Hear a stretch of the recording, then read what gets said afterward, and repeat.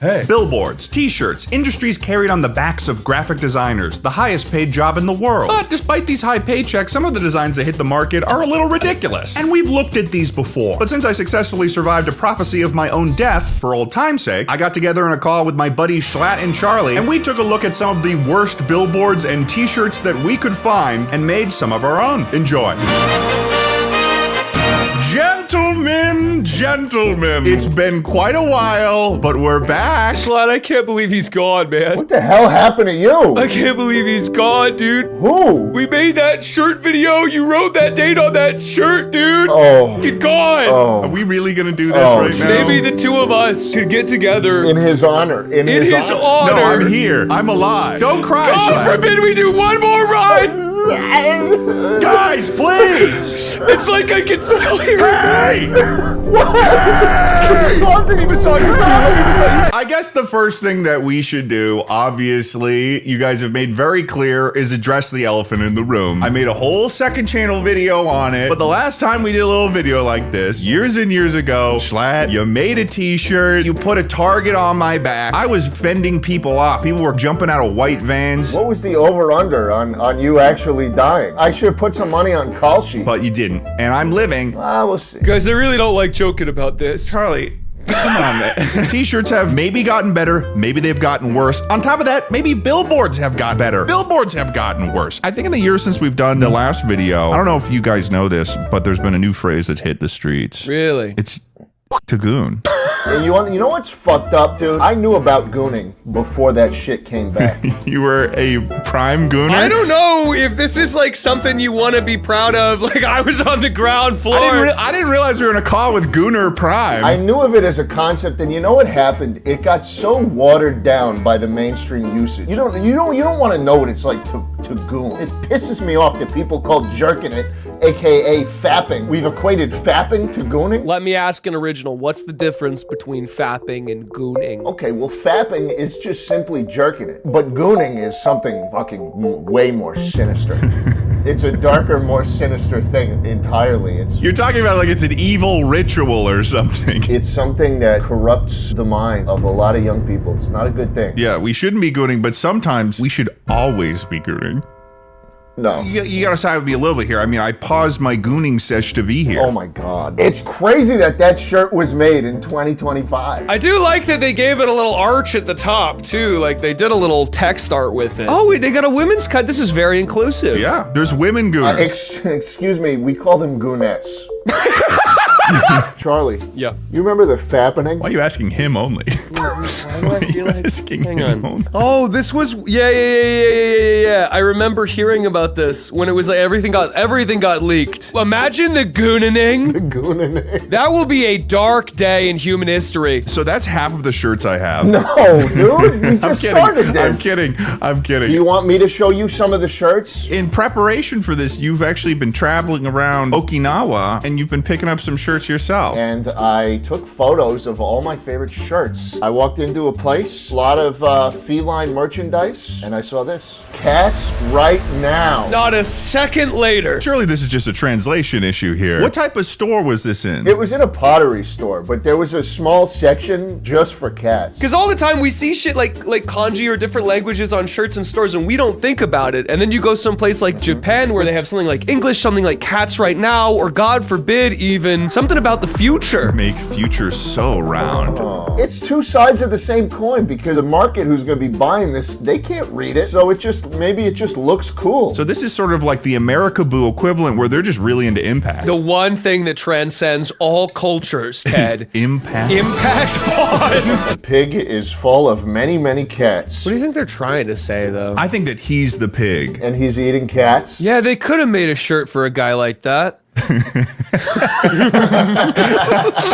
Now that I'm looking at it, there seems to be a bit of a fascination with the word future. Because there's this kid who says, I'm so fucking future. He clearly has some perception of what this shirt means to him. And this is also an impact font. The unicultural A font. lot of these shirts also look like they're custom made. Like this one. You fuck asshole. You fuck ye asshole. Now, why would you put a child in this shirt? I think there's only one thing we should put kids in, and that's the workforce. Okay, expand on that. We should dress them up in more fitting, more cultured. We need to bring them up on brands we understand and we love, like Casio, which of course abbreviates to cash, alcohol, sound, intellectuals, I omelet. probably could have guessed Kazi, but that O is really... I just didn't think they did that. Sometimes you might get into trouble with the law and you might end up wearing a shirt that's a little bit ironic. For instance, how to outrun a cop in your mugshot. Okay, so let's go through it here. You put your hands up. What's that middle step? Yeah, maybe you drop all the bricks that you're keeping in your pocket that would slow you down. Maybe it's like Minecraft Steve, like you have to empty your inventory. So there's a lot of cobblestone in there. There is truth to this. Like a lot of animals, when they're chased by like a predator, they shit themselves and they get all the waste out. Or you lose their tail or something. You know, I had to grow out of that. What does that mean? What's your shirt? I got one. I saw this yesterday at one of the ironic shirt stores. I'm fat. The Americans are really gonna love this stuff because they love how fat they are. But look at this. Slightly to the left of it, there was this masterpiece. Oh, nice. The proportions are a little strange. She's been working on her neck. I've got another really good translation one for you guys. You know the Casio shirt story, you know, you drink alcohol, you wake up, you have an omelet. You're surviving that whole hangover by wearing this shirt. I'm so hung up. Oh, there's a fucking 3-year-old wearing that. I feel like there's a whole business surrounding putting kids in these shirts just because they think it's funny. Like there's some CEO sitting in his penthouse office making millions off of this. But for him, it's not about the money. It's about... Put the little Chinese boy in the fuck shirt again. It's too much. It's too much. But before we keep going with these ridiculous billboards and t-shirts, this video is sponsored by ZocDoc. If there's anything you guys should know about me, it's that I am the king Ka of procrastination. I procrastinate on everything, even things that I want to do, even if it's good for my health, which is why I have always been a fan of ZocDoc since the first time that I heard about them. I find it incredibly frustrating to navigate insurance websites, trying to navigate my way through a labyrinth of badly designed UI to even find out which doctors I'm allowed to visit. But ZocDoc is great because it solves the frustrating part of the experience and makes it actually easy to make appointments. ZocDoc lets you search and compare local in-network doctors. They have over 150,000 providers in 200 plus specialties across all 50 states. And ZocDoc has tons of reviews from real patients and actually detailed doctor profiles instead of the weird faceless nameplate I'm used to from my insurance website, so you can actually make an informed choice. And also, ZocDoc is free. This is a free service. This is just a great service that makes finding healthcare providers and booking appointments easier for everyone. Personally, I've used ZocDoc several times. Most notably, I used it to find my current therapist because I really wanted an in-person therapist in LA, and it was impossible to even figure out how to book a therapist on my insurance website, and I found one in like less than 30 minutes on ZocDoc. So listen up. If there's some sort of appointment that you've been pushing off, or you just don't want to go through the process of finding a provider for it, ZocDoc genuinely makes it easy. So head to ZocDoc.com/Ted Nivison and let's get that appointment off your to-do list, guys. Come on.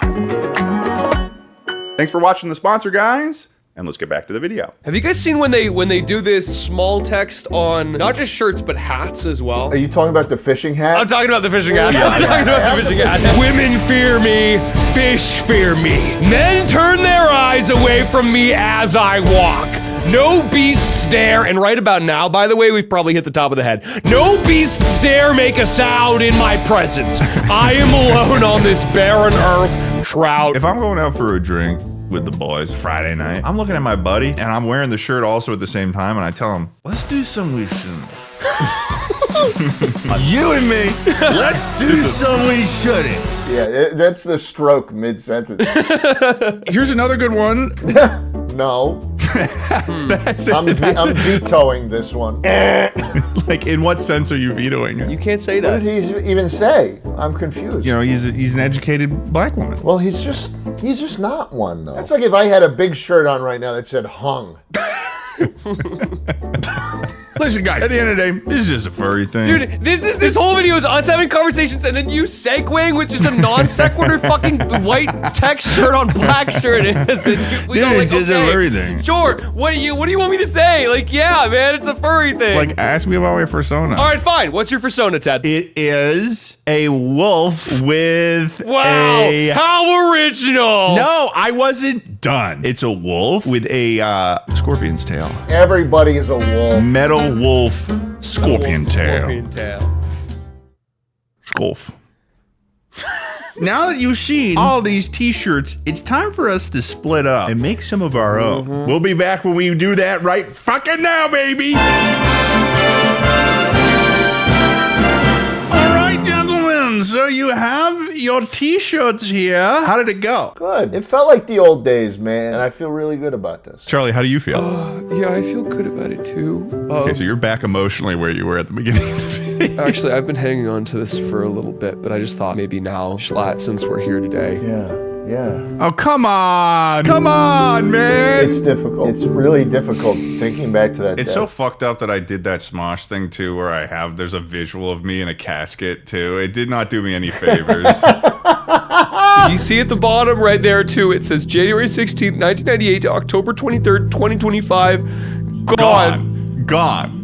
Nothing nice to say about me. Not like a attractive guy. Not like a funny guy. Like, no, just gone. I saw like a butterfly this morning. Well, I'll show my shirt because I'm worried that Schlatt also did a shirt in this category. I was kind of keeping it topical to the video because we saw a lot of kids wearing shirts they shouldn't, so I thought I'd just kind of like... I am incredibly drunk, and also, I have a gun. He looks old enough to read. Everyone in this scene can read the shirt. So, Ted, I just want to say, Okay, so immediately addressing me. we're quite happy that you're still here with us. Thank you. Thank you. Also, kind of crazy you have to clarify that. And so I made you this shirt. I am Ted Nivison, and this time it's for real. January 15th, 2028. Count them down. The day before my birthday, by the way. Your parents are really going to have a rough go that month. It's going to be a tough year. But you know, knowing you, Schlatt, I think it might be a tough year for both of us. Because I didn't just make one shirt. You didn't? I made 2 shirts. You made 2 shirts. And I've got one for you. Oh, okay. Read it for me. My name is Jared Schlatt, and I will die on July 18th, 2028. That's fucking right, motherfucker. If you're gonna be trying to take me out with your shirt predictions, I'm taking you down with me, motherfucker. I'm gonna need to make a greenhouse. Stop killing each other, please. 2 things, Ted. I almost used the exact same blank t-shirt. Second of all, you're never gonna see it happen, buddy. You thought this was some big cell phone and you're gonna go first. I made a second t-shirt. I saw what you guys were going through. Oh no. I'm sorry that's gonna happen to both of you. I can't do this again. My name is Charlie Slimesicle. I'm gonna be included too. I will die I am tomorrow. Charlie Slime Size.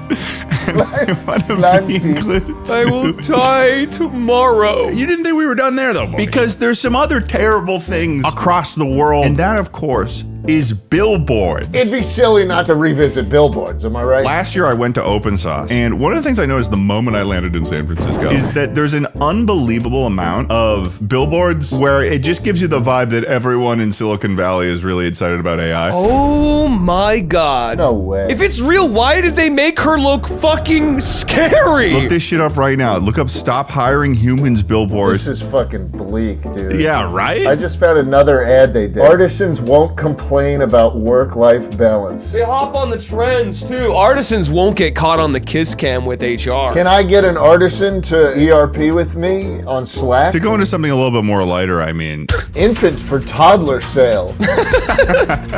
They're sneaking in an infant to the toddler sale? I don't know what this could be otherwise either. Infant toddler for sale. They're obviously trafficking humans. There's a lot of lawyer billboards out there. As a lawyer in the business, you know, you gotta keep people's attention. You gotta make sure that you're asking the right questions, such as like, are you asking for it? Whoa, Gary! God damn. He's got the 3D billboard too. He looks fast. Despite his girth, he looks fast. I mean, his haircut is a tadpole. I don't even know what I'm looking at. Here's my thing. I think that accident lawyer billboards, and I feel like no one really brings this up, are the most counterintuitive, like, things in a space possible, Absolutely. right? You were competing for space about being the most distracting thing on the road. If the last thing you read was an accident billboard before you had an accident, it's almost certainly your fault, which means they can't even help you. There's an accident lawyer in Ohio whose name is Tim Misney. I don't know if you're aware of him, but Ohioans are. And it's gotten to the point he advertises so much that he actually just like started putting just his face in the billboard. This is I kind of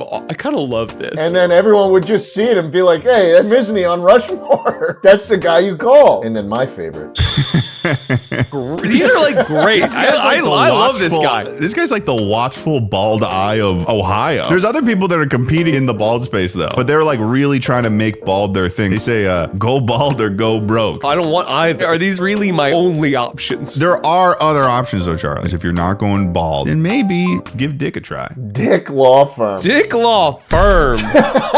Because at the end of the day, our clients love Dick. It seems the ads are becoming more aggressive too. I'm a big fan of this one. Put my name in their mouth. How did they allow that? This one's the hardest to defend Dick on. But if you don't fuck with dicks at all, then maybe... Then what? Still a virgin? Still a virgin? For help, call us. What's the solution? Is the solution just a guy comes and fucks you, Ted? I didn't make the billboard. What do you mean? Ted, what is the guy gonna do to me? They're gonna help. They're gonna help you. If you're still a virgin, you call that.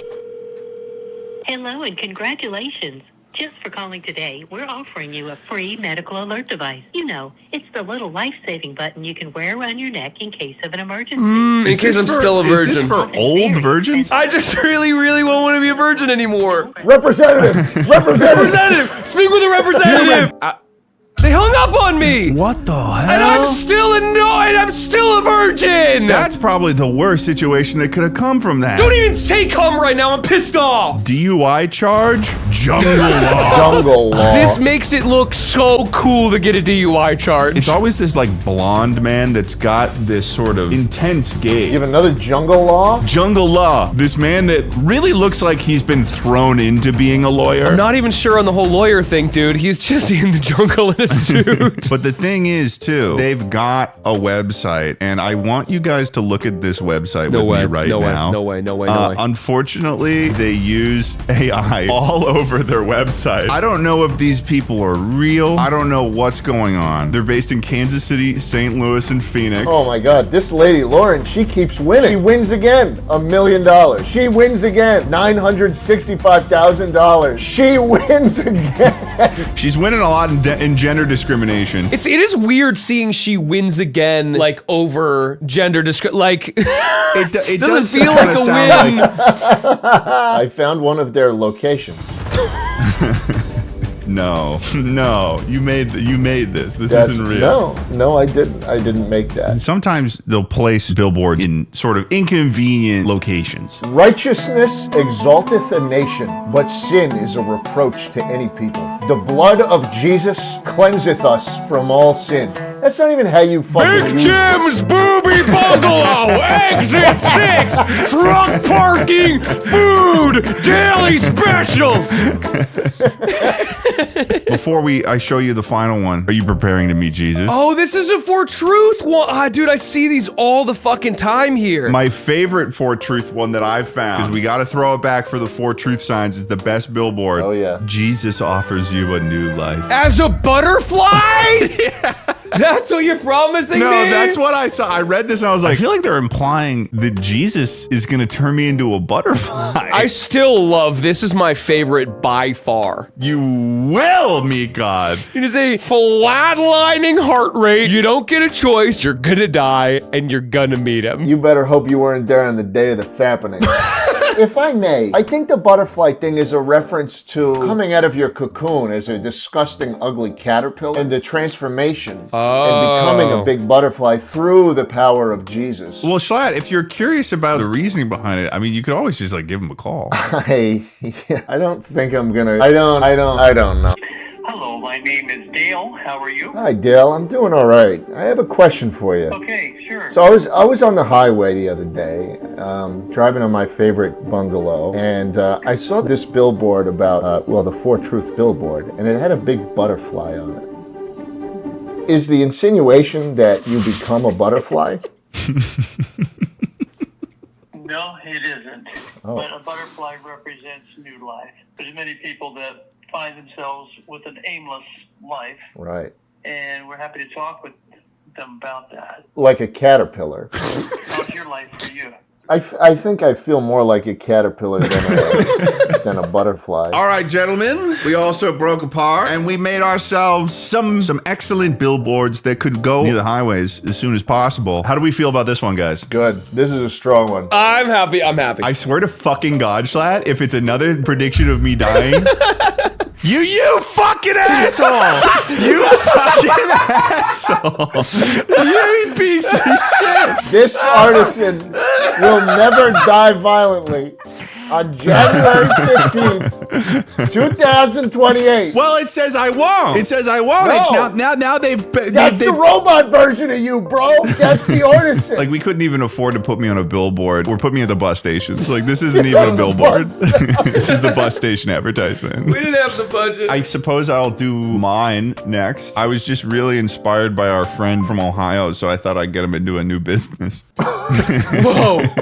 Caught gooning, as if it's a crime now. In case the gooning happens. I will help you run so fucking far away. The thing is, this is all assuming the laws of society, of the modern world, of cities and civilizations. But let's take a look at what it's really about, jungle law. Oh, okay. See something smaller than you? 1-800-EAT-PRAY. Just so we can get back. So we can get back to our roots. And here you have, right here, you see someone sees the billboard, acts on it, following it's a the lion. jungle It's not a law. person. Following jungle law. Following these like a two citizen? people. These two people right here following jungle law. Jungle law abiding citizens. Why did you put a chimpanzee version of the thinker on the billboard? Because he's thinking about the jungle law. A creature from the jungle with the law. I like it how we have clear, intentional usage of motion blur with the lion, but the but the bunny remains clearly a fake PNG. It's a lot of grays and whites. It was just a lot to work with. Oh, well, I think we did a good job on that. I think that we refreshed the memory on everything. Me too. I think honestly, dude, I would love to. I might need a little recharge, but I mean, I say we hit another one of these in like late 2028, maybe. What's up? I don't know if I'll be able to make that. I feel like, like August or something. Like No, I could do like maybe like before mid-July. I got to do before tomorrow. Okay. Oh. Cereal. It's the world's oldest breakfast food and the one with the richest history. You might recall the Oregon Trail. Settlers who were traveling on the Oregon Trail invented cereal in order to survive the treacherous journey. Had there not been cereal, they would have all been dead. Cereal is the lifeline of this country. Everybody knows it. If we lose cereal, we lose Capitol Hill. Honey Bunches. Boom. You got Life. Boom. Cocoa Puff. Boom. Boom. I recently asked you guys on Instagram what the worst cereals that you've ever had is. Harris and I, we've both eaten a lot of cereal in our time on this planet. One could call us experts in the craft. Us cereal connoisseurs will be trying out the worst cereals in the world. This is a scientific study. And without further ado, let's munch on some breakfast goods. Munch on this crunch, babies.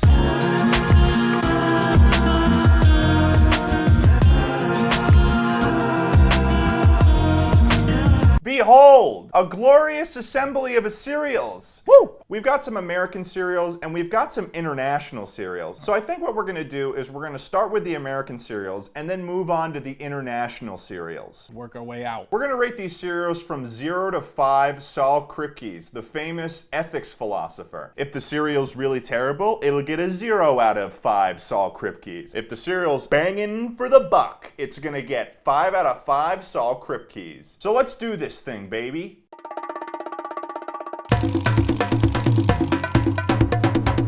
Twinkies cereal. Sometimes science goes too far, and we're gonna figure that out. Science went too far the first time when they made regular Twinkies, then we realized that no one should eat them ever. On the back it says, the snack cake golden child is now a cereal. Ted, you're a snack cake. You're focusing on snack cake. I'm focusing on the word usage of golden child. Because they're little babies for us. It's already too much. It's got a really intense smell. I'm scared. Alright, yeah, it's good. An interesting balance between crunch and soft. I don't like that the way it hits me on the tongue. The initial hit, Strange. strange. I'm getting notes of shitty carnival candy. Honestly, it's that sugar content that's keeping me coming back. I would say the crunch factor is pretty good, but I'm a little bit suspicious about the flavor. I'm gonna give this a 1.5 out of 5 Kripkes. You're being quite generous, Ted. I didn't Really? know we were doing decimals. It's a 1 Kripke.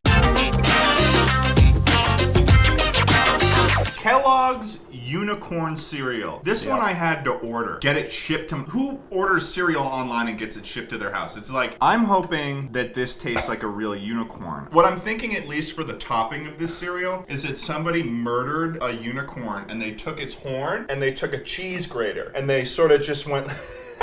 Yo, this got real dark real quick. Cheers.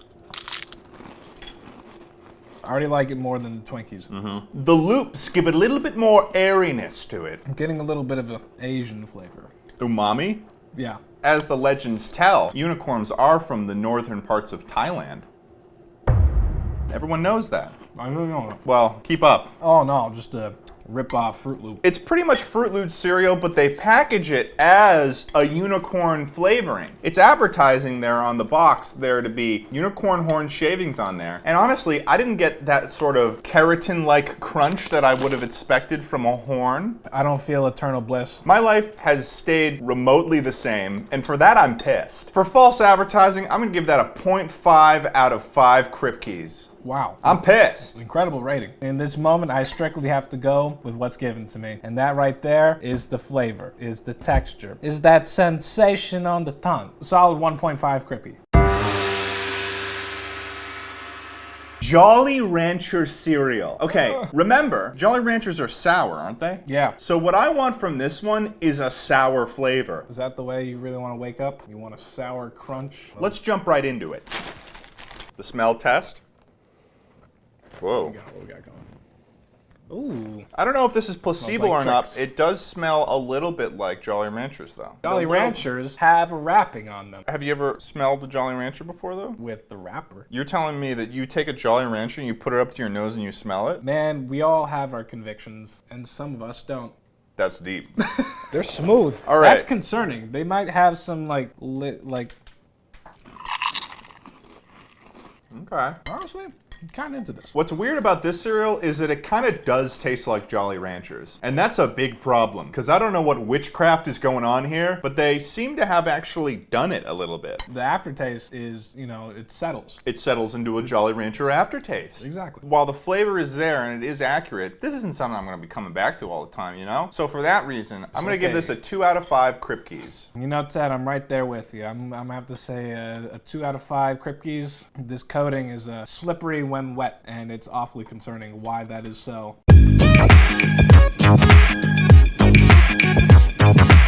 Honey Bun cereal. You're a big fan of Honey Buns, aren't you? I love my honey buns. So let's try this out.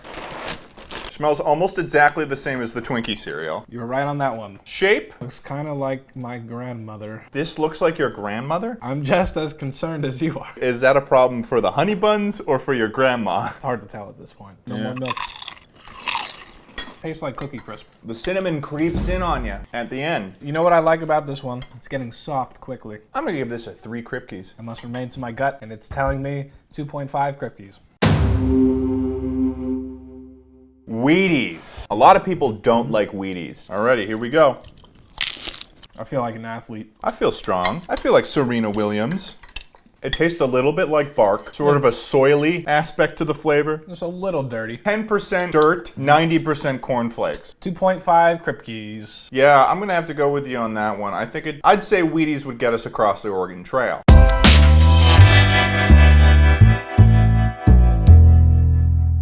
This is an anime cereal. Anime cereal, also known as Shopkins Apple Strawberry Cutios. What's the best thing to put in a donut? Your teeth. It's not even a joke, it's a Q&A. That I'm one- being serious here. They get brighter in the milk. I have a film over my tongue already. This cereal kind of pisses me off. Do tell me. 1.5 Kripkes. You're quick on the gun there. I'm also going to say 1.5 Kripkes. Sorry, Shopkins. What even is Shopkins? A bitch company.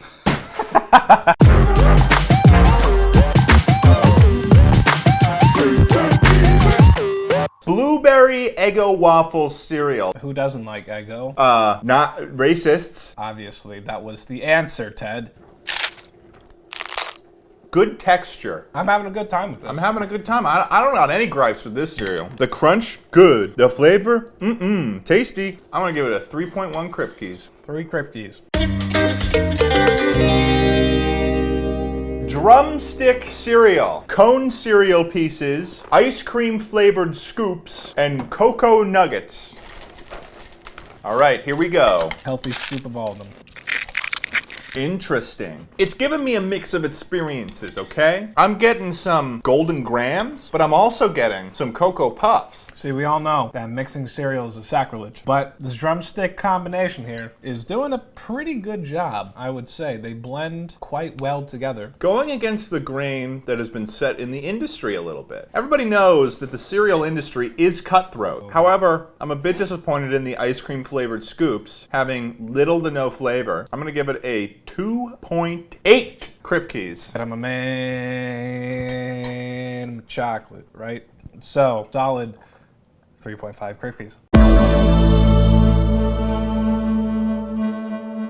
We all know the original Captain Crunch, sweep the nation with his big mustache and his stupid hat. Now you've got cotton candy Captain Crunch. Why is the captain running a carnival? That remains to be seen. Potentially money laundering scheme? Let's jump right into it. Saucy. I'm confused. I'm confused too. It's got some cotton candy to it, but like 2 Kripkes. I'm gonna give it like a 1.9 Kripkes.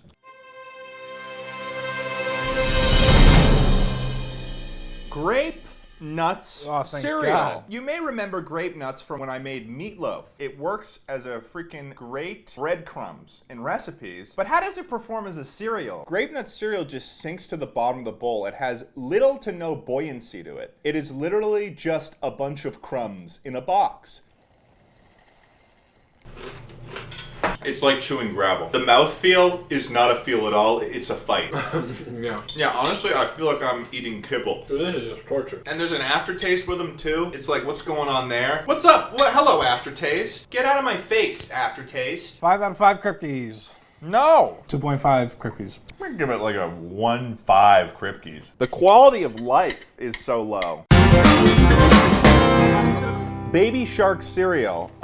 Is this supposed to taste like a baby shark? What about it is Baby Shark, really? Overall, pretty confused. It has a bio section for each of the sharks talked about in the song, such as William, Baby Shark's best friend. I did not know that there was lore. Here we go. This is just a unicorn cereal all over again. Damn this fucking cereal. I'm giving this a fucking 0.5 out of 5 Kripkes. 1 Kripke.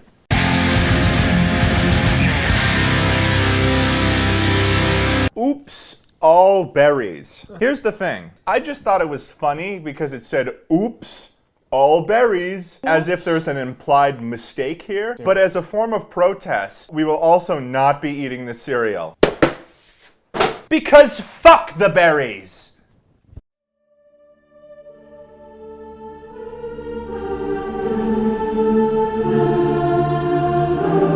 You ever been to the grocery store and you saw that weird religious bread? Ezekiel bread. It's the bread that is also doubling as a Bible. They made a cereal. I got this imported from wherever the fucking the middle of Wyoming. This biblical cereal is truly the staff of life. You're making a lot of truth claims out here. Here we go. What does your Bible smell like, Ted? This is just like bigger grape nuts. I'm ready to repent with this cereal.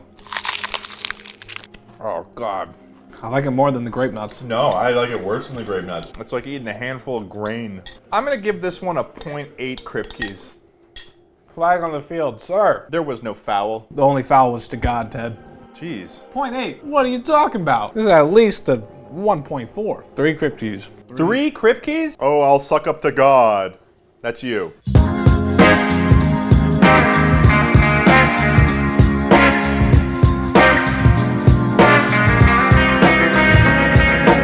Banana cream frosted flakes. Bam. I ordered this online for $20. I have never seen anything like Because this. you're dumb. Smells like banana. You need to do more than that. fuck, no. Is that what it's supposed to be? Oh no. Oh no, what have they done? What is this? Oh, you know what I'm tasting right now? What? I'm tasting a banana Laffy Taffy aftertaste on Frosted Flakes. That's disgusting. There's a Laffy Taffy, but ain't nobody laughing here. This is just This sad. is the bastard child of Willy Wonka and Tony the Tiger. This is a 0.5 Kripkes. Solid 1.5 Kripkes.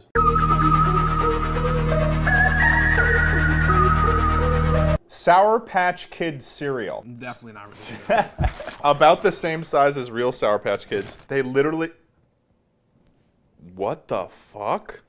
Raggy. That smells like Sour Patch Kids, kind of. These are like Sour Patch Kids, but they're way smaller. What the fuck?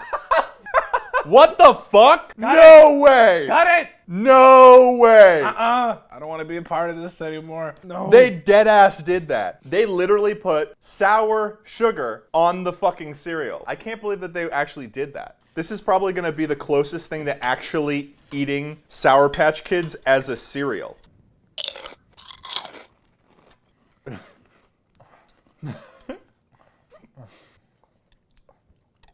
That's so bad. That's the worst cereal I've ever had. Zero Kripkes. And they thought it would work. This cereal gets a 0 out of 5 Kripkes. The literal definition of a 0 out of 5 Kripkes. I can't believe that they actually went ahead and made a sour cereal. Are they fucking stupid? No wonder I needed to order this.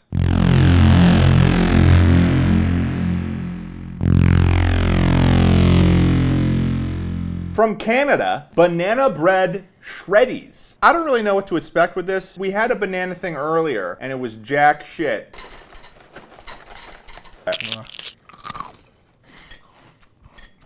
Oh no. Is this really as bad as I think it is? It's just so banana-y for no reason. No. I can't. No. I can't. It's too bad. You know what the problem is? All these cereals are trying to be something else.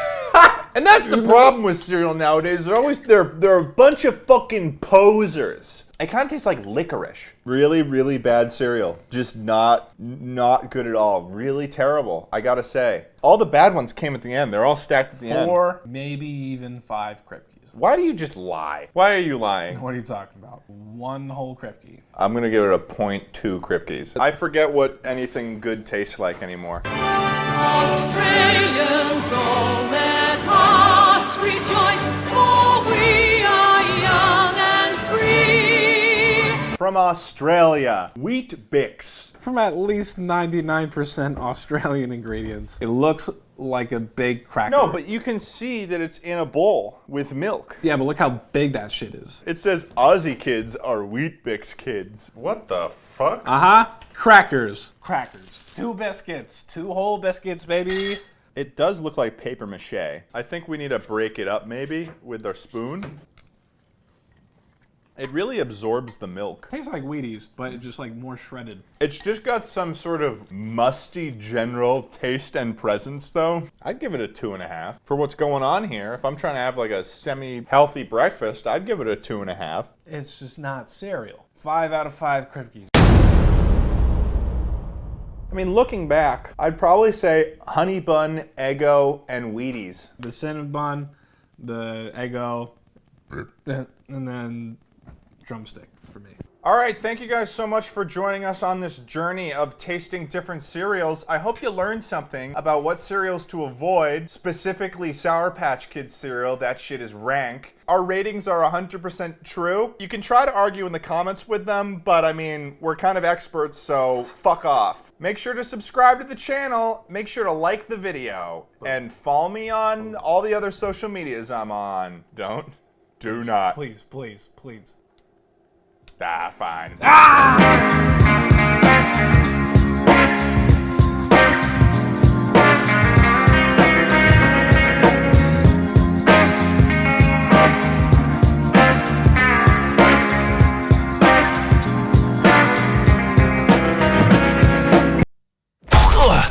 Growing up, I was raised Catholic. My understanding of Christianity as a kid was pretty much dumbed down to every Sunday being forced, against my will by the way, to show up in a very cold, large room while a man would speak in tongues I didn't understand over a microphone, and sometimes we'd all have to sing. But the problem was that a lot of the older crowd didn't really know how to sing, so it seemed like it was just in a room full of moaning zombies. Thinking to myself, man, this would go so much faster if I had my Game Boy Advance SP. These days, Christianity isn't a huge part of my life, but towards the end of last year, I started getting barraged on Instagram Reels by a type of content that I had never seen before. Christian influencers started popping up on my feed. I didn't even know this was possible. I stopped caring about that stuff years ago.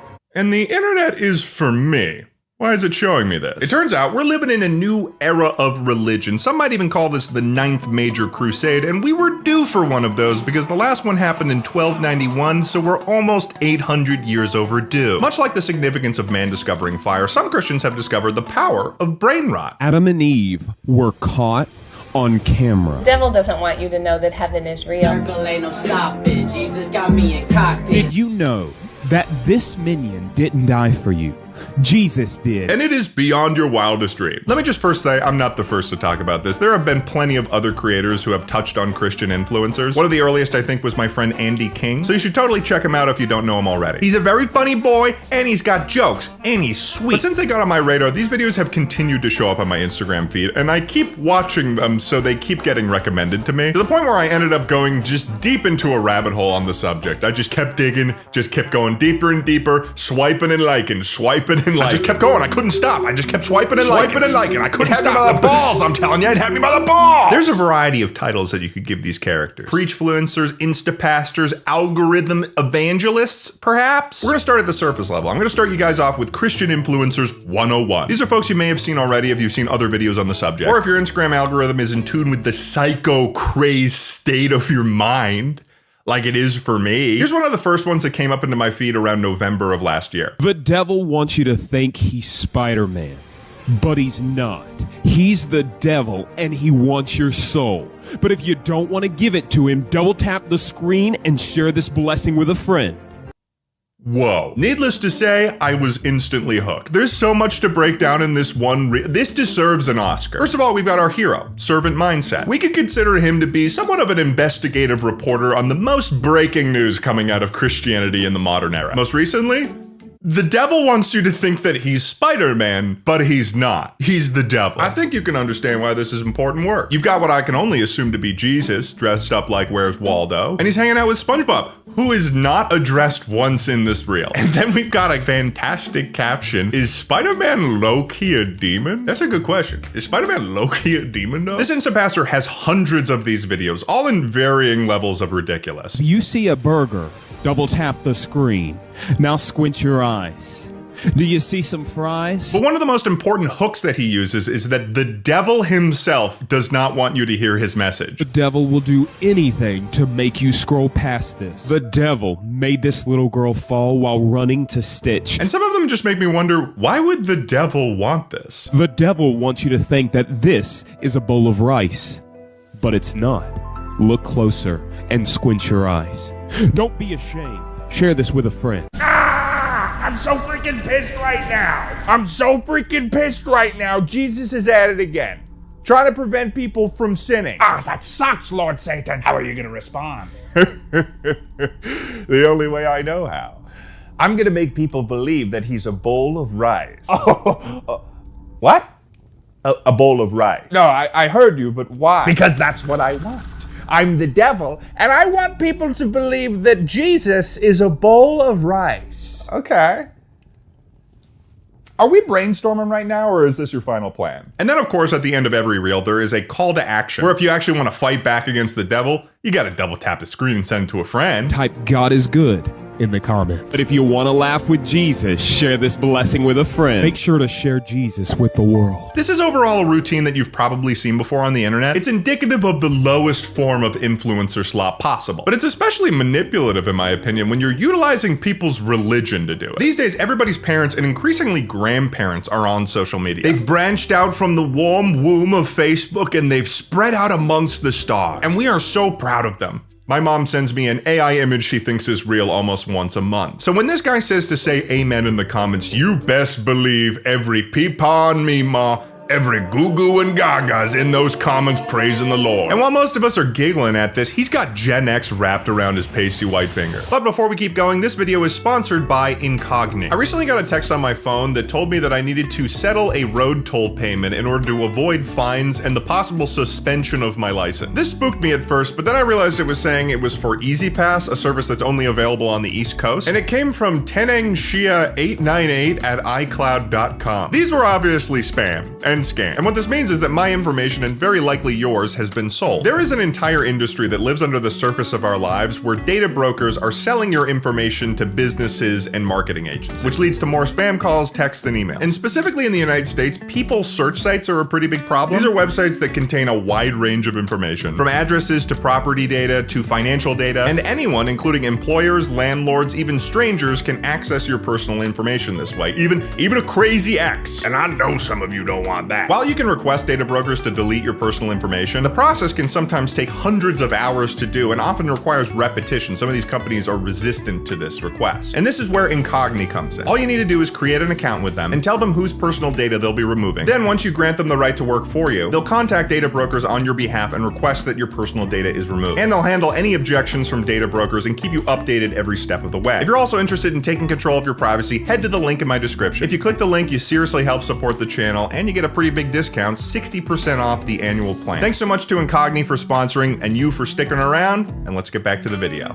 Half of his videos are some advanced form of Simon Says. You have to close your right eye and put up a peace sign. Put a finger on your cheek, double tap the screen, and squint your eyes. Loop your nose and close your left eye. Now double tap the screen and squint your eyes at 70%. This guy's probably giving a grandma in Tennessee a heart attack over these instructions. Snap your finger with your left hand and double tap the screen. Close your right eye and clap your hands twice. Now double tap the screen and squint your eyes. Double tap the squint your eyes and squint your eyes twice and double tap the screen across your phone. Double tap, nod your head. Now double tap the screen and sign up with your hands and double tap the screen. Now squint your eyes. Grab your nose. Squint your eyes. Double tap the screen. And Servant Mindset is going to do everything in his power to make these videos work for the algorithm. Scrolling through his Instagram profile, he goes through different phases where he'll try to do normal Christian content, but they won't pop off. And then you can see him relapse and he's back to making AI Where's Waldo content. But he occasionally experiments. How many ogres do you see in this picture? Double tap the screen if you see Jesus. In all of the videos from this guy that I've watched, this is the one video that he does a British accent, and then he never does it again. Have you seen the devil in the Mona Lisa? Look at the Mona Lisa very closely. Now squint your eyes. Do you see him? Unsure why he's implying that the Mona Lisa, the famous painting by Leonardo da Vinci, the very likely Catholic Renaissance painter that is also responsible for the most famous depiction of the Last Supper from the Bible, would be hiding the devil in his paintings. You might as well be saying that the devil is hiding in the Last Supper. The devil got a hold of this picture and you'll never believe what he did to it. Oh no, he does. It seems that these creators spend most of their time thinking of new strategies to get people to keep watching their content beyond a millisecond. Can't even explain this video because it's so crazy. Listen. Obviously, a lot of it is against the devil. The devil doesn't want you to watch this video because the prayer I'm about to pray over you is no ordinary prayer. The devil doesn't want you to hear this prayer because this prayer that I'm about to pray, it's a prayer that some people try to pray, but they don't pray it quite right. Me though, I pray good, and the devil knows that I pray good. So if you want a prayer right now that the devil definitely does not want, pray along with me and listen to my prayer and share it with a friend. But sometimes it's because God is going to speak directly to you through their content, like they're a conduit or the Pope. In the next 8 seconds, I believe God is going to powerfully speak to you right here, right now through this video. In the next 14 seconds, I believe God is going to powerfully speak to you right here, right now through this video. Of course, you have to complete their Simon Says. Would you do me a quick favor, friend? Hey, just press the copy link button 3 times. Would you do me a quick favor, friend? Hey, just press that copy link button 3 times. It will literally push this message out there. Press the copy link button 3 times. That will push this message out there to more people. But once you've done that, half the time God speaking through the reel is just vague advice. Listen, if you rush into a relationship, you will be stuck in a relationship. Don't be foolish. I don't think that God is giving low-tier advice like that. Holy light! I must speak with you, child. Yes, Lord. What is it? Don't spend all your money on DoorDash. Yeah. Sure, yeah, no, yeah, that's super fair. Yes. It's financially irresponsible. Totally get what you're saying. Yeah, no, I should probably like save it or put it towards like a house or something. This has been the word of the Lord. Thanks, God. By the way, while we're chatting, what are the odds that you could maybe end human suffering or something in that vein? We're sorry. You have reached a number that has been disconnected. Did he hang up on me? At this point, we've reached the honorable mention category of this video. These are some one-off reels that I came across that I thought I'd highlight, but they don't fit into a particular category. But they help describe the vibe of what I'm seeing from Christian Instagram across the board. As a collective, they're all drinking from the same delusion-flavored Kool-Aid. That makes them have an interesting perspective on the world that most people wouldn't have. Like this Christian diamond industry pundit who puts an interesting spin on his industry. There's a reason that God gave diamonds to the poorest people in the world and made the richest desire them. Bridging that gap, I mean, that's what the diamond industry is about. Bridging that gap, that's tikkun olam, that's fixing the world. And that's why we have a diamond industry. And so moving that money from the richest people to the poorest people, I mean, that is tikkun olam, that is fixing the world. Oh my God. I couldn't have thought of a more ridiculous representation of colonialism if I tried. Bridging that gap. That's what the diamond industry is about. How's the gap doing? Have we bridged it? Surely those areas are economically flourishing at this point. Should we go check together? That's like saying that God created 9/11 to give Americans a better sense of community. So, God, how are we going to solve the eventual issue of inequality in between humans? Oh, I've already figured that out. Oh, what are you going to do? Oh, well, I'm just going to give the poor people a valuable resource that the rich people want really badly, like so freaking badly that they'll do anything to get it. Huh. Well, wouldn't that create a situation where only the poor people would get exploited and then the rich would benefit? Maybe. Or it might just bridge the gap. Okay. Bridge the gap. So are we brainstorming right now, or is this your final plan? It's insane. This one's probably coming more from the angle of someone who's made the entirety of their wealth off of the diamond industry and is just using religion to justify it. But there's some other angles that are taken, like creating relatable content where you're talking about situations as a Christian where you've got to hide your cross necklace when going to public events, or hiding the fact that you pray, or hiding your Bible before all your friends come over. Respectfully, I don't think that any of these situations happen to you. This seems more like a scenario they made up in their head in the shower. Oh yeah, no, I'm a Christian. Man, what if people like got mad at me for praying? And then across the board, there's a variety of Christian musicians posting their creations. But my favorite is this girl doing a Christian freestyle. Yeah, like I said, Jesus is the epitome of everything good. That's why he does things that we never could. Why he was able to put himself up on that wood. You can tell she's thinking about that last line. Up on that wood. She's like, was it a bar? Yeah. Yeah, it was. It was a bar. Oftentimes, Christian influencers will make content that is essentially just forcing innocent bystanders to engage with their religion and then posting it to the internet. Like this one account here, he basically just goes around to various businesses and just yells about how Jesus is real. Hey, Jesus Christ is real. I just had surgery yesterday, and God's helping me already.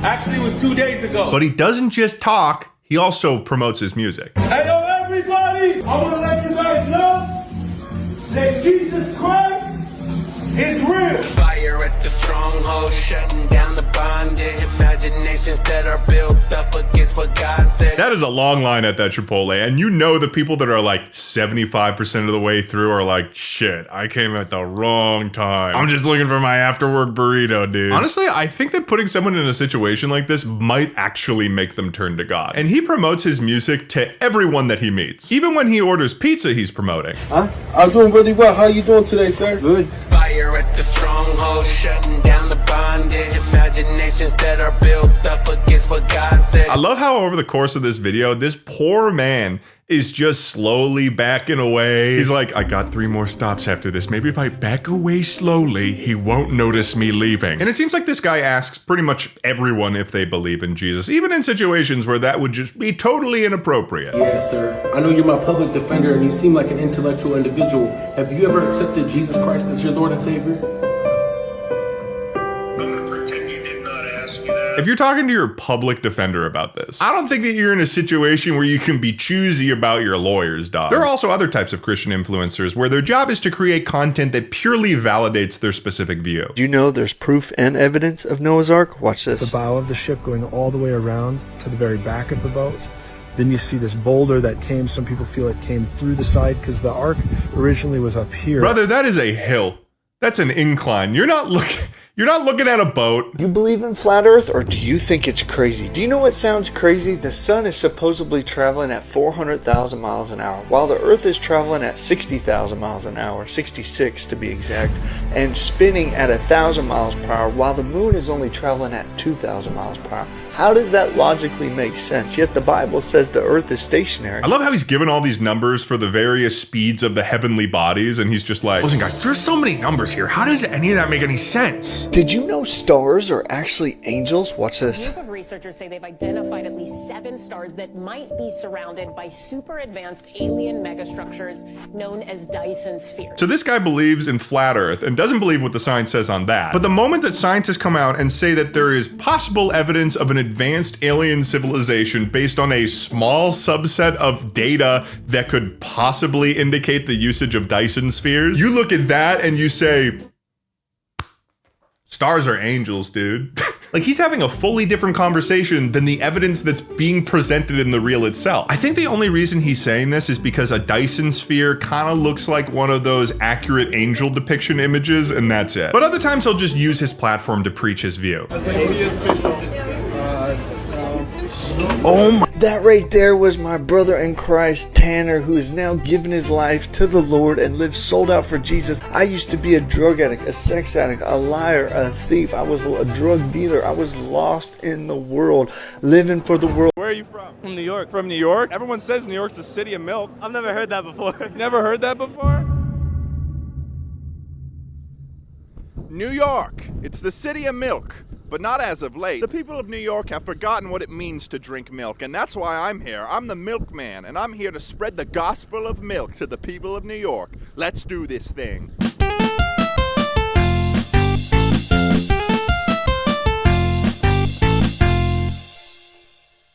The city of milk. Isn't it beautiful? Times Square, the place that nobody wants to be and everyone wants to be at the same time. This is where we're going to be focusing our milk efforts. It's a big city out there and not much milk, and that's a big problem, and that's why I'm here. So I'm going to be giving out milk to Times Square people. Hell yeah.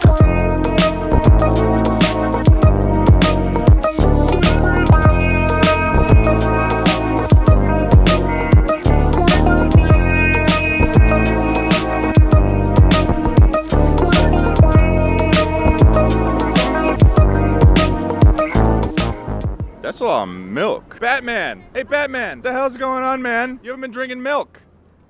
I don't drink milk. You don't drink milk? Are you sure? Oh, yeah, all right. I drink milk now.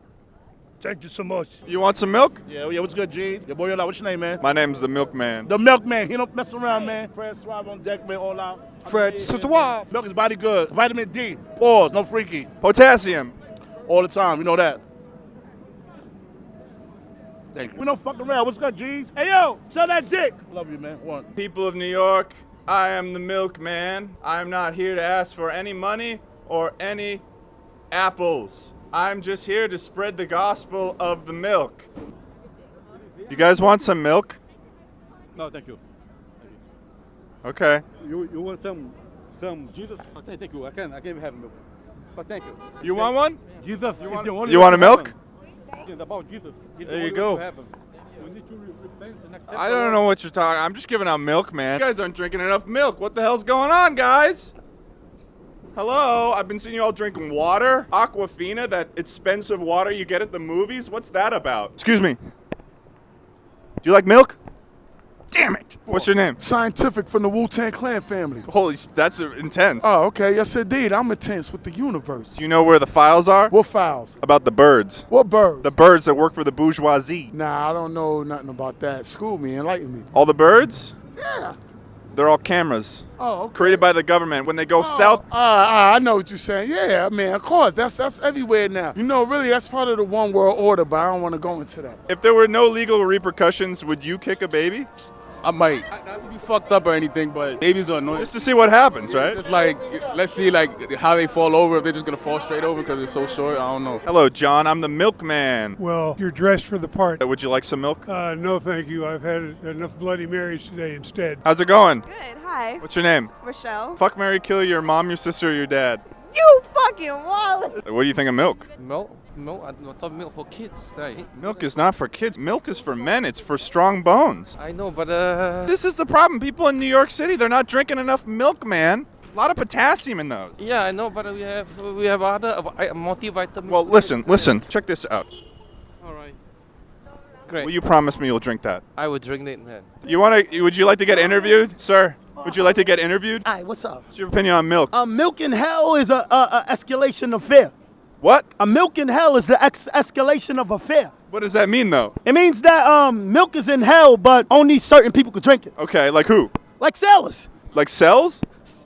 Sailors. Can you elaborate on that? Well, you spell sailors S-A-I-L. I was thinking more along the lines of like what that is. Oh, a sailor is somebody who explored the depths of the earth. I like that idea. Yeah. What's your name? Jan from Alabama. Hello, Jan from Alabama. How are you? I'm doing good. What's your opinion on ghosts? Ghost. The Holy Ghost, he's out there. Whole milk's my #1 milk, but oat milk is my #2 milk. Rearrange your milk. Hey, man. Hey. Hey. Speaking of milk, my U2s is now available for purchase at U2s.com right frickin' now, guys. It's a beautifully crafted vinyl figure that ships worldwide for free. I mean, check it out. It's literally a little mini milkman. That's the coolest thing ever. If you're planning on getting one, then you should purchase one now because I have no idea how fast they'll sell out, and once it's sold out, it's legitimately gone forever. So head on over to U2s.com and get yours right now. Buy Ted and Vizian's U2s. Buy the U2s. Hell yeah. Now let's get back to the milk mission.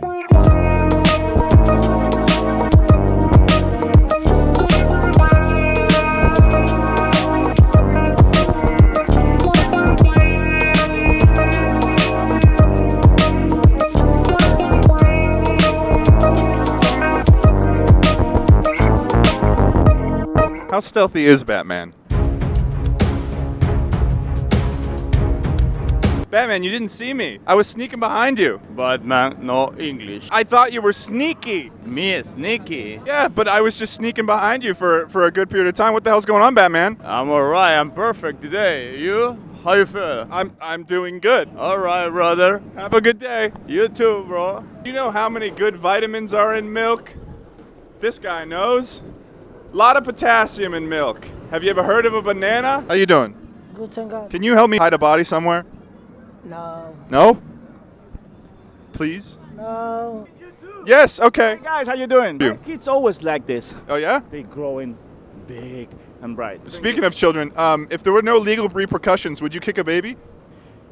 No, we shouldn't do that, never. You wouldn't get arrested?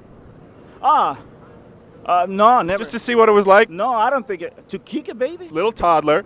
Yeah, like Take this. it here.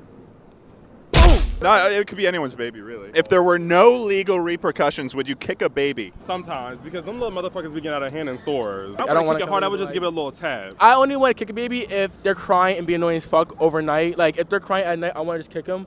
But, like, I don't want them to get hurt. I just want to, like, kick them, you know? Would you help me hide a body in the trunk of my car?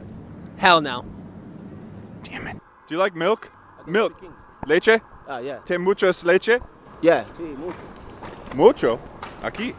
Gracias. De nada. If there were no legal repercussions, would you kick a baby? No. If there were no legal repercussions and you got a pack of mint Jewel Pods, would you kick a baby? Cucumber, yes.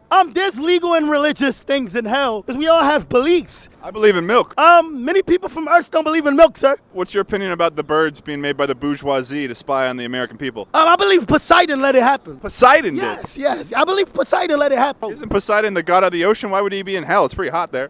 Poseidon, I last heard in mythology, was the god of the ocean, but I think that's what he can do. But he's the god of the middle layer. You know, up there's heaven, down there's hell, me, and this is Poseidon, the middle between heaven and hell, the middle, yeah. from the sky to the hell. Yes. Okay. You want some milk? I see you.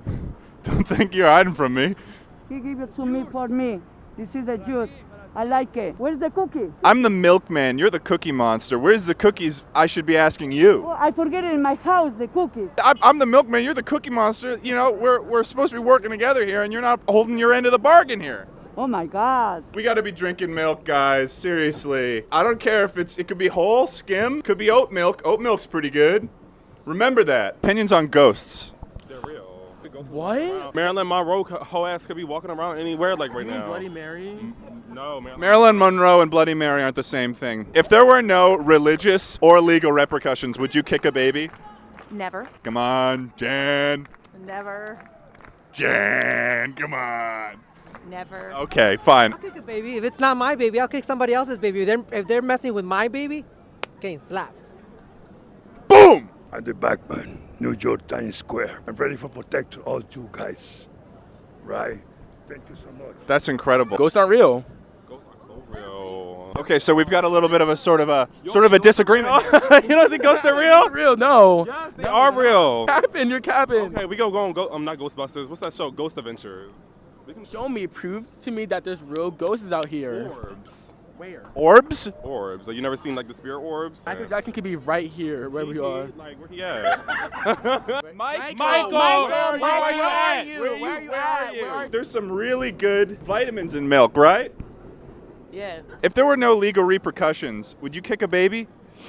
No, no, I don't think I would. Normal baby? Did the baby do Like it could be like a significantly bouncy baby, I suppose. Did it do anything to me? Let's ask that. Maybe the baby gave you like a weird look. No, that's still not reason to kick a baby, I don't think. Milk. I don't like it. What the hell? I don't know. It's got potassium, it's got vitamin D, vitamin C. Don't quote me on that. Don't Google that. I don't know if that's true. How fast have you ever driven in a car before? Really fast. You're incredible. Excuse me, do you like milk? What? Milk?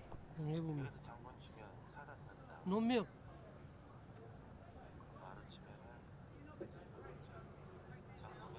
Opinions on ghosts. Ghosts don't go to hell. They don't go to hell. Where do they go? Ghosts go to the next dimension.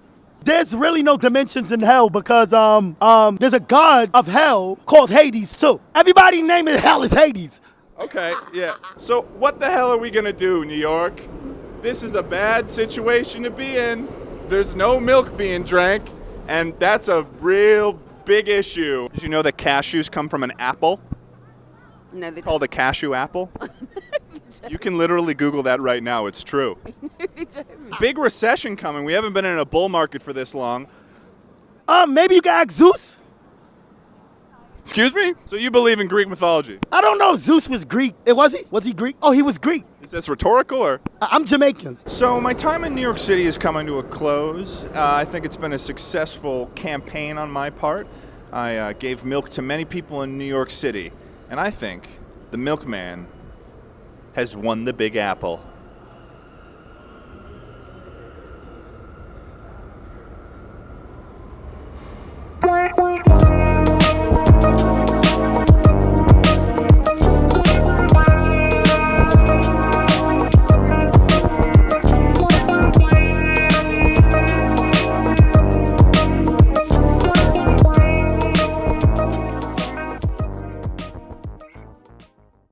Pounding beers, getting drunk. Dude, if you want me to follow the word of God, you should not be showing your brother doing the fastest slug of a beer I've ever seen. If I was God running the show and I saw someone do that, I would have a different response. All right, my favorite game, heaven or hell. Who do we have next? It's like a Christian influencer's brother, Lord. All right, what did he do? We've actually got video evidence right here.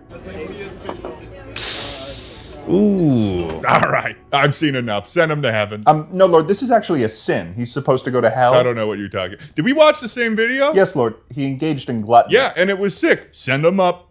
Send him up. Okay, I'm confused. I saw what he did. I thought about it, and I determined, yeah, no, that was sick. Send him up. I'm hearing you. This is pre-textbook on something that would be considered a sin. Michael, who made the universe in 7 days?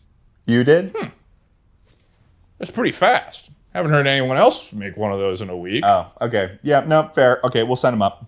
Fuck you. I should say, I very, very rarely, if at all, see these Christian influencers come from the denomination that I grew up in. I'm sure they exist, I'm just not seeing them. Often they're gonna be one of those pure-blooded American homegrown denominations, such as evangelical or Seventh-day Adventist. You know, some sort of offshoot of Protestantism. Pretty much every motherfucker that burned a witch at Salem and then made their own startup church. I should also mention, when I'm talking about these ridiculous Christian creators, I'm not saying that the entire belief in God or Jesus is bad. I personally would consider consider myself to be agnostic, but at the same time, I've also witnessed the good that can come from faith-based organizations. Like Tucker and I went to Kenya in November, and we saw directly the work being done by a Kenyan-founded and run organization that partners with U.S. churches to build schools for children living in slums. Like, that's not a problem for me at all. It leans more towards what being involved in a religion should be about, in my opinion. Helping your fellow man and not trying to manipulate someone's faith, which is what the majority of these Christian influencers are doing. Manipulating people's faith. Why? For money. Bold, I know. But what else am I supposed to think? Like in the majority of Servant Mindset's captions, he's got a donate link as well as his PayPal, Zelle, Venmo, and Cash App. He's also legally classified as a nonprofit. He is making religious SpongeBob SquarePants evangelist brain rot, and he doesn't need to pay taxes. This feels like a recipe that would get you into hell. Like you follow this pathway for a little bit, and all of a sudden he's a mega church pastor with a private jet.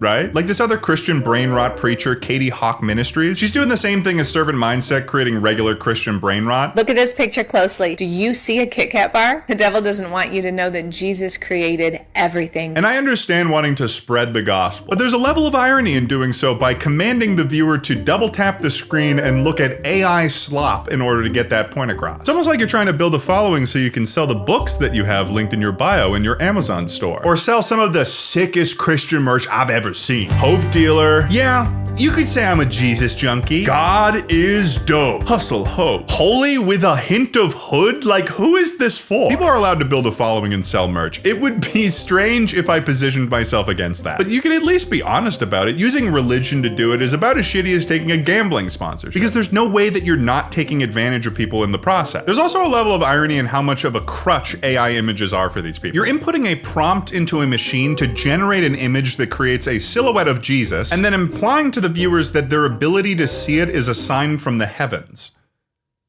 That's incredibly dystopian. Another common trope that I'm seeing with this particular brand of Christianity I'm seeing promoted online is this belief that commanding things to happen in the name of Jesus will actually make them come true. And sure, believing in miracles is a pretty common aspect of Christianity. It's part of the religion. And again, at a base level, I don't think there's anything wrong with that. Don't fucking try to terrorism me. Do not terrorism me with a bomb or a gun. But for some of these Christian influencers, they're utilizing it for their own personal business. And it reaches a level of specificity where it becomes almost unreasonable for even religion to solve. Like with our final and possibly worst account, where upon discovering her, I was asked a very simple question. Do you have the craps? Whoa! Maybe? Why are you asking me that? Let's be real. The flu is going around, norovirus is going around, and from what I've heard, diarrhea isn't just lasting 48 hours, it's taken a week or two for people's bowels, intestines, and stomach to get back into alignment. This is the preachfluencer Kathy DeGraw. And as you can tell, there's a lot to break down here. First of all, at the beginning of every one of these pieces of content, she highlights a possible ailment that you might have. From something as painful as kidney stones. In the name of Jesus, I command all kidney stones and gallstones in your body to crush right now. To something as simple as having allergies. Hey friends, I want to pray for those allergies right now. My entire family was on allergy medicine and we all got off. And the whole idea is that she is commanding these physical ailments to go away in the name of Jesus. And she gets real specific with it. So I decree all rogue immune cells will not attack your gastrointestinal system in the name of Jesus.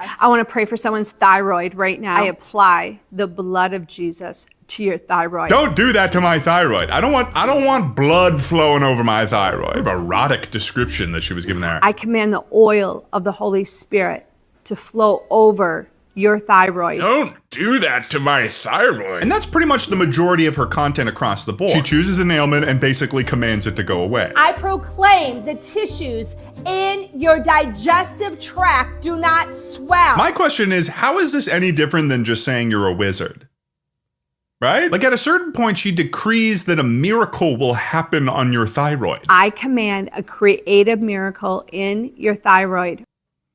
Is she allowed to do that? I feel like this is a Jesus-only thing. At what point in the timeline did ministers or priests get to the same power level of Jesus where they can make miracles happen? If I had to identify out of everything that we've seen today, something that was probably blasphemous, this would be at the top of my list. But the reason why I'm highlighting this person is because they are the most unfiltered example of the manipulation that can come from a Christian influencer on a potentially vulnerable audience. What's interesting, and I never thought I'd hear myself make this critique, is that in all of her reels that I've seen, I don't think that she mentions the Bible once. What she does mention is all of the books that she has available for purchase. In my new book, Healed at Last, I have precise prayers to pray over your thyroid. And in my book, Healed at Last, I have declarations for the colon, the intestine. In my new book, Healed at Last, Overcome Sickness. They're in every single one of her captions. And they're filled with essentially just prayers that she wrote that she's claiming will be able to heal people through the power of God. She even tells people that if they get a bad diagnosis from a doctor, they should immediately rebuke that. What did I do when I went to the dentist and they said, you have an abscess in your gum and you need a root canal?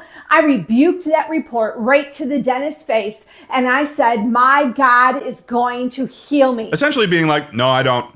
In the name of Jesus, I don't have that. She's encouraging people that this is how they should handle their health. There are so many reasons why this is beyond manipulative and irresponsible behavior. It's taking advantage of two aspects of someone who would consume her content in order to make money. One, people who are religious and believe in Jesus. And two, people who are suffering from chronic illnesses and possibly at this point don't know where else to turn. She is telling these people that she can sell them the solution by providing precise prayers that can heal them. Sort of setting up a situation to make people believe that their own prayers aren't going to work. It's hers that they need. And it's not just prayer books she's selling, she's also selling holy anointing oil. She is constantly promoting this stuff on her Instagram. Oh my God, they're on sale on her website. This bejeweled, decorative bottle of holy anointing oil. Well, by George, it's 50% off. What a steal. It looks like a scam website. This looks like somewhere I'm getting all my information stolen. And it becomes very clear that her whole motive is selling her like 8 books and selling her oils. I am passionate about anointing oil because it is biblical. There's scriptures all throughout the Bible on anointing the sick, as we see in James. Yeah, sure. I don't know if you're supposed to be selling it though. I did a little bit of research. Anointing oil is a biblical thing, but it was often freely given, not mass marketed to an audience in need. This is the epitome of televangelist behavior. It commodifies faith, and ironically, it makes a mockery of the religion. You are literally selling snake oil. And admittedly, I have a limited understanding of this stuff. Like, I'm not a Christian scholar by any stroke of the imagination, but I feel like I have a pretty good bullshit meter, and it is going off right now. So yeah, that's what's going on in the world of Christian influencers right now. And I've said this before, but I should also just emphasize once again that I don't think that these people who are very much so out of the ordinary define a religion. But man,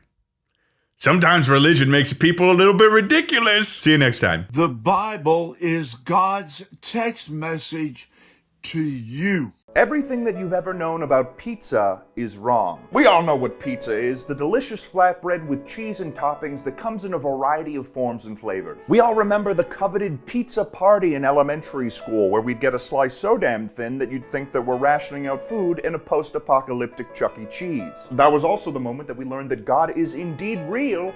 He just thinks it's funny when we're sad. It was one of the greatest culinary inventions in modern history that basically put Italy on the map. Because let's be honest with ourselves here, there's no way that you thought a country shaped like a boot worn by white Anglo-Saxon horse girls in autumn was real. But what if I told you that the true history of pizza had been hidden from you? All initially assumed that pizza found its origins in ancient Italy, but you'd be surprised to hear that it goes much further back than that to the ancient Babylonians. This revelation came with the discovery of an ancient Babylonian recipe book in the form of a clay tablet because, and this may come as a surprise to many of you, they did not have staples. That kind of blew my mind when I found that out. What the fuck? Amongst your regular recipes of meat and vegetarian dishes, it also speaks of a particular recipe with a flatbread with vegetable toppings on it. Sound familiar? Ancient pizza. What makes this finding even more interesting is that the Babylonians were famously known for their developments in math and science. In other words, they were a bunch of ancient crusty nerds. Due to a lack of them having no friends and being a bunch of fucking dorks, they calculated the area of a circle by taking 3 times the square of its radius, which gave a value of pi, or close to it. Yeah, that's right. Pi. We're talking 3.141592653584626433432795028419716939937494510582097494445. But why do you think they call it pie? That stands for pizza pie. The ancient inventors of pizza also invented circles. Unfortunately, after the Persian king Cyrus the Great conquered Babylon, the development of the pizza that we know today was almost halted because for some reason the guy just didn't like flatbreads. Now let's talk about Little Caesar. One of the most influential people in the history of pizza was born in 70 BCE as none other than the son of Julius Caesar, Caesar II. Many historians think that Julius Caesar only had one son, but a seasoned pizza scholar like myself knows that that's not the truth. And those other historians can actually go huff paint. Caesar had this child with a woman named Octavia, but he wasn't married to her, which is bad. Drama, deceit, adultery. This child was a bastard. And what makes matters worse is that when Octavia was pregnant with Caesar II, she got attacked by a bear, so he came out real small. And we're talking like really short. This guy was 4'11" at best. When you're really short and nobody talks to you because your dad doesn't love you, you do things to mask the pain. This was Little Caesar's situation. The dude was miserable, but that caused him to discover something that had been lost for many years. Little tiny Caesar was the first person to put toppings on focaccia bread, making it a trend with the local village. And let me tell you, they loved him. He was having a lot of sex, and the power of this early pizza was spreading through the Roman Republic like a wildfire, as well as the ideas of freedom and individuality that pizza often promotes. Unfortunately, this was around the same time that his father Julius Caesar had declared himself dictator for life of the Roman Republic, who just so happened to not be a fan of those themes. One day, as Little Caesar was enjoying his focaccia bread with toppings on it, he was ambushed by a group of anti-pizza Caesar thugs who just beat the crap out of him. They beat him so bad that historians think that he may have gotten brain damage because the only recorded thing that he said after this event was pizza, pizza. From that moment on, Little Caesar was exiled from society by his own father, which is super rude and not cool. And only devout followers of Little Caesar would take on the way of the pizza through secret underground apprenticeships. Once again, it seemed like the way of the pizza could go extinct, which is tragic. That is, of course, until the Pizzian explosion.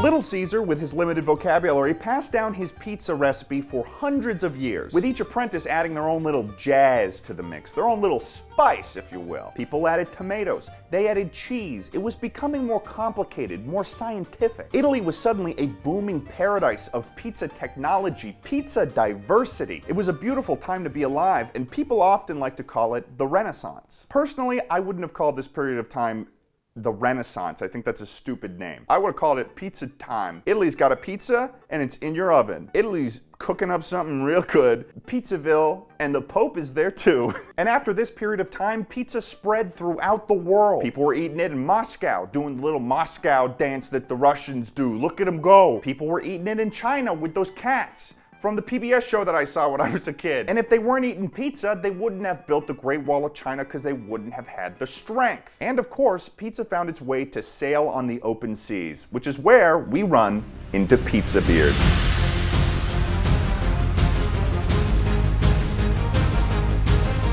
With the discovery of the New World also came the discovery of great economic prosperity on the high seas. And of course with this came pirates. There are legends of a great pirate by the name of Giovanni Lufacci, who was the captain of a ship called the Doughboy's Embrace. However, like the fate of many pirates when they set out onto the open seas, him and his crew fell ill to scurvy. If you don't know what scurvy is, it's when you don't have enough vitamin C and then your teeth fall out. Just when it seemed like everything was lost though, Giovanni had the intuition to put limes as a topping on the ship's supply of pizza, saving the crew and giving him the title Pizza Beard. Pizza Beard and his pizza crew went on to fight many battles of legend, ending only with Pizza Beard being hanged for punching a kid.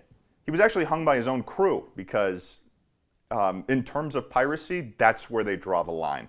Punching kids. Hundreds of years later, many pizza artisans, much like Pizza Beard, went on to seek their fortune in the land of opportunity. This, of course, leads us to... Oh, where am I? I'm lost in the big city. Just kidding, I know exactly where I am.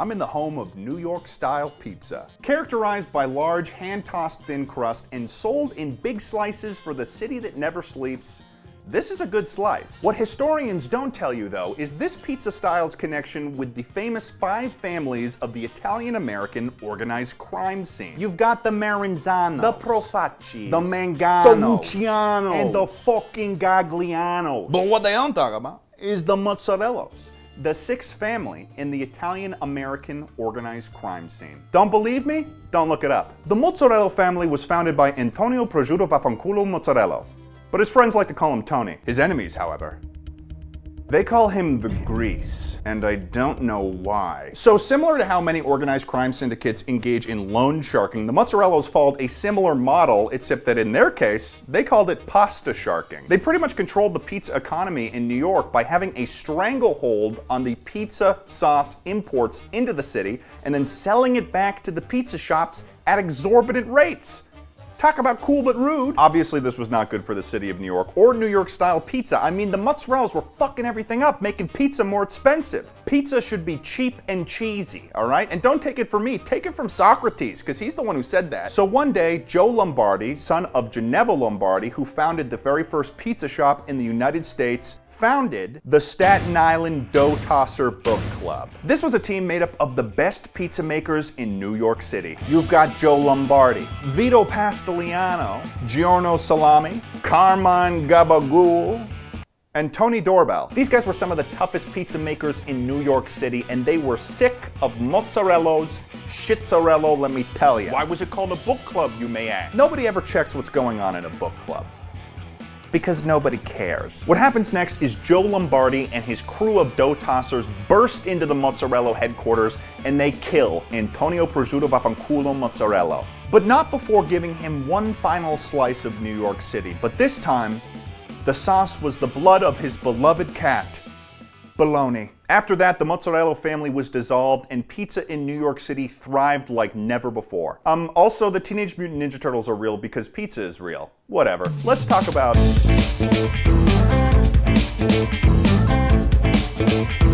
Chicago, land of miserable winters, and the Cubs, a baseball team that took more than a century to win the World Series a 3rd time. But there's more to Chicago than misery and pain because this place is the birthplace of deep dish pizza. Just kidding. This too was brought by the misery and pain that is the city of Chicago. During the winter of 1940, one of the most terrible blizzards hit the city of Chicago in what was called the Armistice Day Blizzard, but what I will be recalling and renaming the Deep Dish Day Blizzard. Put it in the history books. Please, history book companies, answer my calls, because I got a lot of information you guys are fucking up. This blizzard was so intense that it knocked out power for the entire city of Chicago, and major supply lines in were cut off by snowdrift. The bitter cold got so bad that people were forced to descend into the Chicago Grand Catacombs, which are very similar to the Paris catacombs, almost identical. And the reason for that is because of a dimensional shift that happened in 1912. This one's gonna be kind of hard to explain, so please, for the love of God, just bear with me. Basically, in 1912, our reality of Chicago received the catacombs from another reality in which Paris was Chicago and Chicago was Paris.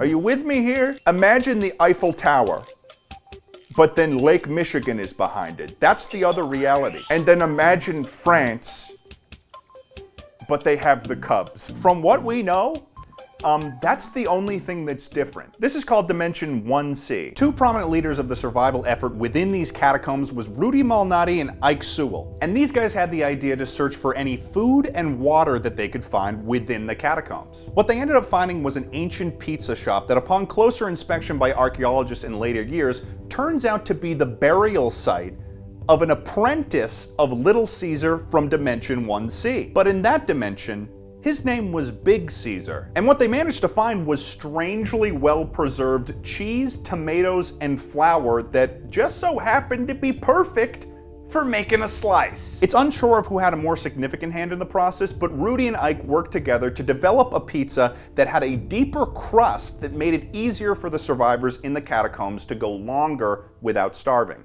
After this event, Rudy and Ike went on to start their very own pizza chains, Domino's Pizza and Pizza Hut. But who truly invented the deep dish pizza still remains a mystery. Don't believe me? Just listen what local Chicago pizza expert Edward Burbank has to say about this. Hey, Ted, I read this paper you prepared for me, and I have to say, other than the fact that there's a bit of a dispute whether Rudy Malnati or Ike Sewell invented deep dish, I really don't know what the rest of this is. I've never even heard of it, and I grew up in the suburbs of Chicago. I mean, I don't really know where any of this information even came from. What is this I'm reading about the Chicago catacombs? All right, Eddie, that's enough out of you. Always joking around. He's a joker. Nah, he's funny. He's a funny fucking guy. He barely ever tells the truth. Unlike me, of course, I always tell the truth. Overall, this was probably one of the stranger situations that had ever happened in the history of pizza. That is, of course, until the year was 1975, and Navy scientists were doing research on these ancient tablets that were found within the lava of the volcanoes of Hawaii. What these tablets depicted was the process of putting ham and pineapple on what could only be determined to be pizza. That looks like a pizza to me. Radioactive dating determined that these tablets were more than 10,000 years old. Given their supernatural nature, the scientists were advised by higher-ups to avoid completing the recipe that is depicted on the tablets. But a rebellious researcher by the name of Samuel Charmander, that's his real name, decided one fateful night that he didn't give a shit and he was going to complete the recipe himself. Alright, so here's basically what happened. Pizza. Looks yummy. I want that in my belly. He adds ham and pineapple to the pizza. Probably a poor choice. He bakes it in the oven. And as you can tell by that glow, it's looking a little suspicious. Finally, he takes a bite of the pizza.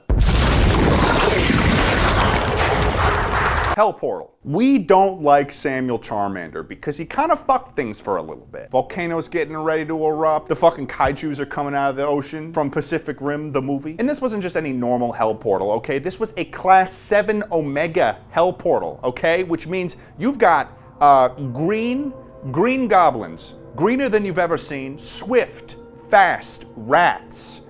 They're quick on their feet. Oompa Loompas, but they're blue, and they're carrying a boombox that's blasting 21 Pilots, which is just a pain in the ass. An ugly guy named Gorgonzola, and he's really rude. Oiled and slippery old men.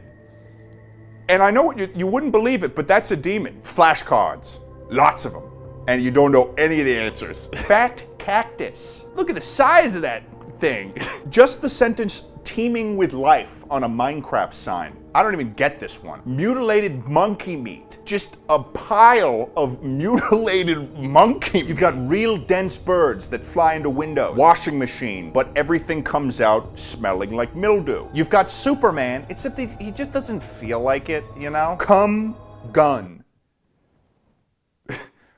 We all know that's an issue. As you can tell, this was a pretty serious situation and it almost sunk the entire island of Hawaii. However, thanks to the technology that was available in 1975, these Navy scientists were able to unbake the pizza using a device called a Nevo, which does quite literally the opposite of the oven. It unbakes the pizza. This indeed is the closest that we've ever gotten to facing the otherworldly and supernatural reality of pizza. That is, of course, if we weren't talking about... This one's pretty dang simple. You deserve to know the truth. We do not know where pepperoni comes from. We don't know. I tried to figure it out. It's from another dimension, a dimension where everything is made of pepperoni. But let me tell you, we can't get there. We can't get there anymore, though. I don't know. There's something about... There was a portal, and it was there. The pepperoni dimension was there. I would have loved this. They blew it up. Oh God. The pepperoni separatists, they blew it up. They blew up the pepperoni portal, and we can't get there. We can't get to the pepperoni land. They took it away from me. They took the dimension. So there you have it, folks. There you have it. And we can't get back there, all right? Because the pepperoni separatists, they destroyed it. Something about Molotov cocktails and C4. I mean, come on. Overkill. Pepperoni will be the next resource war, before the water wars, before the oil wars. It will...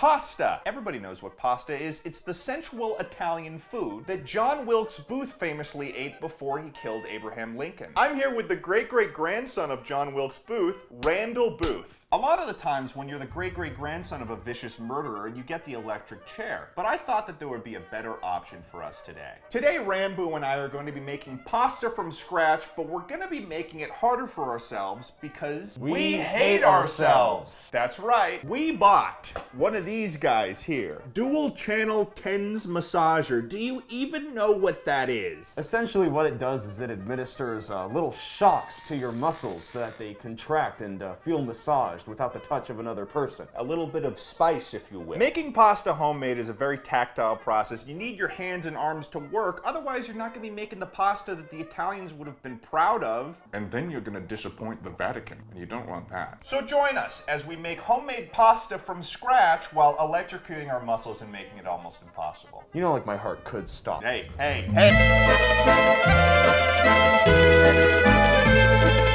Welcome to my show. Drugs are okay, kids. Yep.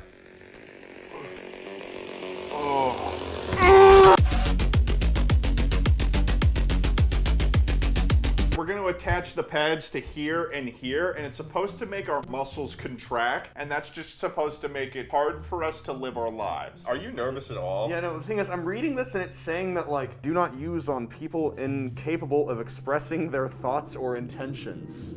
What? Do not use on both of your calves at the same time because that may cause a cardiac disturbance. Do not use the unit when in the bath or the shower. Damn. That's what they said about my toaster, too. I don't understand why there's so many restrictions on these things. Oh, look at that. What? Oh my god.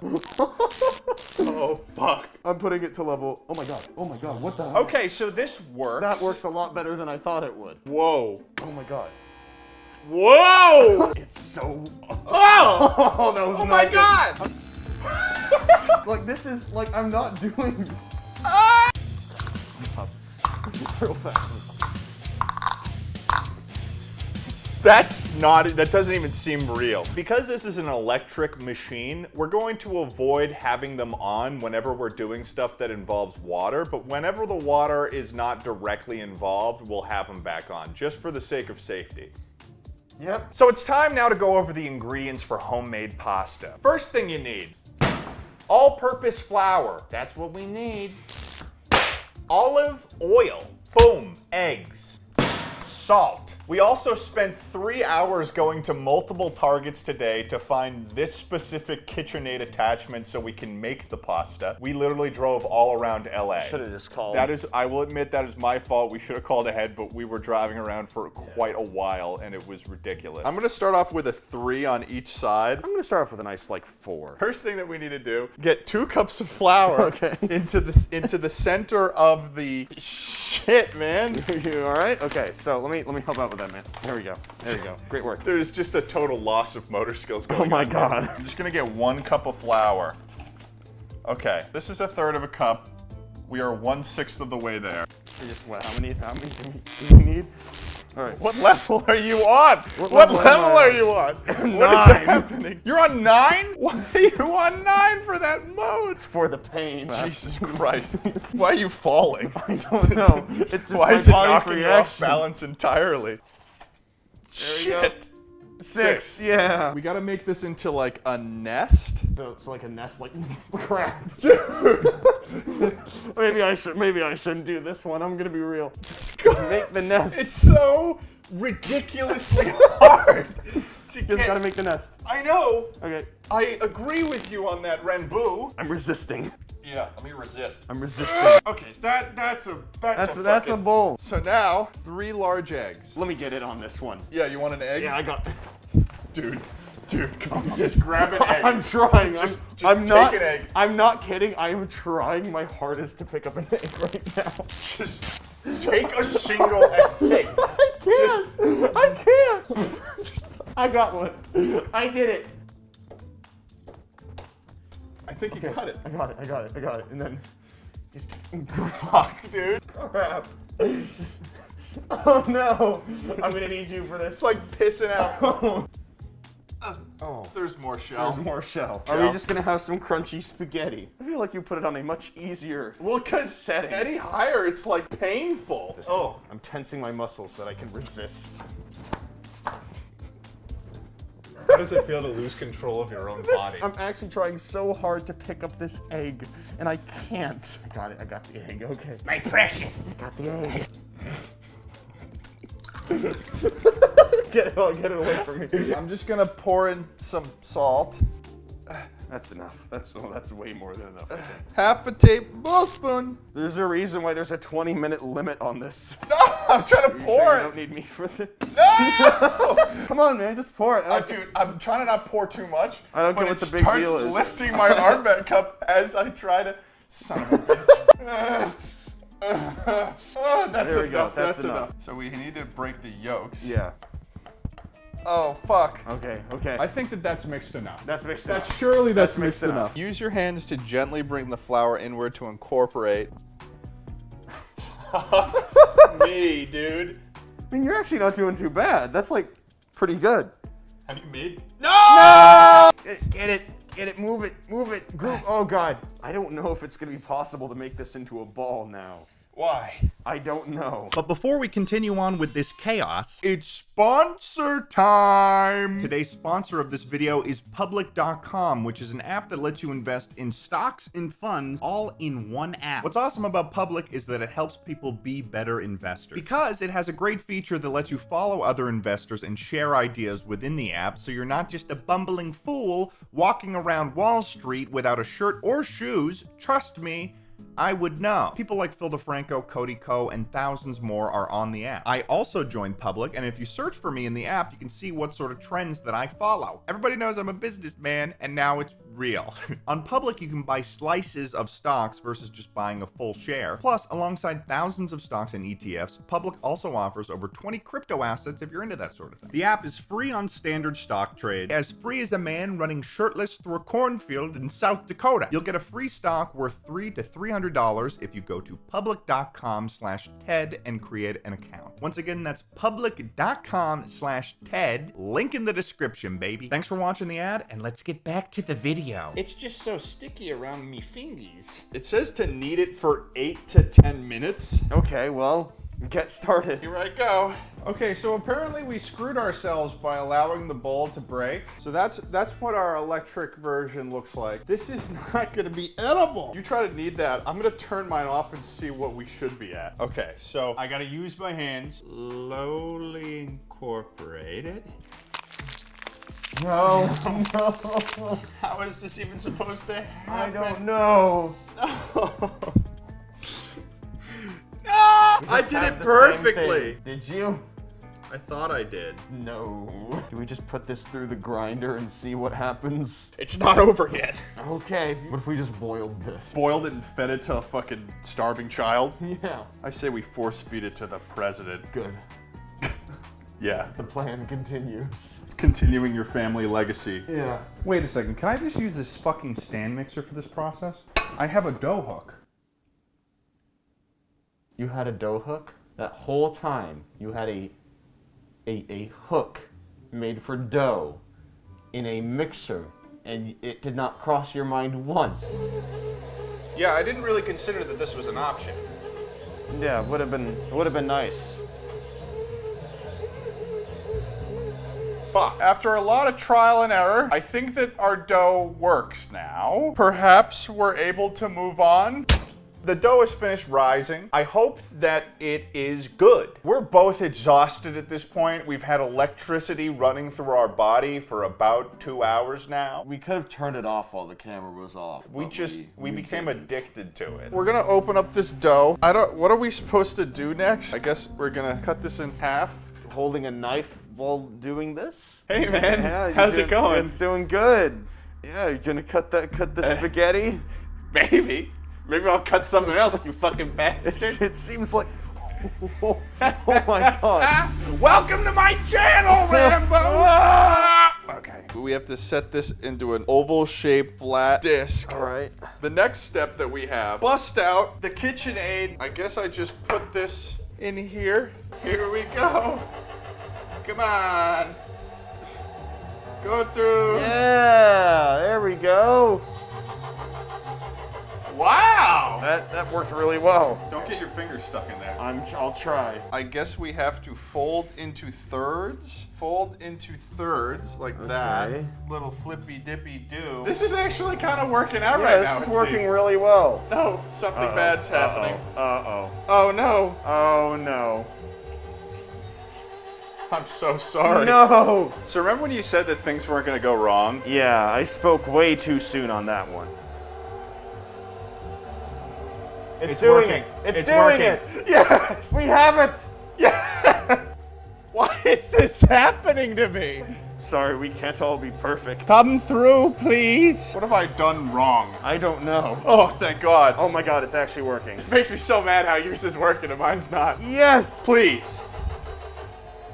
Oh, wait. Please. Why? This is two-person operation. Holy shit. Oh my God, that's got to be enough for at least one spaghetti. Who even cares about this? Am I right? I mean, this wasn't. I mean, the fluke. It was a fluke. Something was wrong with that thing. That's the only reason why this. It was defective. Yeah. Give me your tens unit.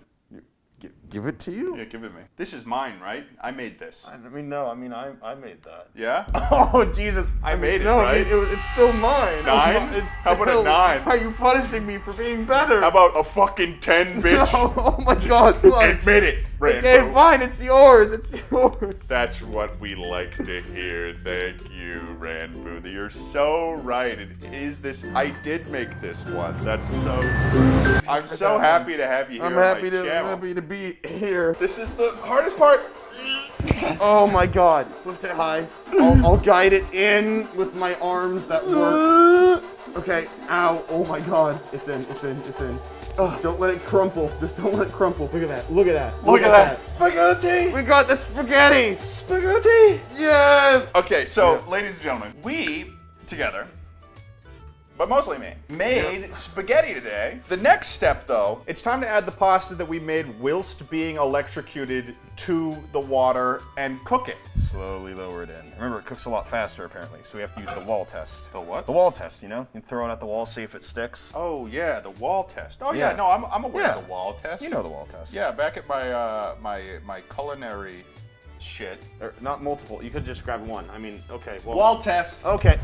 My kitchen is such a fucking mess at this point. Oh, that's all right. Just sweep it under the rug. Like all those dead bodies that you killed. Grandson of John Wilkes Booth, also known as You don't have to keep bringing it Randall Booth. I've moved on. The country hasn't. If you're gonna try pasta that you made while you're getting electrocuted, you have to do it while you're still getting electrocuted with the pasta. What we're gonna do now is I'm gonna try this pasta. We only have enough for me to eat some, aka he's not gonna fucking face reveal, you dumbasses. I'm very excited for this. Yeah. I'm so excited. Yeah, I can't wait to see your reaction.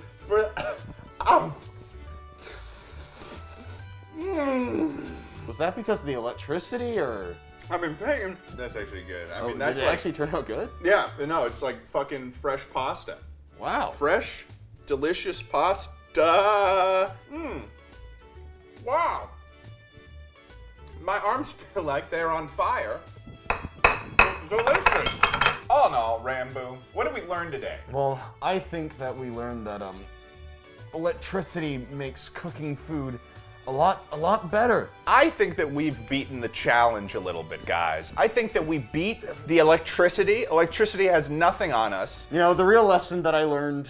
What'd you say? What'd you fucking say, asshole? Nothing. I didn't say anything. I wasn't gonna say a lesson at all. I'll fucking murder you in cold blood. Is that because of the electricity, or is that just something that you wanted to do?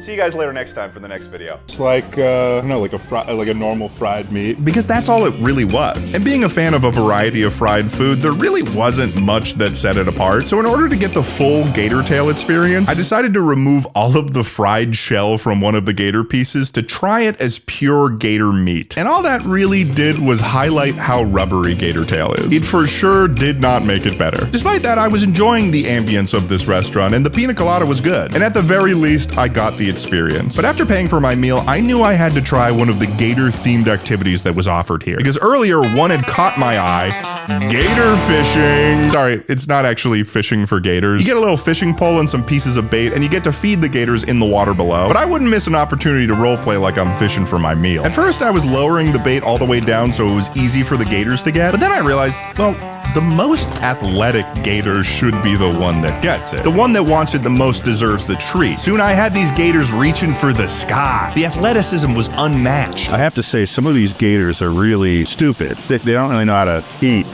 properly. They were incredible. I was satisfied. Next, I went into the Fudpuckers gift shop and picked up one of their world-famous t-shirts, and I headed outside to give my review. This place is probably the closest thing that I could have found on this video to a themed restaurant, and I'm pretty pleased, to say the least. Talk about a win. On the weird scale, though, once you get past the fact that you're eating a reptile, I'd probably rank alligator at like a 4.5 on the weird scale. Because once you're eating it, it's like just eating a piece of chicken. There's just the mental note that it's a reptile. I think that the fried batter on the alligator is doing a lot of the heavy lifting. I'd probably put it like a 6, maybe even a 5 on the taste scale. It was just kind of like fried food, so I wasn't that impressed. But I have to say, the location itself, I think, saved my experience at this restaurant. Because if they did not have a whole gator show and let me feed gators, I think I would have thrown a tantrum. After I checked into my hotel, I went and walked along the beaches of Destin. This is just such a beautiful location, and the clouds here were gorgeous on this day. But little did I know, to finish off my time in Florida, I would witness a battle unlike anything I'd seen under the cover of darkness.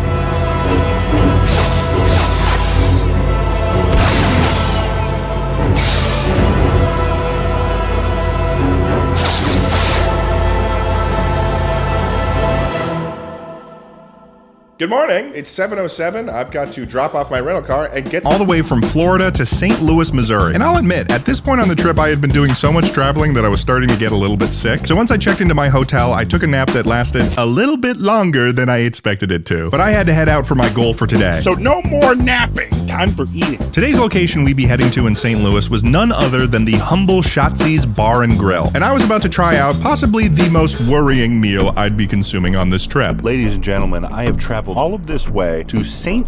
Louis in order to get one thing and one thing only, and that is the brain sandwich. The fried brain sandwich first emerged in the late 1880s as a working-class staple meal, popularized by German immigrants in St. Louis. Originally, it was made with cow brains, which was breaded, fried in lard, and served with mustard, onions, and pickles. However, in the 1980s, with the discovery of a certain little something we like to call the mad cow disease, leading to some serious health concerns, they switched to using pig brains instead, which apparently are similar in texture and taste. In the modern era, the brain sandwich is incredibly rare, and Shotzi's Bar and Grill is one of the very last places that still serves it.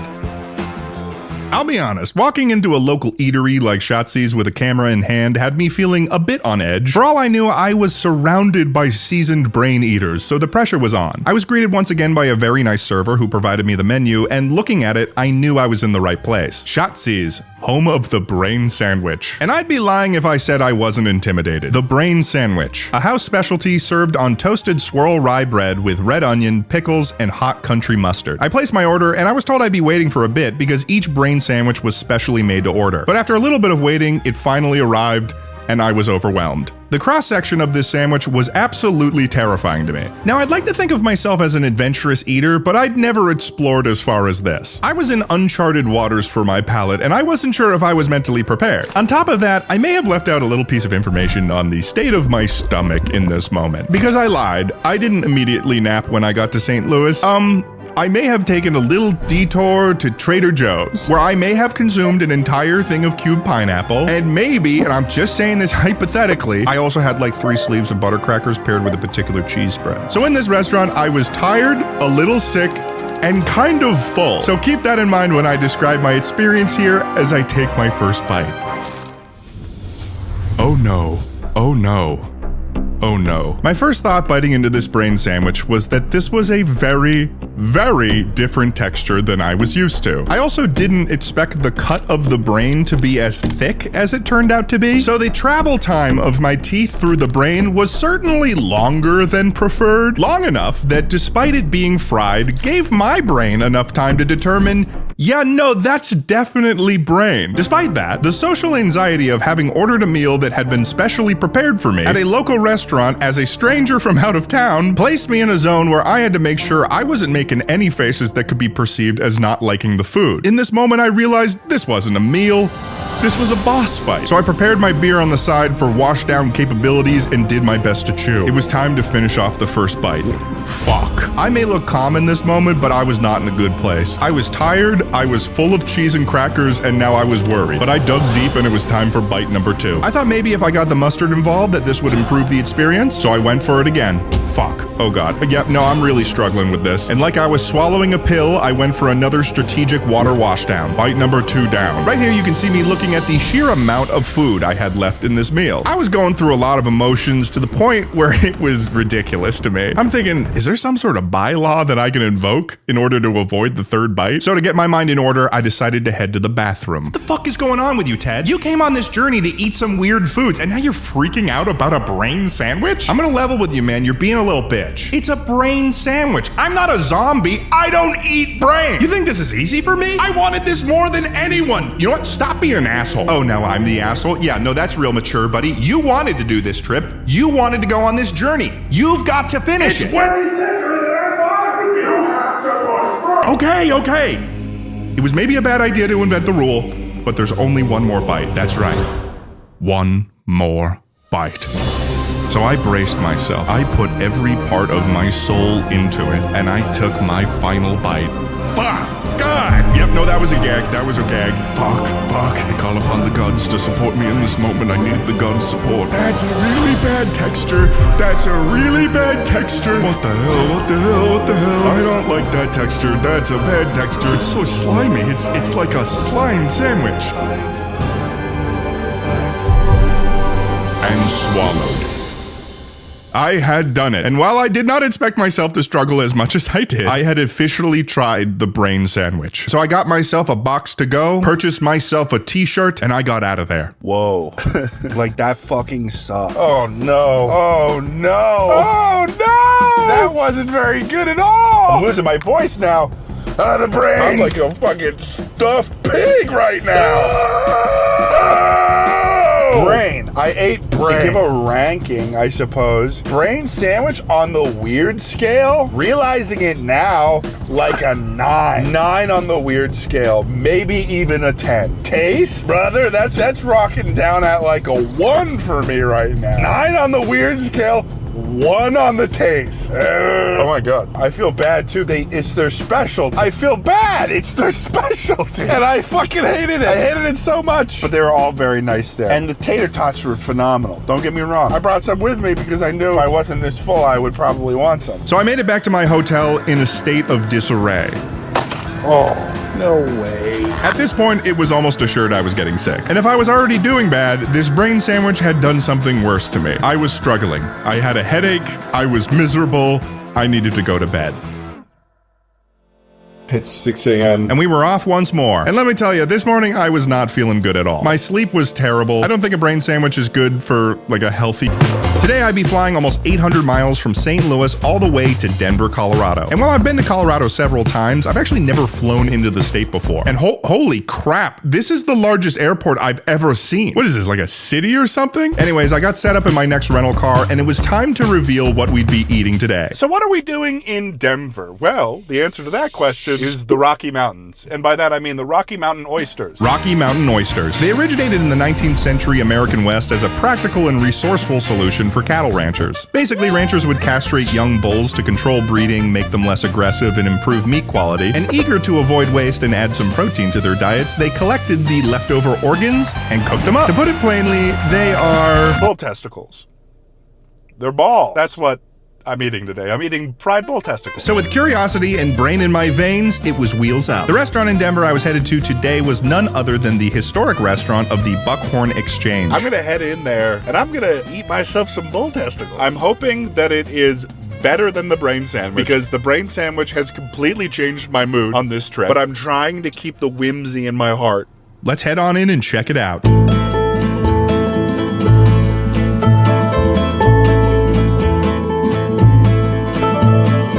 This This restaurant was everything I could have dreamed of to be the place I'd be testing out a nice serving of Rocky Mountain oysters. And they were experienced in the craft too, because they've been serving them here for 125 years. Similar to Fudd Puckers, this restaurant also had a newspaper menu, which was interesting. My server immediately knew that I was here for some balls due to my camera, so I took this as an opportunity to share with her my trauma from the day before. So I was in St. Louis yesterday. Okay. And they had a brain sandwich there. Oh my god. The Rocky Mountain oysters are definitely going to be better. And then we also have crispy duck wings. That's the appetizer special. It's not on the menu. Oh, so a bonus. A bonus weird thing. Yeah. Okay. Being a sucker for secret menu items, I had to order the crispy duck wings in addition to the Rocky Mountain oysters. And for my drink, I got myself this blackberry bourbon drink just because it seemed to fit with the whole frontier style. And after not too long, it was the moment of truth. Rocky Mountain oysters. Excellent. The Rocky Mountain oysters. Time to chow down on some bull testicles. Now, the first thing that surprised me visually about the RMOs was that they were very thinly sliced. I think we know now that certain types of meat being sliced too thick don't sit well with me. So seeing them served this way relieved me significantly. Cheers to hopefully something tasty. I was over the moon with the flavor here. This was miles and miles better than the brain sandwich. Obviously due to the extenuating factors from yesterday, but also because this was the tastiest fried food I'd had so far on this trip. I never thought I'd say this, but eating fried bull testicles was genuinely making me the happiest I'd been in the last 36 hours. I kind of like it. Since they were sliced so thinly, I'd agree with the description my server gave me that they were like land-based calamari. So like the alligator tail, if you didn't explicitly know you were eating it, you'd think it was a regular fried food. I made sure to try the fried duck wings as well, which were great. And I mean, I've had duck before, so I knew it was going to be good, but for the first time since the peanut butter and jelly burger, it felt like I was having a real meal. I was becoming a real man of the frontier, forged by turmoil and enlightened by testicles. So I paid for my check, made sure to grab myself a Buckhorn Exchange t-shirt, and walked outside to give my official review. I have now officially consumed bull testicle, and I'm feeling damn good about it too. On the weird scale, I'd probably put it at like an 8 on the weird scale. For the taste, I'd give it a 6. It was like your regular fried food, pretty much. Nice job. Rocky Mountain oysters, down the hatch. They're in my stomach now. I'm now at the second to last hotel that I'm going to be in, which is weird to think about. I've got one more location in the country left to go to before I get to go home. I don't know if I can necessarily top how terrible the brain sandwich was. I even ate bull testicles, and that still was not nearly as bad as eating the brain of a pig. But I'm hoping that my next and final location to travel to in the country will provide me with a little bit more weird to shock and awe my brain. I am so tired. This morning, I was once again headed to the airport, but this time I was way behind schedule. Candidly, I totally overslept, so I had to rush as fast as legally possible to the airport in order to catch my flight. Of course, this was the worst day to be running behind because today I was flying out of Denver International Airport, also known as the largest airport in the United States. Time to fast walk.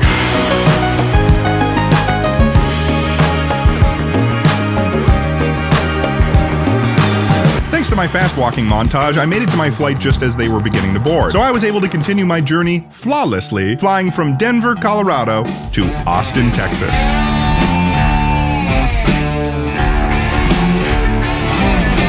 As usual, I'd be getting a rental car, and this time around I had attempted to reserve myself a nice mid-sized pickup truck.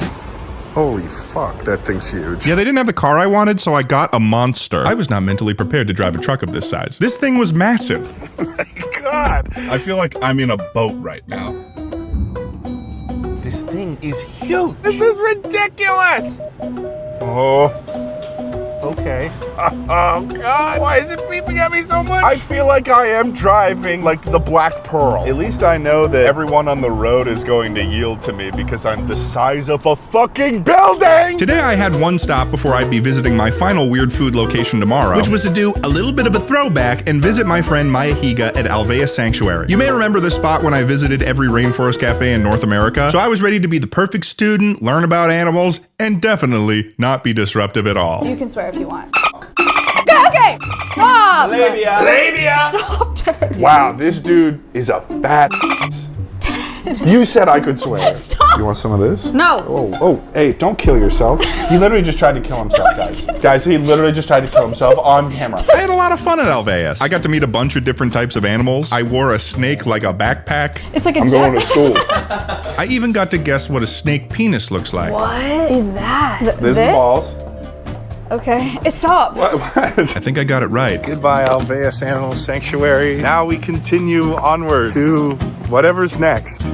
For my final day of this trip before returning home, I took my boat on wheels out onto the streets of downtown Austin, Texas. Originally, my plan was to try 2 separate foods in Austin. The first was trying rattlesnake in some shape or form. I had read that there was a particular rattlesnake chili that I could try, and the second, the one that I was looking forward to the most, was a restaurant that allegedly served grasshopper tacos. Unfortunately, when I called the restaurant ahead of time, I learned that the grasshopper tacos were out of season, so I wasn't going to be able to try it. Then, to my utter dismay, I learned that the restaurant that used to serve the rattlesnake chili was closed, and had been for years, actually. Not sure how I missed that part. So I ended up having to do some last-second research, and I landed upon this restaurant, Lonesome Dove, because they had on their menu the closest thing I could get to an Austin, Texas weird food, which was the rabbit and rattlesnake sausage. Now, the first thing I noticed about this restaurant was that it was likely the fanciest restaurant I'd visited so far. I think I could have gathered that based on the fact that the rattlesnake sausage had creme fraiche involved in it, but I was trying to ignore that, and I hoped I'd be getting something more weird than fancy. So I ordered myself the sausage and another serving of hush puppies because I liked them. And when they arrived,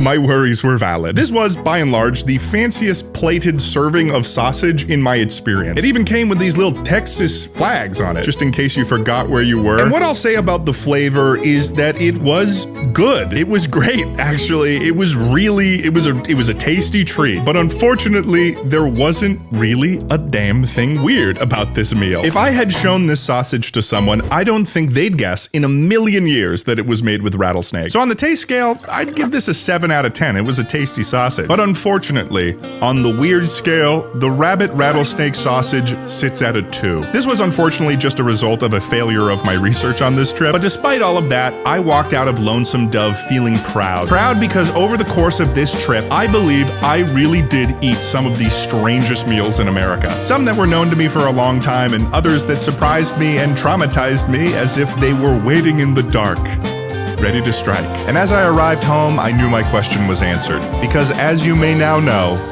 the weirdest meal that I could eat, considering every factor and scientific tool available,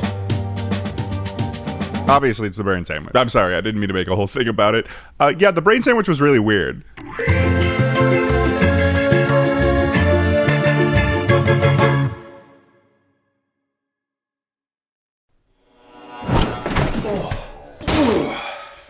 Oh yeah. What's up? It's the holiday season. Everybody knows the drill. Okay, the mainstream media says it's the holidays, guys. The mainstream media wants you to buy presents for everyone. It's a capitalist scheme. Everybody knows what happens this time of the year. A species of gingerbread man called the Chimichanga Boys will arise from the Earth's mantle in order to mate. This only happens every 10 years, but I think people have the timeline wrong. People seem to be wanting to make gingerbread houses every single year in order to house these creatures, but in reality, it only needs to happen in 2019. The next time we'll be doing it is 2029. This is an example right here of a gingerbread house making kit. There we go. Gotta get that on there.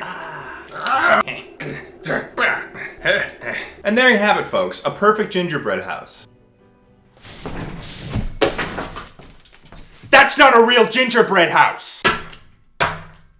So join me as we make a gingerbread house from scratch.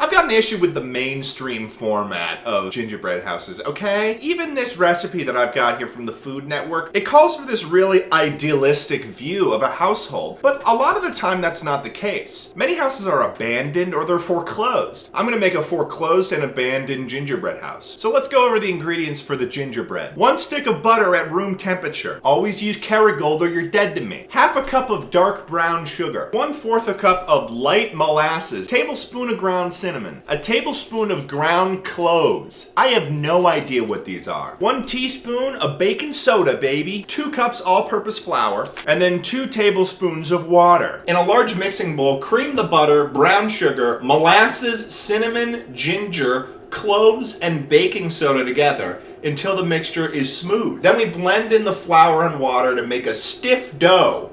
Stiff dough. We're gonna make a stiffy. That's boner in British. Let's do it. I need to get a bowl. This should work, or allegedly. Okay, so we've got to cream the butter in. Last time I creamed butter, I apparently did it wrong. I need to turn this butter to liquid. Apparently, you're not supposed to melt the butter in a microwave, which, you know, it kind of makes sense in hindsight. There it is. Oh. Brown sugar. Oh, nice. Why does it look like that? 4 tablespoons of fucking molasses. That looks like oil. Ground ginger. Yum, yum, yum. Those of you who don't know, ginger is actually a root. 1.5 teaspoons ground cloves. No! Shit! This is not ground cloves, this is whole cloves! Fuck! This is like devil sperm. Can I grind it up maybe? This is gonna be my mortar, and this is gonna be my pestle, as in the back of this fucking knife. I don't know what I'm doing. This should show the fact that I'm currently grinding up ground cloves with the back of a knife.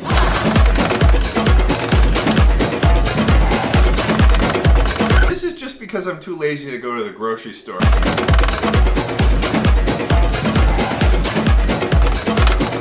This is the worst.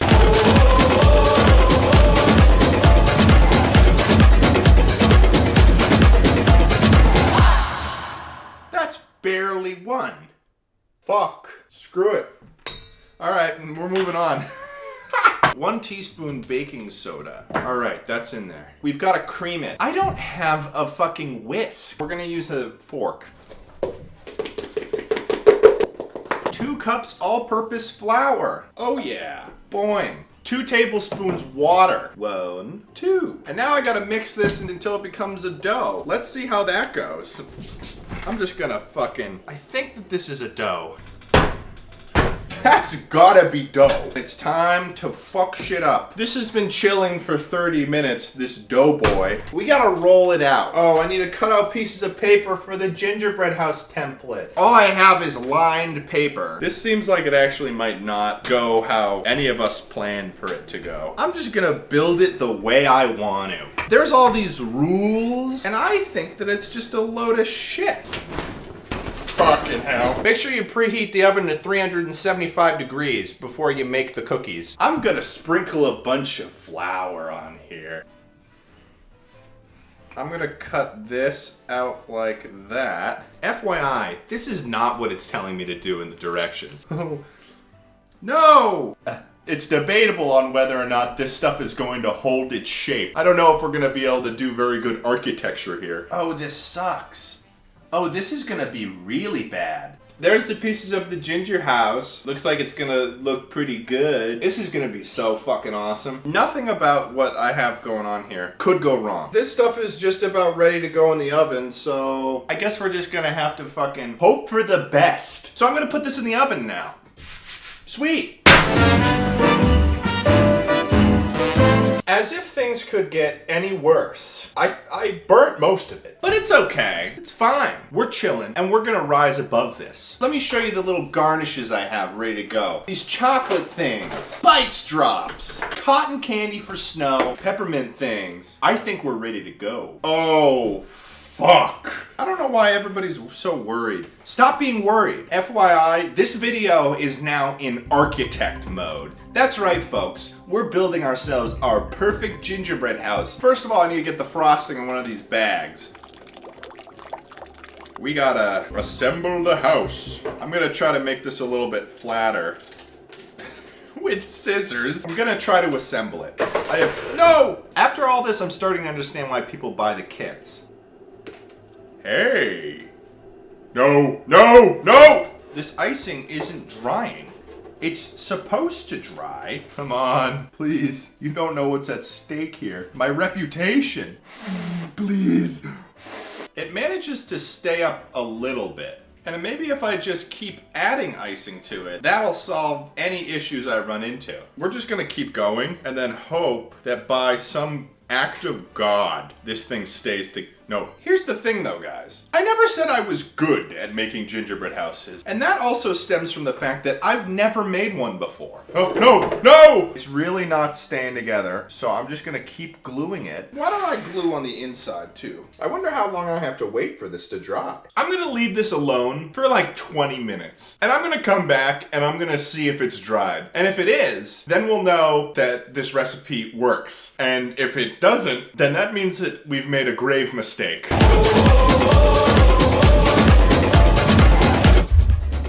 we're just gonna take these off. Okay, it has structure now. So now all we gotta do is put the roof on, I guess. Just stay on, you ass. Hey! And now all we gotta do is just put the other part of the roof on, right? Okay! No, just stay on. Okay, guys. I mean, that looks pretty good. Now let's make the roofing. We've got the garnishes now. I'm just adding these little peppermint guys on the top here. The tiling is sliding. It's sliding down the roof. No! Gumdrops! I gotta put the gumdrops on. I got little time, very little time. No, stay together. I feel kind of crazy. No! Stay, please, just stay on. Oh! No! It was there for a moment, and it was beautiful. Oh, please, no. There it is. It's fixed. No, it's not. Please just stay together. Boom, it's complete. Fuck. I gotta add the last part to it before it falls apart. That's the cotton candy snow. I wanted to put snow on top because it was winter. Quickly. No, no. Fuck! I've got an idea. We put this here, then we put this here. We've got what looks very similar to an abandoned home. That looks pretty good. This, my friends, looks like a gingerbread house. There's no doors, and there's no windows. This is indicative of the 2008 housing crisis. And you know, at the end of the day, I'd say that this is a win. This is the product of American ingenuity, and you can't take that away from me. You can't. Thanks so much for joining me on this video on how to make a gingerbread house from scratch. I hope you learned something, because I sure did not. Leave me a comment, let me know what you think.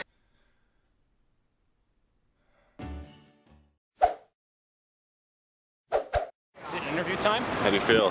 I feel fantastic. Although, I'll tell you what, I am starting to feel a little bit heavy. There's some noticeable stomach cramping.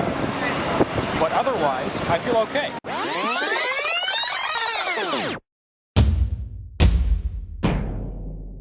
All right, welcome, Moses.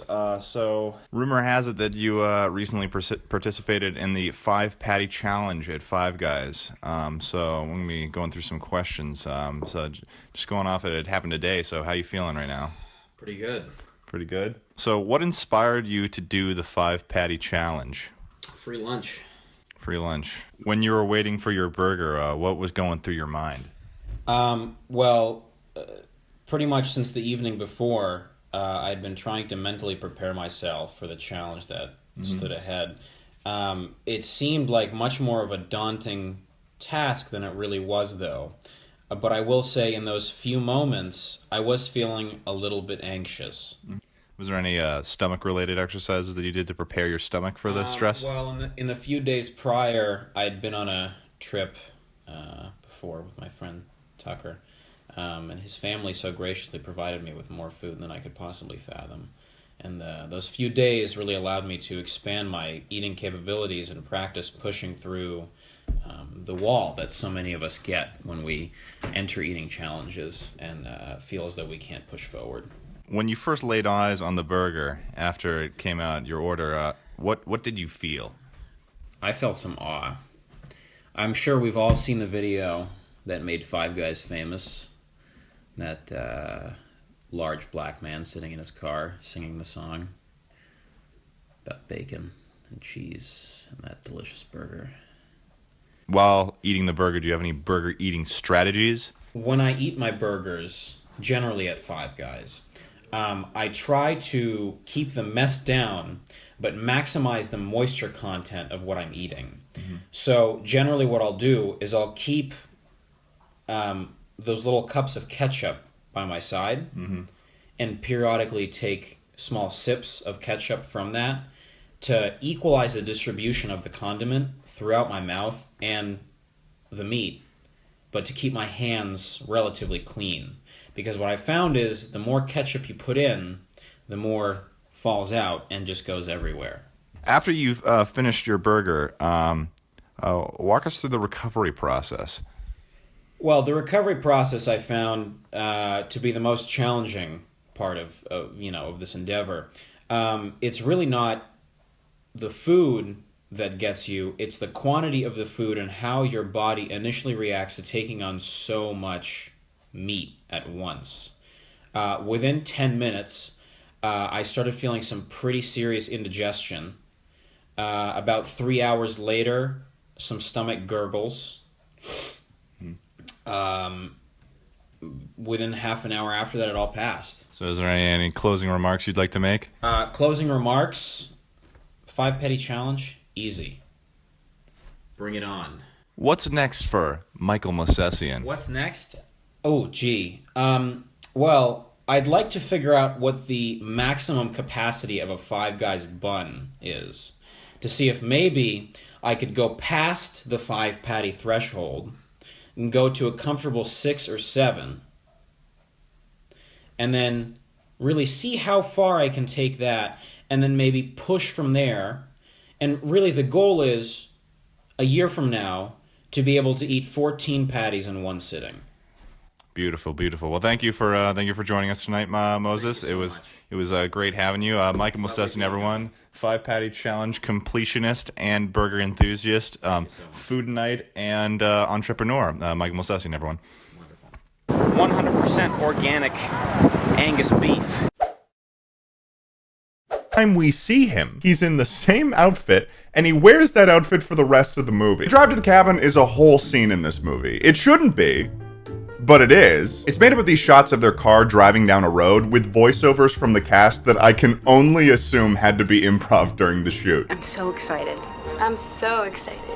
When are we gonna get there? And Adam, well, he's still yelling about Halloween. I'm supposed to be looking up, like, all this zombie stuff, but no, we're out in nature and... It's starting to feel like his interest is less in Halloween and more in mentioning topics that vaguely relate to Halloween. As if he's constantly trying to prove that he likes Halloween, but just learned what it is. I think the best part about this driving scene, though, is how they facilitate the change of setting for the viewer. So here's them driving down the road. They're very clearly in California. This is very likely on one of the roads going on the mountains that surround the San Fernando Valley. Then it fades into totally different climate. Looks like a forest in Oregon. This cabin is far away. Then it fades into, oh, they're still driving in California. Maybe that was like a memory or something. Then it fades into, okay, so this is a very far away cabin. They end the drive in the same climate they started in. Either way, Crazy Adam, Magic Molly, Dog Ted, and Psycho Linda have reached the cabin. Molly brings Adam to visit, I think, her family friend who happens to live nearby this cabin and is also a witch. This is my friend Adam. Hello, Adam. You seem dubious. No, ma'am. These are like AI conversations given form. In her clairvoyant nature, she knows that Molly and Adam performed a spell and wants to help them figure out what it is that they did. So they bring the witch lady the book, and she says that it's a very powerful spell book and that you'd need extensive magical training in order to even attempt to perform a spell. But then 2 seconds later is like, oh, Ted turned into a dog because he said Nito. You didn't say Nikto? No, I didn't. See, we couldn't have transformed anyone. Perhaps, as long as no one said Nito. Wait, what?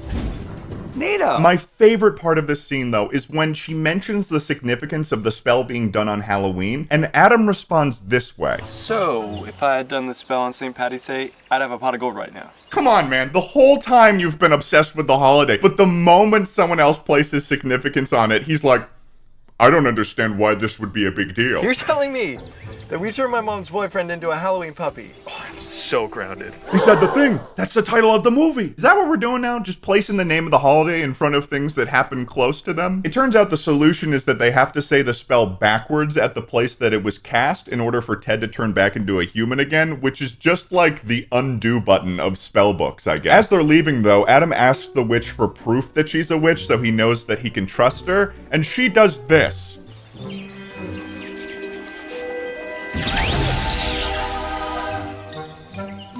Okay, let's go.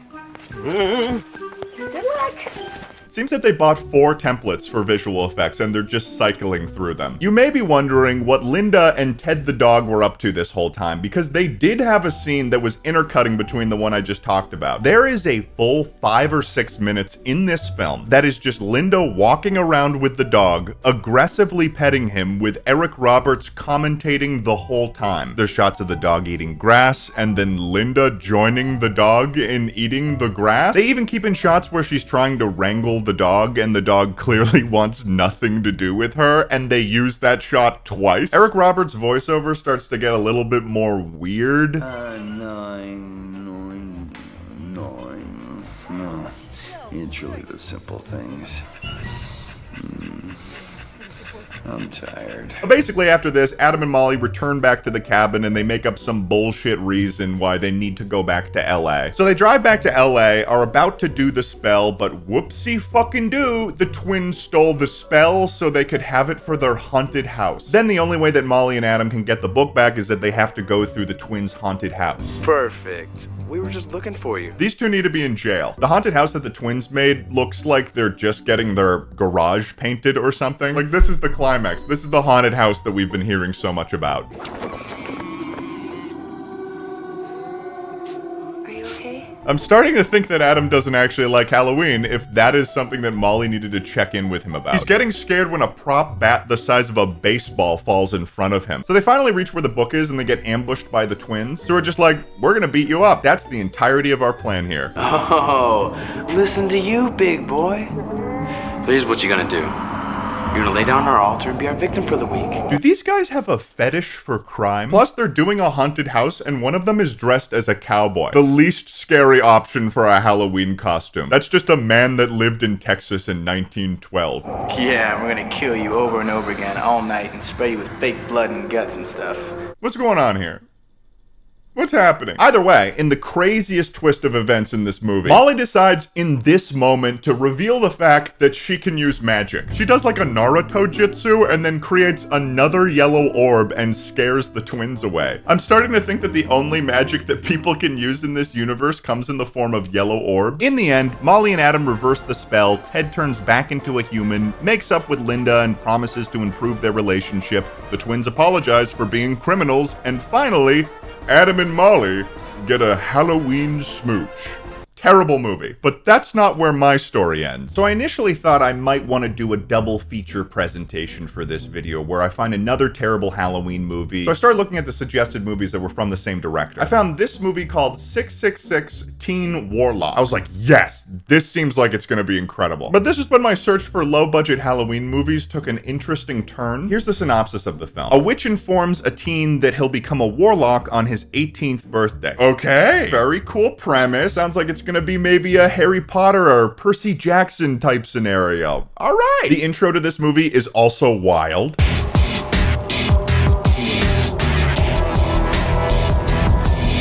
This is gonna be sick. This is gonna be badass. I'm gonna keep the summary of this movie straight to the point and very short, because coming off of this movie after watching Halloween Puppy was really, really weird. To give you an idea, this is the opening sequence of the movie.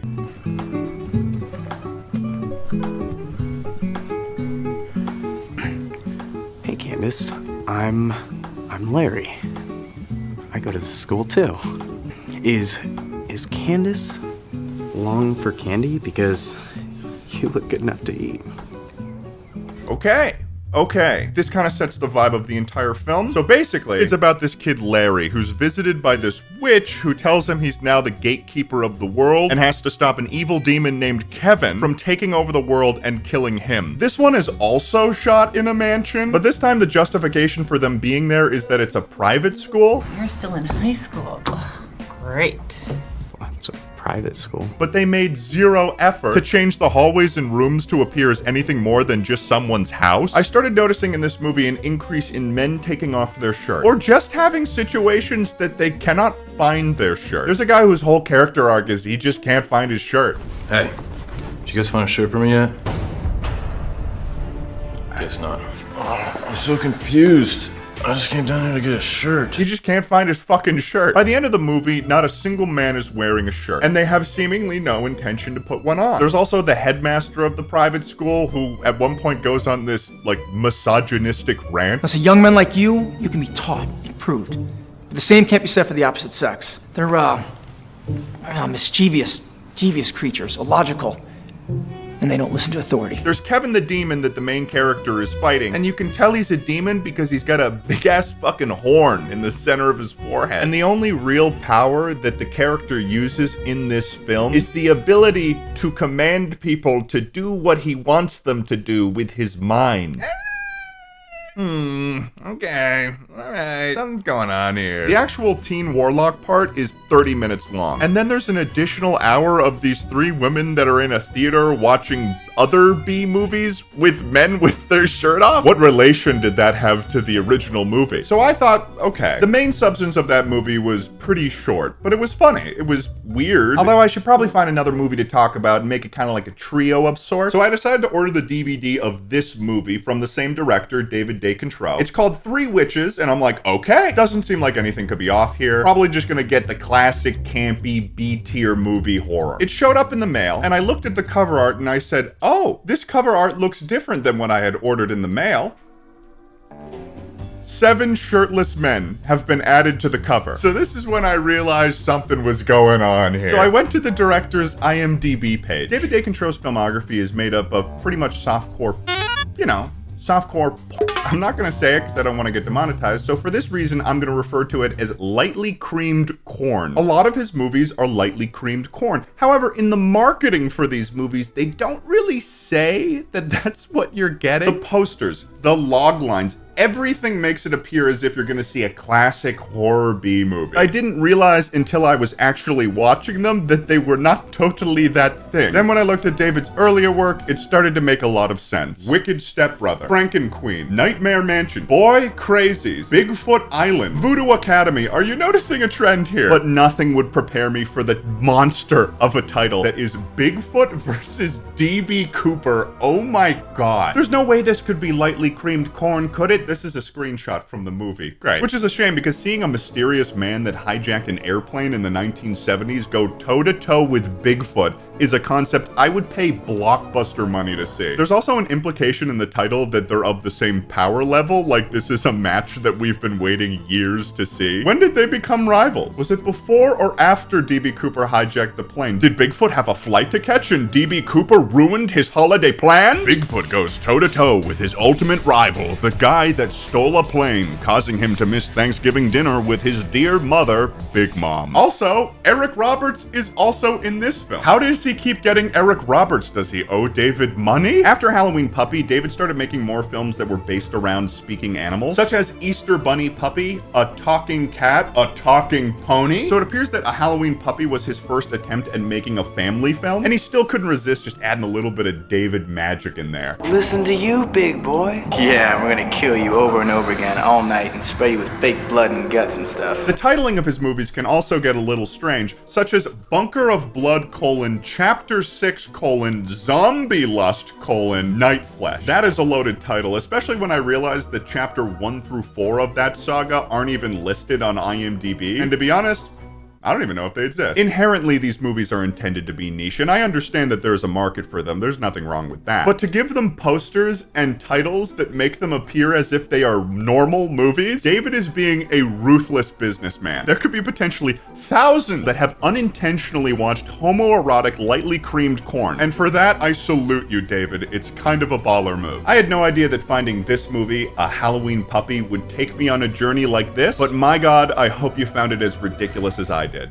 Happy Halloween. You big baby? You big baby man? Madness? You big baby man. Legos are actually pretty cool, but you big baby man? He also says that he wants to create a database of all of the worst children in the world. Why is his amnesia an excuse for her kids to be hanging out with a random guy dressed as Santa? That makes it more dangerous, doesn't it? So Jeremy's dad is rightfully freaking out. And I know we don't really like the dad, but he's technically the only one having a reasonable reaction to the situation. And I love these scenarios in Christmas movies because they always set up the people that don't believe in Santa as like these closed-minded fools. And it makes sense as a family movie because watching this type of movie as a kid, I'd be like, This idiot doesn't know Santa Claus is real. But in reality, they're kind of the least delusional person in that moment. Finally, after a lot of back and forth and also Santa airing out Bob's dirty laundry of all the things he did bad as a child, That was a tough call. Bob lets Santa stay for a little bit longer in their garage. And then right after, reveals that he lost his job. I got some bad news. Isn't this supposed to be a kid's movie? Because Agnes is currently threatening Mrs. Claus with exiling her husband into the vacuum of space unless she's physically intimate with him. That doesn't seem like a PG top. That's like a horror movie.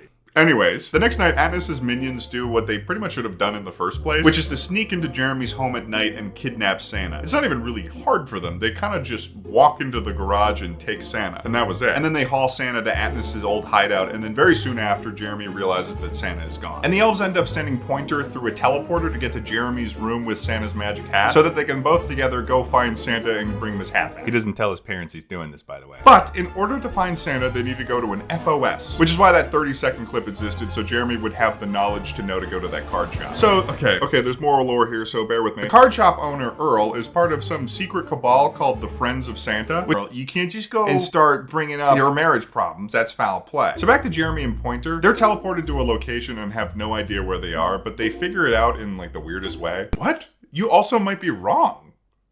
What? But that just seems to work because they keep going and they see Agnes's goons like make a bridge disappear. But Jeremy decides he's just got to get across this bridge. I gotta do it. I just gotta. And even against Pointer's suggestion, someone who's probably a little bit more acquainted with Santa-based magic, Jeremy just decides if he believes in Christmas really hard, he'll make the bridge reappear. It's gonna be like a really stale title by the time he turns into a teenager, because if he told anyone that, they would think he's so weird. I'm the boy who saved... Shut up. And at the end of the movie, Jeremy gets to watch his parents go upstairs and sleep in the same bed again. Yeah. He knows that they're having sex again. And that, my friends, was The Boy Who Saved Christmas. This was probably one of the weirdest Christmas movies I've ever found. I had a blast watching it, though. I loved the actor who played Agnes in particular. Obviously, he had like a really weird script to work with, but he played the part really well. And I think if more people knew about this movie, it would maybe become like a cult classic. It's that ridiculous. Thank you everyone for watching. I'm sorry I've only made like 5 videos this year. I promise that next year will be way better. And since some of you might notice I'm not in the same apartment that I used to be in, I recorded a little message before I moved. Thanks guys so much for watching this video. I'm recording this outro before the beginning of the video because I'm actively moving right now and I wanted to give you guys an opportunity to say goodbye to this office. This has been my office for the last 4 years making YouTube videos since I moved to LA in 2020. I don't know, it feels like a significant event to me, but I mean, you guys might not care at all. This was the office that I hit 1 million subscribers in. It's the office I hit 2 million subscribers in. I spent the last 4 years here. I'm gonna give you guys an opportunity to say goodbye. Let's all say thank you to this office for all the good times it gave us. Thank you. And since I'm moving from this office, school is back and it's getting pretty hip, okay? It's time to go to the store, get your book bags, get your pencils, get excited to learn. Screw that, dude! I want to be a millionaire. Well, you should probably go to school because a lot of the information you learn at school is helpful to... I don't need friends. Screw friends. Okay, I don't really know how that's related. And also, screw women. You know, I really... You don't even know a dang thing. Wait, what's 1 + 2, huh? 4. Well, you know what? I'm gonna become a billionaire and there's not a single thing that you can do about it, alright? And also, I've blocked you on Instagram. Okay, so good job. Good job, champ. Well, I guess everybody wants to be an Instagram billionaire. Wait a second, is this an intro to a video? Wait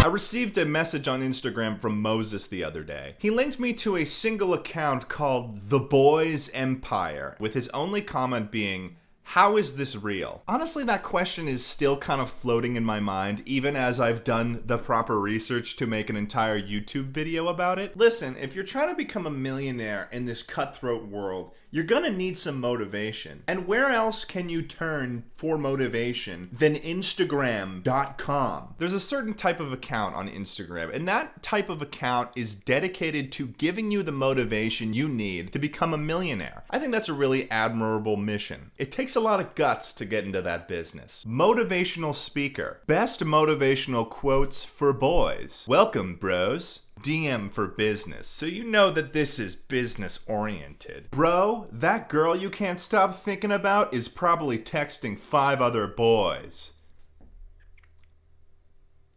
You know what I think of when I'm looking to get motivated? I'm looking for an Instagram page to give me trust issues with my girlfriend. I do like the caption though. Man, for sure. Believe me, she's a demon, man. Got a little devil emoji and a ha. Let's look at the comments. See now why you gotta post that. Please, this don't be real. She will broke my heart. That can't be all of the motivational posts on the boys.empire. There's gotta be some motivational things on there, right, Ted? And my answer to you is, like, kind of. Money attracts girlfriend. Remember it. If you've got money, you're gonna get the girl, dude. Everybody knows the rules. Once you've got money, you're attractive and have a good personality. Here's a really, really great motivational quote. Bros before hoes, man.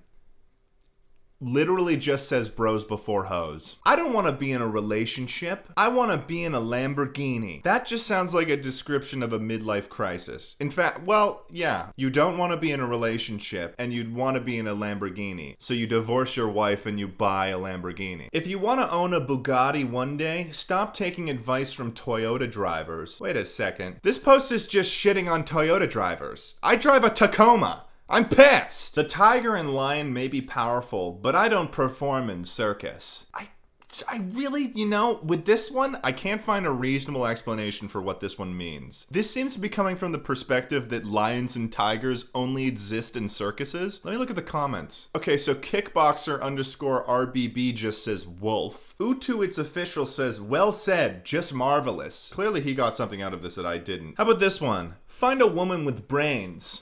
Everybody has vagina. Every single human has a vagina, guys. Every single one. And that is a certifiable fact of life. One of the things I've noticed about the Boys Empire, though, it doesn't seem to be very solid motivational quotes. There's these little tidbits that kind of indicate to me that the person running this account is kind of a fuckboy. He's kind of a nice guy. In fact, pretty much everyone who runs these accounts are nice guys. But instead of figuring that out, he just kind of regurgitates it as motivational quotes. Such as, if someone doesn't text you back within an hour or two, they're ignoring you. No one is without their phone for hours. I think that that's actually very, very motivating. You know what? Bonk! This is posted as if it is a fact of life, which it is not. He seems to be ignoring that sleep exists for multiple hours, really, and that people can be busy. That's just me spitballing, though. There are a lot of these accounts. They're everywhere. There's more than I expected, and it made me a little bit upset. So now it's time to journey out into other motivational Instagram accounts. Blocked me on WhatsApp today? Okay, get ready to search me on Google later.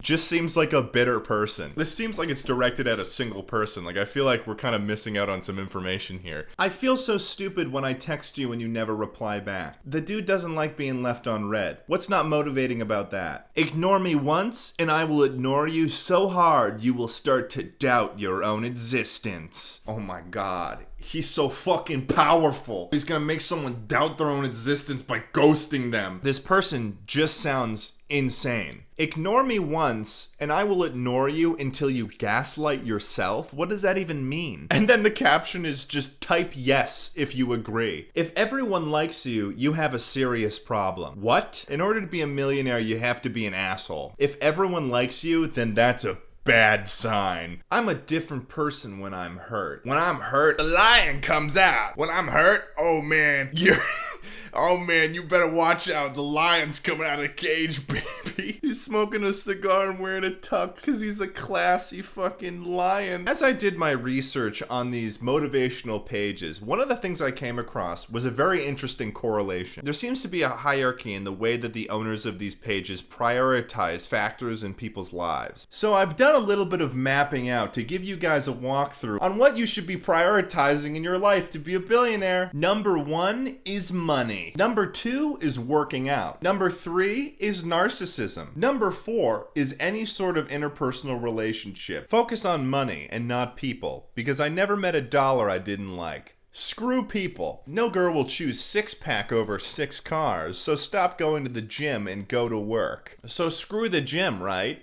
Except, spend your free time at gym, not at Starbucks with her. So instead of spending time with a girl, you should be at the gym. But instead of being at the gym, you should be working, because money is number 1. When it comes to girls, man, fuck love. I'm happy alone and I'm loving it. If everyone likes you, you have a serious problem. You should change that too. If anyone likes you, you should have a serious problem. You should be hated by the world. Hey man, you want to be Jeff Bozo? Jeff Bozono? Jeff Bonanza? You want to be Tim Cock? You want to be Bill Gates? Yes, you broke my heart and raped my feelings. His feelings were raped? Whoa.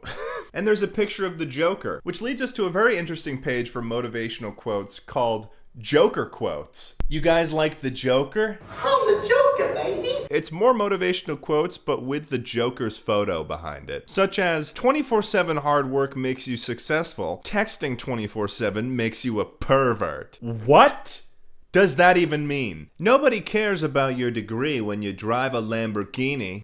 The Joker drives a Lamborghini, guys. Across all of these Instagram pages, this is my favorite motivational quote. Taking your ex back is like trying to put poop back in your own butt. Damn, that's fucking deep. That's huge. These motivational quotes had me truly inspired. I'm motivated to spread the good knowledge that are provided by these Instagram pages. I think that the only way that we can celebrate these Instagram pages is taking a little bit of their knowledge and spreading it throughout the world. Free business motivation. For people who need business motivation, I'm going to go around and I'm going to give business motivation. Would you like some business motivation? I guess so. I need you to be a little bit more excited about that. Yes. Taking your ex back is like trying to put poop back in your butt. Yeah, it is. Hey you. You want some business motivation? Come on. 24/7 hard work makes you successful. 24/7 texting makes you a pervert. What? Spend your free time at the gym, not at Starbucks with her. I like Starbucks though. If you want to own a Bugatti one day, stop taking advice from Toyota drivers. Yeah, what do you drive? I drive a Toyota. It's free business advice. Come on, please. Fuck. Table makes it seem way too professional, which I am decidedly not. Taking your ex back is like trying to put poop back in your butt. You agree with that? I can see where you're coming from. The tiger and the lion may be powerful, but I don't perform in circus. I don't get that one. I'm sorry. I just don't get that one. It's a good one. I'm just, it's not clicking. Oh, okay. Do you guys consider yourselves businessmen? No, not really. No lemonade stands? I mean, like when I was a kid, but Maybe drugs? no, not really. Are you a business person? Do you consider yourself that? I'm a journalism major. Business. That's a business. Journalism. Yeah. Find a woman with brains. Everyone has a vagina. Yeah. Whole world, guys. Everyone has a vagina. If everyone likes you, you have a serious problem.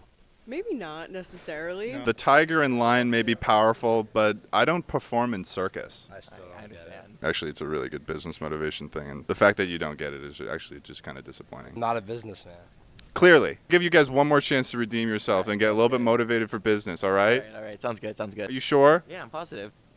Are you high? No, I am not. Okay, fine. I don't want to be in a relationship. I want to be in a Lamborghini. That's facts. Yeah. 24/7 hard work makes you successful. Texting 24/7 makes you a pervert. So yeah, guys, hope you enjoyed that video. Hope you learned a thing or two about what it means to be a millionaire. You probably did. I'm pretty smart. Remember to stay motivated and don't ever take Joker for granted. Okay? If you're on your phone 24/7, you're a fucking pervert.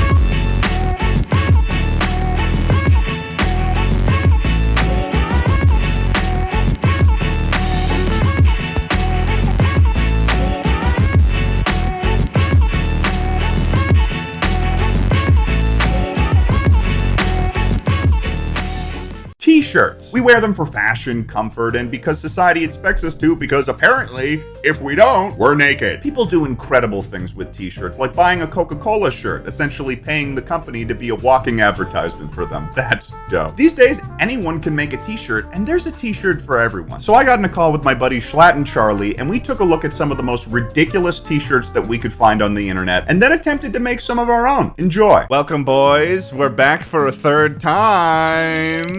What? What? Rocking the flesh today, rocking the flesh. Charlie, I'm pissed at you for leaving our podcast. Dude, fuck you. Fuck you. me. Fuck you, man. Fuck me. you. Hey, Oh, how's fuck that, me, big how's that girl. You vegetarian fucking kidding sandwich me? been treating you? Bro, it takes out most. Put your fucking hands up right now. Whoa, okay, all right, Yeah, man. that's right. Yeah, that's right. All right, man. Now Trigger man.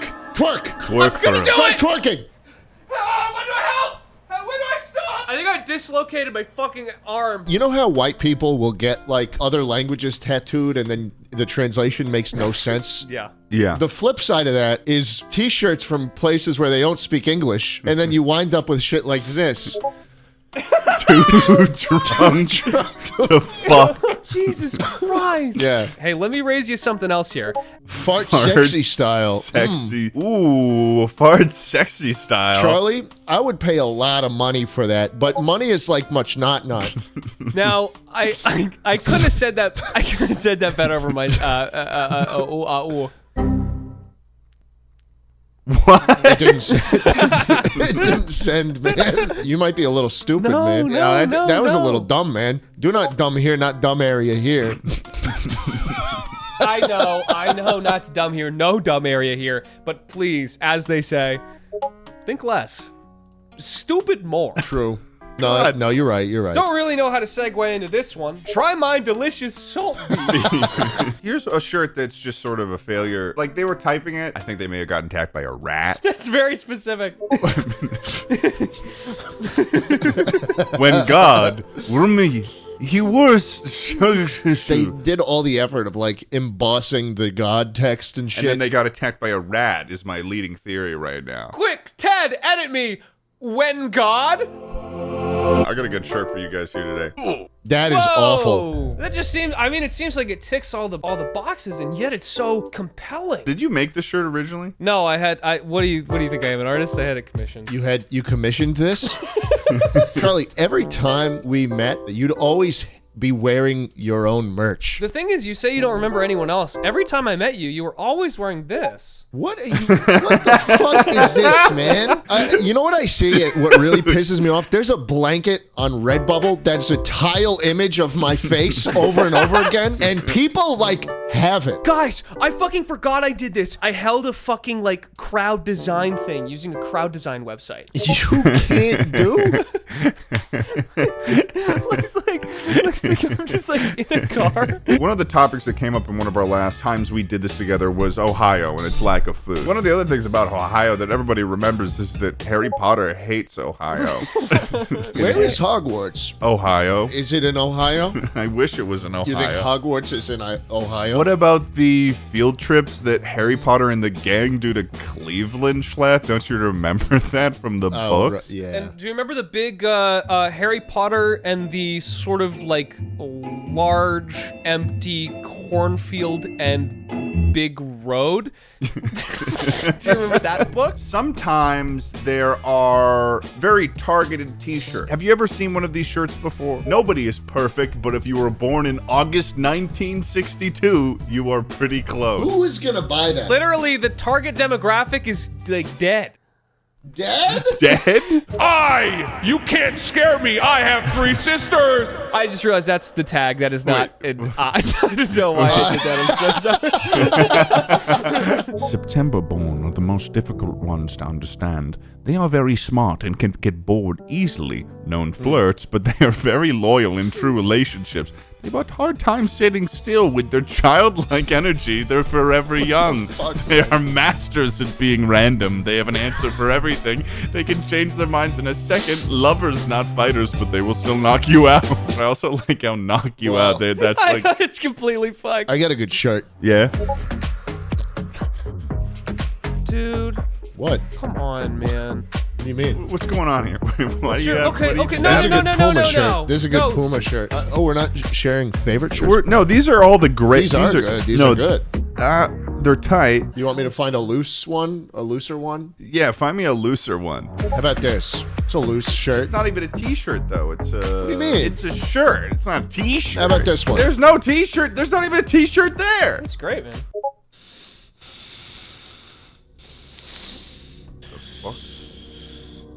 Is this on Redbubble? And how much is it? Hey, pound my cake, Daddy. All right. Okay, man. I could see you wearing this one though, Ted. Yeah? You just made this. You just made this shirt. That's what you said. No, man. No, man. I am Ted, Nivison, and Jay. And I suck big cock. If you're having trouble reading the I part. Hey, Ted, it looks like what it says. I had a hard time earlier. It looks like what it says is, I am Ted, Nivison, and I suck big cock. And then I'm going to go home and I'm going to switch into this shirt. Oh my god! That's what I'm talking about! Now that's a fucking shirt! God! It's got fucking tie-dye, it's got fucking galaxy, it's got freaking gay! And we all know what's under that tiger. We've seen the original image. I'm sure you've seen the top. Might actually still be back there.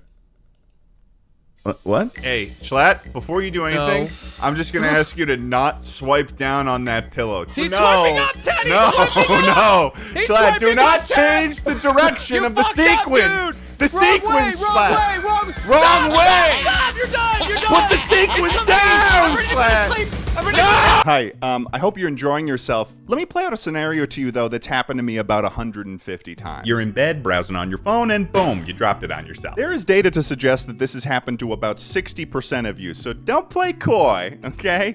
Because it's also happened to me. Thankfully for you, though, this video was sponsored by Rhino Shield, baby. Rhino Shield is known for making the most protective and custom phone cases on God's green earth. But not only that, they just launched their brand new phone grip. The grip makes it easy to take group photos with your totally real friends. Happy birthday, real friend John. It's got a built-in kickstand in it, so when you're on FaceTime with your mom and she wants to talk about book club, you don't need to pay attention to that. And that's when Donna revealed she's been illiterate the whole time. Ah, wow, that's cool. Wait, what? And now you can scroll on your phone in bed without having to explain at work the next day that black eye, well, it's from dropping my phone on my face. It's made from 85% recyclable PET bottles, and it's available in two sizes, Grip Mini and Grip Max. You can even pair your grip with a Rhino Shield phone case. Head to the link in the description, enter code TED, and this week you'll get 20% off, and if you're watching after this week, you'll get 10% off. Thanks so much for checking out the sponsor, guys, and let's get back to the video.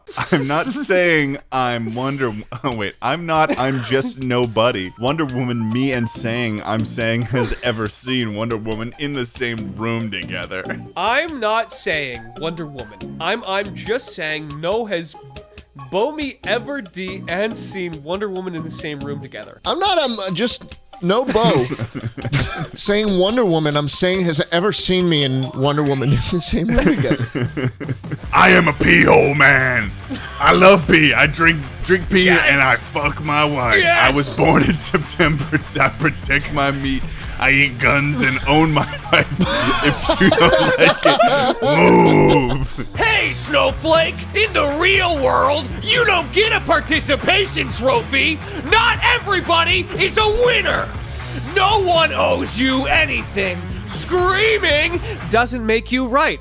Sometimes you actually lose. Crying doesn't solve problems. Nothing is free in this world. People are gonna say things that you don't like.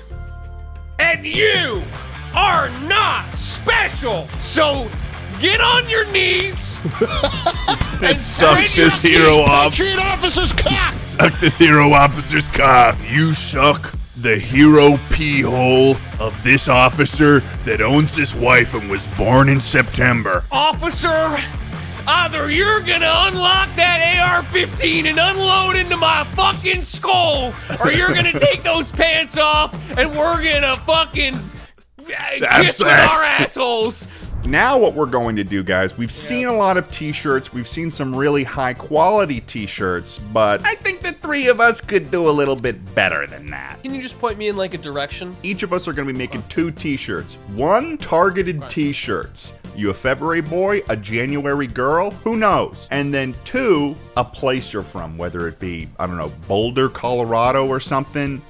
The Boulder beaches of Boulder, Colorado. Who knows? All right, so we'll meet back in 15 to 20 minutes, and we will have our shirts ready to rock, baby. We tried our best. I didn't have enough time for the second shirt, so we'll see how that goes. I'm a little nervous this time. Everybody's gonna love my shirt. Well, then it's not fucking targeted, is it, Schlatt? That's a general population shirt, Schlatt. Right, you don't no, want so it has to be a needs targeted shirt? Yes. Okay, fine. How about this one? Say it, Ted. This is my targeted shirt. I don't know if I want to say it. What do you mean?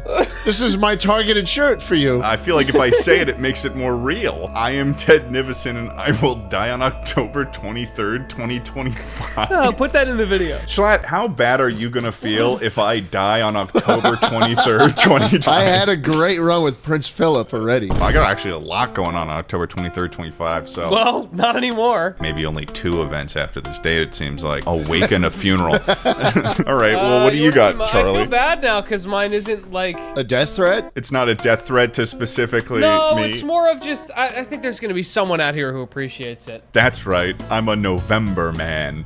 And a proud father. But I did want boys, Catherine. Come here.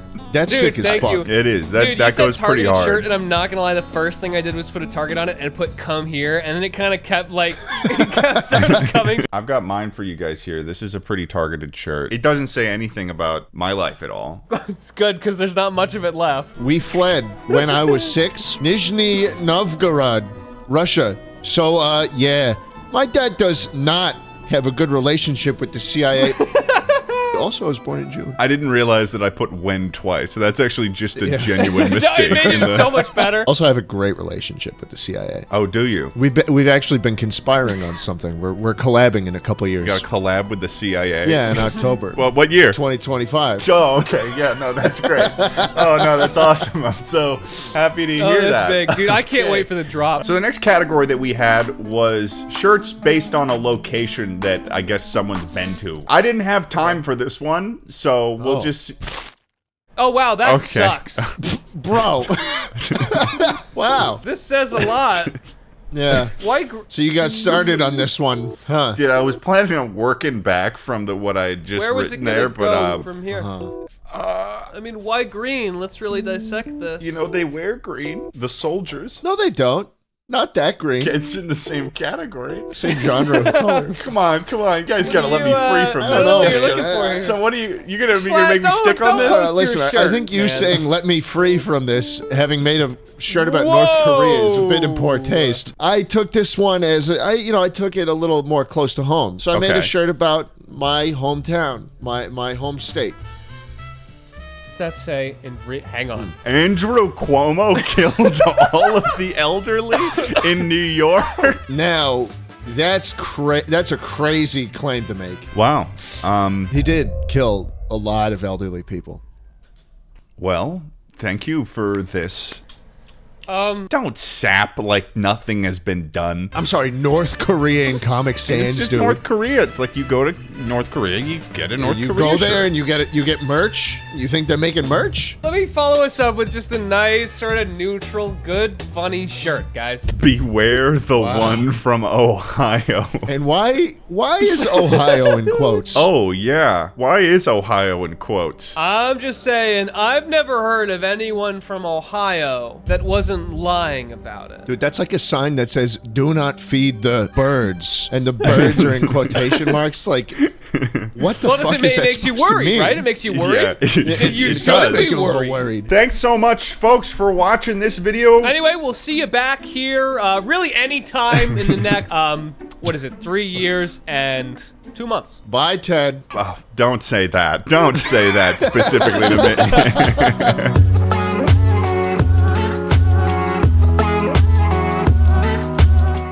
It is Wednesday, my dudes.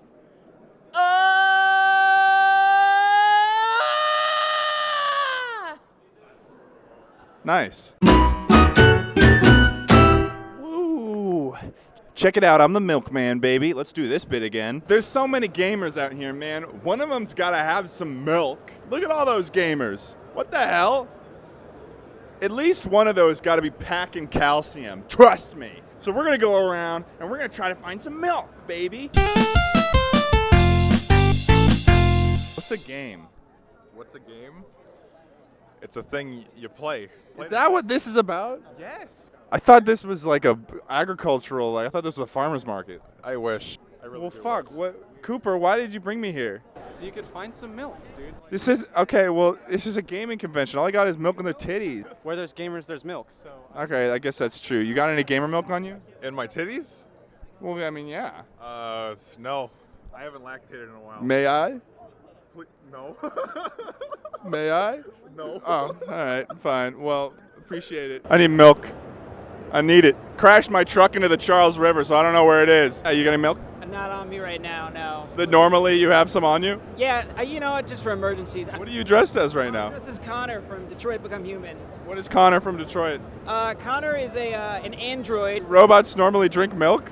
I do specifically, not other Oh, okay. But you don't have any milk on you right now? Unfortunately, no, I'm sorry. Well, get the heck out of here, man. Have a good day. Excuse me, guys. You got any milk? You got any milk? You just caca. Is that a yes or a no in caca? All right. I haven't progressed with any knowledge. Have you got any milk? Loads of milk, you know, in these big boys. Can they be milked? You try hard enough. May I? Go ahead. Oh, wow. I think they're lacking. I got a little bit from that. All right, thank you. How much cash do you got on you right now? $5. Okay, how fast can you run? I don't like where this is going. Hey, do you have any milk? No. Shit. Fuck. Nice. You guys got any milk? Guys, do you have any milk? No, we do not. No? Some. I'm looking for some milk. You know a guy? No, I don't. Damn it! This is a conundrum, guys. I thought that if I came to PAX, I'd find gamers. And gamers means milk. Everybody knows that. I don't know if it got lost in translation or something, but I'm looking for some milk. I'm looking for some milk. You got any milk, dude? No milk on me. Well, what the hell? You asked. Listen to me. Okay. What? You got any milk on you? Listen to me. Hey. Please stop. I need some milk. Please stop. Please stop getting. Are you going to tell me where the milk is? I don't know where the milk is. Hey, come here. I do not know where the milk. Listen, asshole. I'm looking for some milk. I don't know where it is. I need you to show I me can't where find it the is. milk. All right, get out of here, punk. Run! Get out of here. That dude was a fucking ass. Hey, Spider-Man. You got any milk on you? Any milk? Got any milk? I am lactose intolerant. Shoot. I know another Spider-Man. No comment. I don't know who that is. I've never seen this man in my life. What up, guys? What's up? Hey. What's up? Milk is what's up. I'm looking for some milk. I could help you with that. You think? I think so. You've got a knowing gaze right now, and it's making me half worried and half excited for what's next. Do you really want to know what's next? I mean, What do you know? What do you know? It's dangerous, man. It's dangerous talks right now. You don't know what you're getting. Come over here. Come over here. So you know where the milk is, man? I've always known where the milk is. I've always known. Yeah, I know the source. The sewers? How did you know that? I crashed my milk truck into the Charles River. It flows right into the sewers. Dude, I know things. That's just how it is. I mean, you gotta come back when it's empty and like quiets down and everything, and then I could hook you up. Okay, well, listen, I got a buddy who works at a local pub. His name's Pablo, all right? I need you to go to the local pub, talk to Pablo, tell him that the crow has found its milk jug, all right? Pablo's going to lead you down into a little cellar, going to have a red phone, all right? Pick up that red phone and then call me, okay? Perfect. Sounds good. All right, it's good to meet you. Have a good day.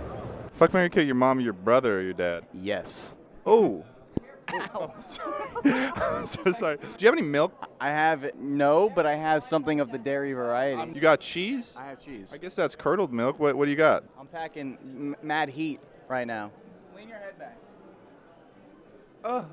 Hey, Spider-Man, you got any milk? I'm allergic to milk. Allergic to milk? Yeah, I am. So are you like hiding it in a warehouse to try to keep anyone else from having it? I wouldn't put it past you. I wouldn't put it past you. I really don't know. All right. You guys got some milk? I am lacking milk in the moment. No. I'm in kind of a bind right now. I ran out of milk, but I've got a huge order going to Dunkin' Donuts next Tuesday, and I can't nearly milk enough cows on my own to get that much milk. What do you need? I need milk, dude. You guys got any milk? I don't know any suppliers. Nah. You know any like? Nah. I don't know. Around here, I don't know. I need some milk though. I'm not from. You misunderstand me. Where are you from? From New York. From New York? Everyone says New York's a city of milk. I've never heard that before. Never heard that before? Whoa. She wants some milk. I'm not getting any clear answers from these people. They seem very feral. I've gone from the Upper West Side to take the one train down to Rector Street and gotten some New York milk. Come on, dude. I've never heard that saying before, but maybe. New York, take the train from Upper West Side and get to Rector Street for the milk, baby. You know? Frank Sinatra, I think. Now it's coming back to me. Yeah, of course. Peace. Those guys were no help at all. What are you dressed as right now? I'm Mysterion. What does Mysterion do? Fights crime in the city of South Park. And after a long day of fighting crime in the city, what does he do when he gets home? Dies. After he dies, what does he go to his cupboard and get a glass of? No, he just wakes up the next morning in his same old orange parka. But maybe he drinks a certain liquid from a certain animal that's in a certain cup that you would drink normally when you need to build your muscles. Why, of course. And that liquid is obviously... milk. You goddamn right it is. So PAX is coming to a close again this year. I didn't find any milk. It was hiding from me. I thought the photo set that this agriculture expedition would have a little bit of milk, you know, because it's a farmer's market. But like, I gotta say, it's mostly video game stuff here. This is the weirdest farmer's market I've ever been to. It kind of sucked. So, bye.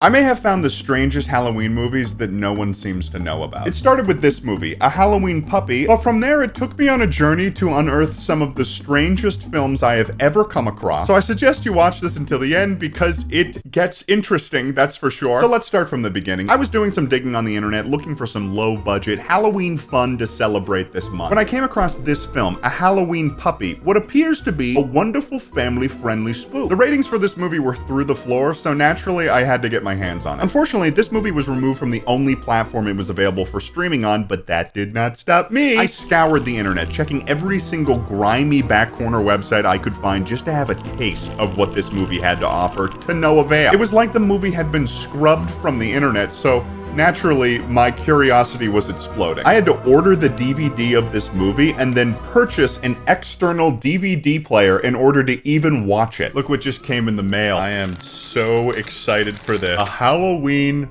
Puppy. Look at that cover art. That is beautiful. Wow. That's something else. So let's read the synopsis of the film. A boy accidentally turns his mom's boyfriend into a dog. Oh, well now I gotta see this. And is this movie as bad as the ratings suggest? Yes. Yes, it is. The movie starts off incredibly promising with an animated intro of ghouls and goblins, making you think, hey, this movie's gonna be pretty spooky. It's gonna have all of those things. It seems like for the intro, they forgot it was not just about Halloween, but a Halloween puppy, because suddenly stock photos of puppies start appearing as if they were an afterthought in the intro sequence. It also might be important to note that none of the puppies shown in the intro are ever the same type of breed of dog as the one that's on the poster of the movie, which is the only dog featured or ever seen in the movie. The film establishes the story taking place probably in the greater Los Angeles area in what looks like a $10 million mansion, and then immediately cuts to this incredibly long shot from the perspective of someone walking down a hallway. This is intended to be spooky, but it goes on so long that it seems like that they forgot that they were filming. And cut. Sammy, cut. Cut. Cut!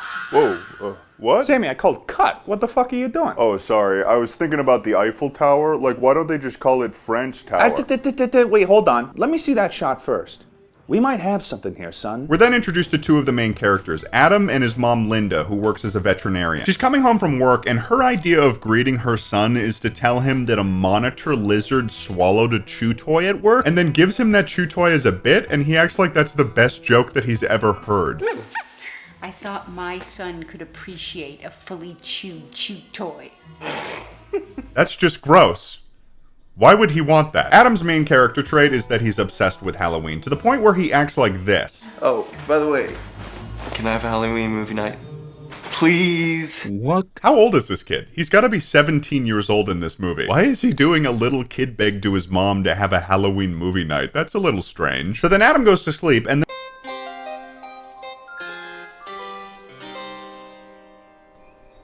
what? Where did the budget for the title cards in this film go? They spend all that money on the intro? So the next day, it's Adam talking to his mom about how he doesn't want to go to college, with Adam making reference to the literal mansion that they live in as a fallback option, I guess. Besides, look at this house. We live like kings. And then his mom gives the weirdest explanation for why they're living in this mansion. No, we live like people who got a great deal on a short-term rental because a formerly sick Pekingese had a very grateful owner who also just happened to be a real estate agent. That sounds less like a real reason and more like an alibi. Linda, what happened to the previous owners? What did you do to them, Linda? They spend time talking about one of the central plots of the movie, which is Linda's boyfriend, Ted, being very predictable. And Linda feels as though she's in a cycle where every time they hang out, they're just doing the same thing and their relationship is going nowhere. This whole conversation happens when they are this close to each other. That is like 2 feet. If my mom got that close to me in a conversation, I would be like, whoa, what? Am I in trouble? Adam has all of these plans for how he wants to spend Halloween because it's his favorite holiday, and he wants to be able to use his mom's car for Halloween night. His mom responds with this. It's Halloween, okay? You're gonna be in ghost, ghoul, movie overload, okay? Google-eyed, let's see. Driving on 2 wheels, dreaming up new monsters. Absolutely not. I'm driving. You're telling me that this kid has such a significant Halloween addiction that he's unable to operate a motor vehicle? This has become a disability for him? That's worrisome, to say the least. We're then introduced to Ted, played by Eric Roberts, who was also this guy in The Dark Knight. I just thought I would mention that. And he comes in with a box of donuts, but he weirdly does not eat a single donut and instead is just licking the frosting from the inside of the box. Sir, stop, sir. Linda then tries to talk to Ted about improving their relationship before he goes to work, but he is a weird, clueless man. And then he leaves for work and Linda's like, sick. Later on, Adam is setting up the Halloween decorations, which feels a little late in the game given the fact that it's the day before Halloween. And we're introduced to the classic and literal girl next door, Molly. She comes out of the woods, nobody knows from where, and she's here to show Adam a spooky book. Look at this. It looks cool. Kind of like the Necronomicon. What? I had the same reaction, Molly. The Necronomicon? He's talking about the Necronomicon, which is a fictitious ancient book of the dead. If he is talking about what I think he is and just saying it wrong, that makes his reaction here even funnier. Never mind, I'll just show you the movies. You know, you seem so smart. And then you're so not smart about the things that matter. You're such a fucking dick. You don't even know how to say it, dude. Cauldrons, plants, animals.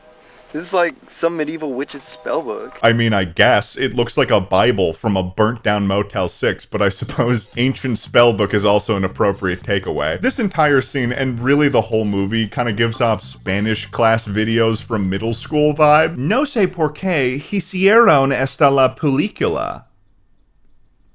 I used Google Translate for that. I don't know where we're going to get what looks like the horn of a unicorn. Most of that stuff has modern equivalents. How do you know that? I'm just interested in it, that's all. No big deal.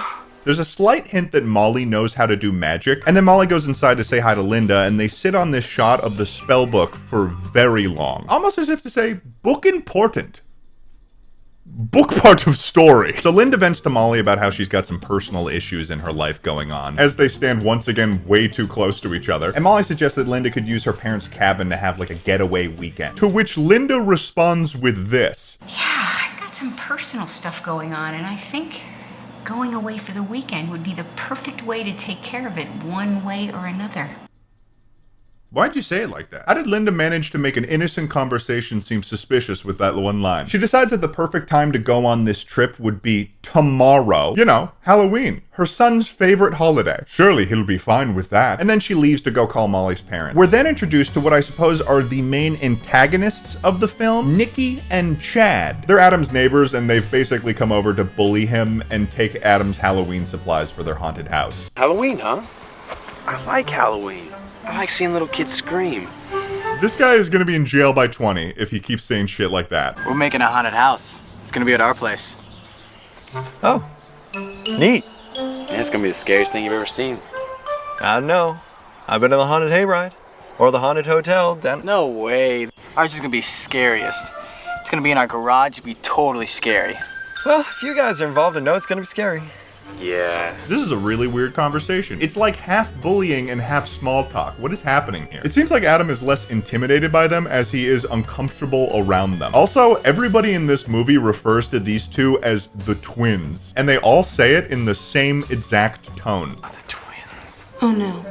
The twins. Oh, the twins. What are these guys, like Tweedledee and Tweedledum? Linda comes outside and tries to stop them from stealing from them, but then they just ignore her completely and steal the box. Also, that box has to be like 10 pounds. Why are they carrying it together? So later on, Linda fills in Adam with her plan to go to this cabin with Ted the next day, and weirdly asks Adam to come with her. You know, on Halloween. And by now you mean November, right? Not on Halloween, my favorite day of the year. What a terrible mom. Also, why does Adam even need to be there? He's not involved in their relationship problem. And she gives the strangest justification for doing it on a whim. Okay, look, I know it's a really big day for you, but I'll make it up to you, Adam. I mean, you are man enough to know that you have to, take care of things come like on this now. right away. Adam eventually agrees and then proceeds to complain to Molly about it, who ends up also agreeing to come on the trip. And then Adam goes on another tangent about how much he likes Halloween. I like going to Mr. Flyswatter's haunted garage and seeing what new creatures he's dreamed up this season. I like watching as many horror movies as I can on 3 separate screens while eating piles of candy pretending that it's human flesh. He wants to eat candy and pretend that it's flesh? You know what they give out around this neighborhood? Whole candy bars, not just those little ones. He's trick-or-treating at 17? What is his problem? This kid needs to get some help because he is showing the telltale signs of a physical addiction to Halloween. Imagine if he did this for every holiday. He would be the weirdest person to be around. What is going on, fellow high schooler Trent? Hey, what's up, man? You excited for Christmas break? Yeah, Trent. My dad just bought a 45 and spikes for the fireplace. We're gonna get him for sure this year. Huh, okay. Brent, are you and your dad gonna try to kill Santa Claus? And there's Santa, and there's Mrs. Claus, and there's the elves. Oh, there's the elves, all right. The elves are coming, they're coming, aren't they? And they're gonna... Hey, Trent, what is wrong with him? Oh, that's just crazy Adam. He gets a little bit too much into the holiday spirit. Did somebody say spirits? I love Halloween. Wait, what? Shit, What? you made him angry. What do you mean? So Linda convinces Ted to come to the cabin that weekend, and he agrees but says he has to show up after he's picked up his car from the mechanic. And that night, in order to cheer Adam up, Molly has Adam join her in trying to perform a spell from the Motel 6 Bible that she found. They perform a spell in which they say, Ted, Klaatu, Barada, Nikto. Which is just a famous line from The Day the Earth Stood Still, and also not Latin, which she said the book was written in. The spell does nothing at first, but then Ted comes along, asks them what they're up to, and when they respond, he says, Neato! Neato, which incidentally causes the spell to activate as displayed by this very high budget VFX and sends a yellow orb into Ted's face, causing him to become tired and go to sleep. It's also abundantly clear that they shot Eric Roberts' scenes during the day and then attempted to color correct to try to make it look like it was still night. Oh, we're doing this again. Okay. The next day, Adam comes downstairs and discovers with Linda a dog that has appeared in their house. So that dog is Ted, who has been turned into a dog by the magic, and you can also hear his thoughts. Linda! Oh, hi. Sorry I fell asleep on the couch. I don't know what happened. So obviously, this is where the title of the movie gets its name. I'm a puppy? Oh! No, you're a fully grown English bulldog. This happens throughout the film, where the dog is very clearly a full-grown dog, but everyone insists calling it a puppy. And it makes me feel like this is the only dog that they could get a hold of. Like, they wanted a puppy, but they just couldn't get one, so everyone just pretends it's still a puppy. So Linda decides the best course of action is to take the dog with them to the cabin, and it's becoming wildly apparent that not even a nuke could stop this lady from going to this cabin. Also, this might be nitpicky, but at one point, Linda tells Adam, who's dressed in yesterday's clothes, to get dressed. He leaves to go do that. And the next time... Listen, Moses is kind of a piece of shit. Excuse me? I have to choose certain types of videos that will appease Moses. Sometimes Moses will say, hey, I want to make a cool, fun video. And then sometimes... Right. What? Moses, give me your estimation of what the best water is going to be. By and large, it's going to be Fiji. Clearly the best water on the market. They may be kind of a wishy-washy company, all right? Fiji has kind of a controversial little corporate twist to it. Apparently, they are the sole proprietor of this aquifer on the island of Fiji, and they do not let the local people get the water. Nice. Nice. Hey fam, We're here getting some water. Today we're gonna try about 5 different brands of water. I'm pissed off. I don't know which brands we're gonna try. Definitely Fiji, definitely a Poland Spring. We've reached the water, so we're gonna... We got a haul here. We got a Here's whole- the haul, guys. We've got a whole lot of waters here, and now we're gonna taste them. Okay, guys, so here's the titty. Let's go over the haul first. So we picked up a bottle of Dasani, timeless classic. Bottle of Poland Spring, of course. Of course. Aquafina. Which is glorified tap water, if you ask me. A bottle of Smart Water. I never trusted Smart Water, if I'm being honest. It's okay. A bottle of Voss, which surprisingly no longer comes in glass bottles. This and is now it's supposedly artesian water from Norway. Artesian This is water. a lot more intense than I thought it We're would be. going to break it down into a couple different categories. The next one up here is our imported water. That's Evian. From the French Alps, natural spring water. The last and greatest, of course, my personal favorite is Fiji. We're going to break this down into a couple different categories. We have our domestic waters, we have our imported waters, and then we have our imported artesian waters. So really there's three categories we're going to break down here. We're sitting in a hot car right now, so doing a water taste test is going to help us not die. We're going to start with our domestic waters. We got our Dasani, we got our Poland Spring, and we have our Aquafina. Smart Water is kind of that category bender, because it is technically domestic, but it's slightly more like, it comes from a glacier, but there's an extra step of filtration involved. So it's not really artesian, but it is domestic. So we'll include this at the end of the category, just as a bridge between our domestic and our imported You're waters. fucking ridiculous. 1.5 out of 5. We unfortunately only have one water left now to taste, and this is my personal favorite, the creme de la creme, which is Fiji artesian water from the island of Fiji. This is drier than Voss. Yeah, different mineral balance. I just guessed. I just said a random thing and he agreed with me. Compare Voss to Fiji now and tell me how they taste. You just ruined that bottle for me. I kind of like the Voss more. Try the Poland Spring again and compare sort of the mouthfeel and the taste. Yeah, it tastes the same. Not even close. This is Poland Spring in a different bottle, dude.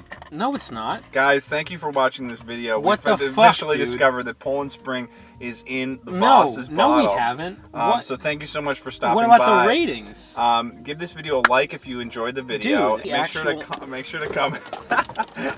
I'm done. Voss is not Poland Spring, and Fiji is the fucking best water on the planet. Do you understand me? You don't know what I think of your fucking boss? Oh no. Your goddamn boss. You poured it all. It's the Christmas season. Snow isn't falling in Los Angeles, but it gets down to 50 degrees at night, which means that something is different. Santa's coming to town, baby. Santa's coming to town. Christmas movies have been made for all time, since like the Middle Ages or something, since antiquity. But there are some classics that have burrowed their way into the cultural zeitgeist. You got the Santa Claus, Christmas Vacation, The Nightmare Before Christmas, kind of. I love Christmas movies, I do. Almost to the point where it's poisoned my mind. One time in 2018, when I was applying to internships in film school, I was on the phone interviewing for a very notable horror movie production company. And at the end of the interview, they asked me what my favorite movie was. And I blacked out and I said Elf. The Will Ferrell Christmas comedy. Needless to say, I did not get the internship. That's like interviewing at Lockheed Martin and saying that your dream is world peace. You're just not right for the job. And so I wanted to do another terrible low-budget Christmas movie review this year, and I honestly didn't think that I would find anything. That is, until I found this gem of gems. It's a movie from 1998, and it is called The Boy Who Saved Christmas. And looking at the cover art, it seems like your average run-of-the-mill innocent family movie from the 90s. But I assure you, it is nothing like that. Also, I love the tagline, no job too big, no job too small. To this movie, all jobs are medium. This movie introduces new Christmas lore that had to have been thought up by some enlightened LSD hippie or a college stoner. And to give you a hint, here's the synopsis. Santa's evil twin kidnaps him with the plan to reverse Christmas forever. But he hadn't reckoned on a brave little boy and his friends who set out on an adventure to rescue Santa and restore Christmas to its rightful place. I'm sure that you have a lot of questions based on that. Rightfully so, as did I. Reverse Christmas forever, reverse Santa. What does that even mean? So without further ado, let's jump right into The Boy Who Saved Christmas. Immediately as the movie starts, I am blown away by the title card. It looks like a rough draft that they took all the way to the finish line. Did they hire the boy on the cover to make this in 1998 MS Paint? And I know it's the 90s, so the digital world isn't as fleshed out, but oval ornaments? Come on. Don't start changing the shapes of the ornaments, all right? We're a bit far away from allowing creative choices like this. Just make a good Christmas tree. And as the names of the people involved in the production started showing up, I realized that they were also just slapping what looked like random Christmas-themed clip art on the screen. Andre Bork, give him a snowman. Dana Woods, toss some elf shoes in there. Colin McLean, give him a moon-shaped Santa. Amy Stromer, yeah, we're running out of clip art. Give her a moon-shaped Santa again. Anyways, let's start the movie. So we open the movie by introducing us to Jeremy, the main character of this movie. He's writing an email to Santa's official email address, I guess, and he's talking about how all he wants for Christmas is for his parents to get along. What I want for Christmas is for Mom and Dad to get along. Your number one email pal, Jeremy. Wait, hold on. Who the hell is this? That's a different kid. This boy is not the boy on the cover of this movie. That's a fully different boy. Different hair, maybe 3 to 4 years different in age. Did they just forget to get a photo of the main actor and then just like grab a kid off of the street? Also, nothing against blue eyes in general, but this kid has striking blue eyes. You know, he kind of looks like that photo of Miley Cyrus. It's like I'm getting flashbang. Oh, hey, Jeremy, what's... Ow! Ow! Put those away, man. All my homies hate the blue eyes. That sounds bad saying it out loud. Hazel for the win. So basically, Jeremy sends this letter of unrealistic expectations to Santa in the most 90s way possible.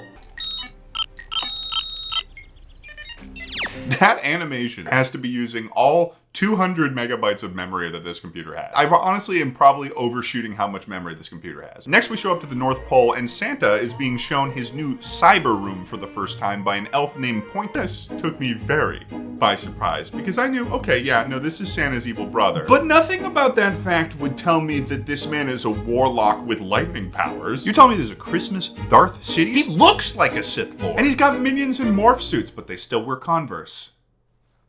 Because they're comfortable. So Atlas's grand plan is to have them all sneak into the North Pole, mailing themselves to the North Pole. And they do just that, and the package teleports to the North Pole. And when it arrives there, one of the elves working there just sees the package and they're like, nothing suspicious here. I guess the North Pole has like no sort of like mail security system. What's stopping someone from sending a bomb to Mrs. Claus? Blowing her up. Sounds like we're sending a dirty bomb to the North Pole. Also, just before Santa receives this package, because contextually this is important, we see that using his lightning powers to reveal possibly the most suspicious chair you could ever see. When I first saw this, I got a little worried because I was like, that looks like an electric chair. Where is this movie going right now? So clearly the vibes here are not very safe. These are unsafe vibes that Atlas is displaying towards his brother. If I was Santa, I would be like, fuck that. And I would shoot him with a gun. No.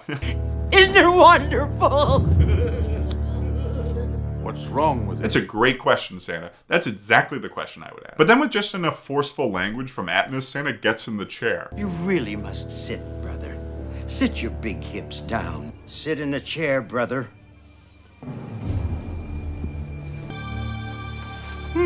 Check it out, I got you an ankle massager.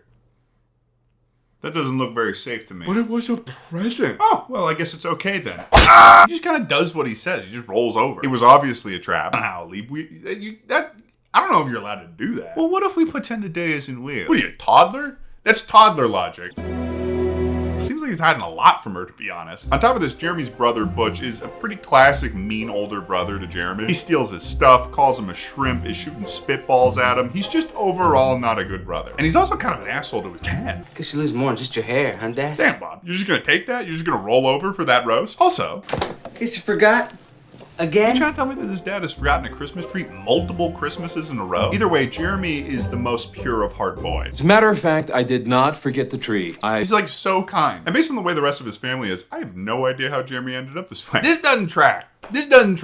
He should be loaded with trauma right now. Later that night, Jeremy's sending additional letters to Santa, but he's not asking for anything. He's just kind of checking in with how Santa's doing. Never anything I can ever do for you. And you know he's not getting any replies, so he's just got this one-sided parasocial pen pal situation with Santa going on. Your friend, Jeremy. Yeah, no, Jeremy's very lonely. And just after Jeremy finishes writing this email, he witnesses something incredibly magical. He's an ass. He's an ass. So a lot of this movie surrounds the conflict of Jeremy's parents being on the brink of divorce and his dad is sleeping on the couch downstairs. But the weird thing that they do is they frame Jeremy as loving his parents to a level that is almost beyond reasonable. Like when he goes to sleep that night, he like looks over at a framed photo of his parents on his nightstand. Why does he have a framed photo of his parents on his nightstand? That's almost obsessive, right? He's obsessed with his parents. And later on that night, Jeremy is woken up by Santa plummeting down from space to land in his backyard. How did nobody wake up from this but Jeremy? That was Santa re-entering the atmosphere. So Jeremy investigates and finds Santa laying on the ground. They scare each other. He wants all the presents to go to him? Why? You want Lego sets and dollhouses? Americans love their weird foods. If they didn't, Burger King wouldn't have attempted to sell us a bacon sundae in 2012. Gross. But some of these weird meals are extremely local, specific to the areas they were invented in. So, like a sane person, I traveled across the country to try some of the strangest meals in America to answer one simple question, folks. What is the weirdest meal that I could eat? Starting in Rochester, New York. The city of lights, the city of dreams. This is where I braved the pouring rain and headed for the first stop on our journey, Nick Tahu Hots, where we'd be testing out the famous dish, the garbage plate. And I say we because for this stop, I'd be joined by a friend. Hey! Grace Ryder, TikTok extraordinaire, comedian, and also Katniss Everdeen. The games, the Hunger Games, garbage plate. I'm under the impression a garbage plate is literally just like restaurants used to have all their extra shit and then they would just like literally throw it out and then that's how the garbage plate became a thing. Yeah, they were just like, give us all the garbage. They were like, give us all the leftovers. Give us all the crap that you don't want. In reality, a garbage plate is a bed of macaroni salad along with some home fries. Then it's topped with 2 cheeseburgers, some mustard, and a specialty secret recipe meat sauce. Basically, it's a big old load of slop. And Nick Tahu Hots, that's where the original was born. So like I actually kind of really fuck with like slop and like I love tuna. So like I like stinky gross food. Like I'm down to eat leftovers all day. We're gonna head in there. We're gonna get a little sloppy. Gloppy. Toppy. Sloppy. So we headed on into Nick Tahu Hots to get my first weird meal of this trip. Can we get 2 garbage plates? Mac and home fries and everything? Oh, the classic way. Classic. Okay, the classic one? Yeah. That's it. And while we're ordering our food, this would be a good time to explain the 2 rules I've given myself for this video. No matter what, even if I don't like the meal I'm trying, I have to take at least 3 bites out of it. 2, if they sell a t-shirt, I will be purchasing that t-shirt. Why this rule? I don't know, I just like a souvenir. Even if the only t-shirt available is a XXL. T-shirt acquired. Thank you. The first thing we noticed about this restaurant was surprisingly how empty it was. It is like shockingly empty in here. I was expecting like they're throwing garbage plates. They got like 6 guys. But without further ado, the garbage plate. Upon inspecting my garbage plate, what stood out to me the most was the slathering of mustard on the hamburger. This thing was possibly the sloppiest looking meal I've ever seen. If somebody gave this to me, I would be like, this is...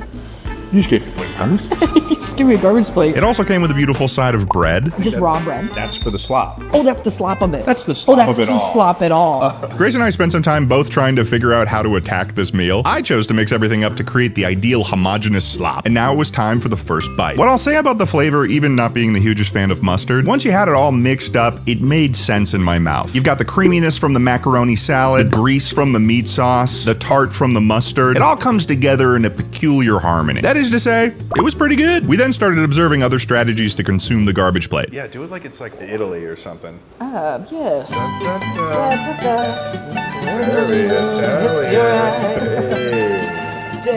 I'm trying it like this. Garbage plate on toast. Open face garbage plate. I'm kind of literally cooking right. Yeah, wait a second. So we finished up our garbage plates and it was time to give it a ranking on the weirdness scale. The weirdness level, how do we rate the weirdness on that? I was giving it a 4, but actually my heart's telling me 3. Yeah, I'd say it was probably 3 on the weirdness scale. But that's okay, because the next spot might be a little bit weirder. See you later, Grace. I'm hoping over the course of this journey that I can get something to get close to the illustrious 10 out of 10 on the weird scale. My next stop is in Cincinnati, Ohio, and I certainly could just fly there. For some reason, it feels like less effort to just drive. So I hit the road, starting my journey to our next weird food, driving 214 miles to my first hotel just outside of Cleveland, Ohio, where I'd be getting some well-deserved garbage plate digesting sleep. I'm so ready to go to bed. This is probably my worst video idea. Yeah, no, this is probably my worst video idea. Welcome to Ohio. Ohio. Now that we're here in Ohio, I suppose I'll fill you in on what we're eating today. I've known about this food for years, and this is practically the reason why I did this video, was because I wanted an excuse to go to Ohio to try the real thing. This is a food that I lovingly refer to as Cincinnati dog slop. It's Skyline chili. Skyline chili is an iconic Cincinnati staple. To put it simply, you start out with a bed of beautiful spaghetti, you top this with Skyline's secret recipe chili, and you finish it off by piling on an almost comedic decadent mountain of cheese. And if you're from Ohio, this might seem like a totally normal food. This might just seem like cereal to you. And to that I say, what the hell? I think we're gonna maybe get up to 6 on the freak scale. I've renamed it. It's the freak scale. So I got ready to roll. I started hyping myself up. I guess I'm gonna be fighting the Skyline Chili here. I don't know what I'm doing. I packed up and headed out the door. And oh boy, did I have excitement in my heart, let me tell you. Because today, it was time to head to Skyline Chili, baby.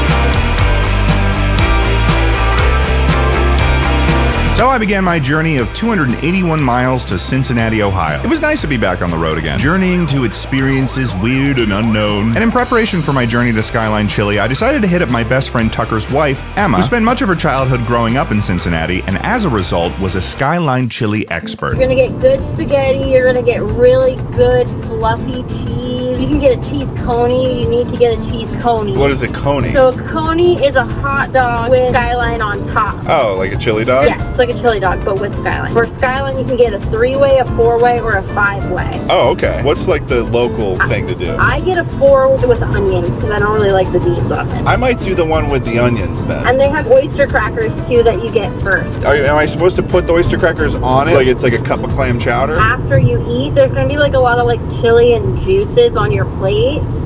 And you can kind of use the crackers to soak it up, and that's pretty good. Oh, okay. Honestly, it's good you called, because you would have gone in blind. Yeah, enjoy Skyline. I will. So I completed my drive to the beautiful city of Cincinnati, Ohio. And upon parking, I was hit with all of the Skyline branding, and I will say, they did have a mascot in the parking lot, and knowing me, that's a good sign, especially at the home of the infamous Cincinnati dog slop. The moment I sat down, I was overwhelmed with the feeling of local hype that surrounded this restaurant. It was clear that this was a critical part of a Cincinnatian's diet. There were people young and old in here engaging in what seemed to be, at minimum, a weekly ritual. These people, they were like aliens to me, but I wanted to understand them. The menu had a lot of things available on it, but I was only focused on one spot, obviously the cheese conies and Skyline Chili. Almost instantly, I was greeted by a very lovely server who walked me through this confusing world I knew so little about. You could probably eat the regular size spaghetti and have a cheese coney. Ooh, okay. Those hot dogs, that's how big the cheese conies are. Gotcha. I ordered 1 cheese coney and a Skyline Chili with onions. And thank God I was given the insider information because I was already impressing the locals. Good order. That is a good order? Okay. They clearly had their system down to a science because my order showed up in quite literally a minute and 30 seconds. Oh, wow. Oh my God, that was so fast. So I started off with the coney. Cheese coney. This was, as expected, the less weird food of the two. I think a chili dog is a pretty established food item, and in this case, the amount of cheese seemed far more appropriate. But it was also phenomenal, and I could certainly see myself housing about, I don't know, 17 of them? Pretty good. So I cleared my palate to move on to the main event, which was the Skyline Chili. The creme de la crop. I'm a little nervous. This was an intimidating meal because I'd already heard a lot of lore behind this dish, but I couldn't wait any longer. It was time for my first bite.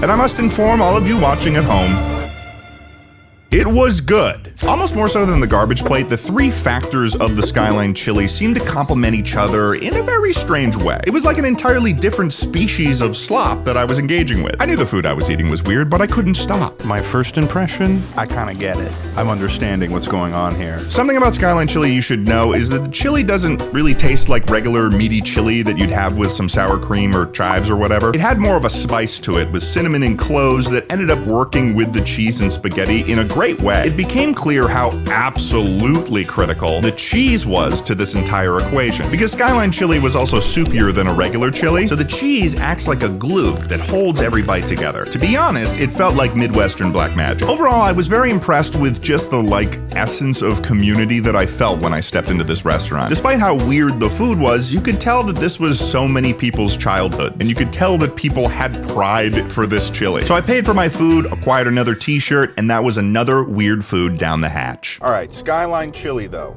Weirdness? I'd probably put it at maybe a 6 on the weird scale. One thing I will say about Skyline Chili, tasty. That was tasty. 8.5 out of 10 on the taste scale. So I headed back to my hotel to rest for a little bit, but I actually needed to head back into the city that night because while I was at Skyline, I learned another little piece of insider information. Grater's ice cream? It's homemade ice cream. Is there chili on that too? Well, they actually do make ninth graders Skyline ice cream. Oh, really? That's right. Just down the street, there was an ice cream establishment that was selling a Skyline chili flavored ice cream. And I knew I needed to try it. Because I have to follow the whimsy. I'm gonna go get the ice cream. Could I get it in a cone? Can I get it in a waffle cone? Thank you so much. Okay, here we go. Tasting this ice cream was really interesting because I had got it in my head that I was going to be tasting a meat and cheese flavored dessert, when in actuality it was a pretty delicious cinnamon flavored creamy treat. But despite the cinnamon flavor, there were other surprises in store for me. Oh, that's an oyster cracker. There's an oyster cracker in my ice cream. There's a lot of oyster crackers in this ice cream. Oh, that's shocking. Yeah, I don't know if I like the oyster crackers in ice cream. I'm not sure if I'm a fan of that choice. On to day 3. But before we continue on our journey with weird foods, breaking news, guys, I'm changing my legal name. I'm changing it to Mr. Procrastination. Because, like I've said in the past, I procrastinate on everything, even things that are good for my health. I've been putting off the optometrist for maybe 2 years now, to the point where my glasses have gotten so scratched up that it would be silly to keep putting it off. Which is why I'm a huge fan of ZocDoc, today's sponsor, since the first time I started using it. Because let's face the hard facts of our world. Insurance websites are incredibly frustrating to navigate. I feel like I'm getting lost in the back rooms of badly designed UI to even figure out which doctors I'm allowed to visit. But ZocDoc is awesome because it solves the frustrating part of the experience and makes it actually easy to make appointments. ZocDoc lets you search and compare local in-network doctors. They have over 150,000 providers in 200 plus specialties across all 50 states. And ZocDoc's website has so many reviews from actual patients and detailed doctor profiles so you can actually make an informed choice. Now there is a catch here though, and the catch is that it's free. Oh, whoopsie, that's not actually a catch. This is just a great free service that makes finding healthcare providers and booking appointments easier for everyone. You can click and instantly book an appointment without ever having to make a call. And I've said this before, but ZocDoc is actually how I found my in-person therapist, who I've been seeing since early 2025. And ZocDoc was great in doing this because I was able to search for things that I was specifically looking for, like being in person or being close to me in Los Angeles. And I was able to see reviews from other patients to get an idea of what they'd be like. And if I didn't use ZocDoc, I probably wouldn't have a therapist right now because I would have been procrastinating the process of dealing with my insurance's website in order to get one. So listen, if there's some sort of appointment that you've been putting off, ZocDoc, I'm telling you, it genuinely makes it easy. So head to ZocDoc.com/Ted Nivison to check off that appointment off your to-do list. Thanks so much to ZocDoc for sponsoring, and let's get back to the video, baby. Cincinnati, you have impressed me. Let me say, that was pretty weird. So I checked out of my hotel, packed up my luggage, made sure to give the rental a good clean out, and headed to the airport, because this time, I'd be taken to the sky. I said goodbye to my trusty rental car, and I headed on in. And before I could get in the air, it was almost like Cincinnati wanted me to lock in the lessons I had learned here. And it worked, because I bought 3 of them. But enough distractions, I had to prepare myself for the journey ahead, because our next stop in this journey was all the way down in Florida. Hi, welcome to Florida. I'm slightly outside of Tampa, Florida. I got a new rental car. They upgraded me. It's very nice. There's bugs everywhere. Ooh, I just killed one.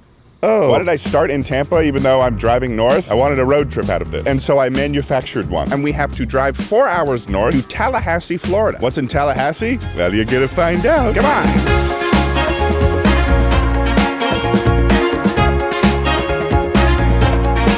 So I began my 275-mile journey from Tampa to Tallahassee. And while I'm doing this drive, I suppose this is a good time to give an actual definition of what I consider to be a weird food. Coming directly from the Tedford English Dictionary, weird meal. A meal assembled from strange ingredients or using normal ingredients arranged in a strange way. Strange, of course, being simply defined as uncommon. Like with the garbage plate, people aren't usually assembling stuff like that. And in the case of Cincinnati dog slop, people aren't often putting chili and cheese on spaghetti. Although I suppose you could make an argument that that's ragu and bolognese. Today I had woken up and immediately hit the road without having breakfast, and this 4-hour drive through Florida was doing a really good job of making me excited for any form of sustenance. So when I showed up to my 3rd location in Tallahassee, Florida, Midtown Caboose, I was hungry as hell. I am here for one thing and one thing only, and that is a peanut butter and jelly burger. Some of you might be thinking to yourself, oh, well, Ted, I've had a peanut butter and jelly burger before. Me personally, I think this is a really strange combination of foods, but I'm really excited to try, and I also haven't eaten anything today, so I'm really fucking hungry. So I headed in for my 3rd strange meal of this trip. When it was time to order my food, I decided to test the waters on the local opinion of the PB&J burger. How is the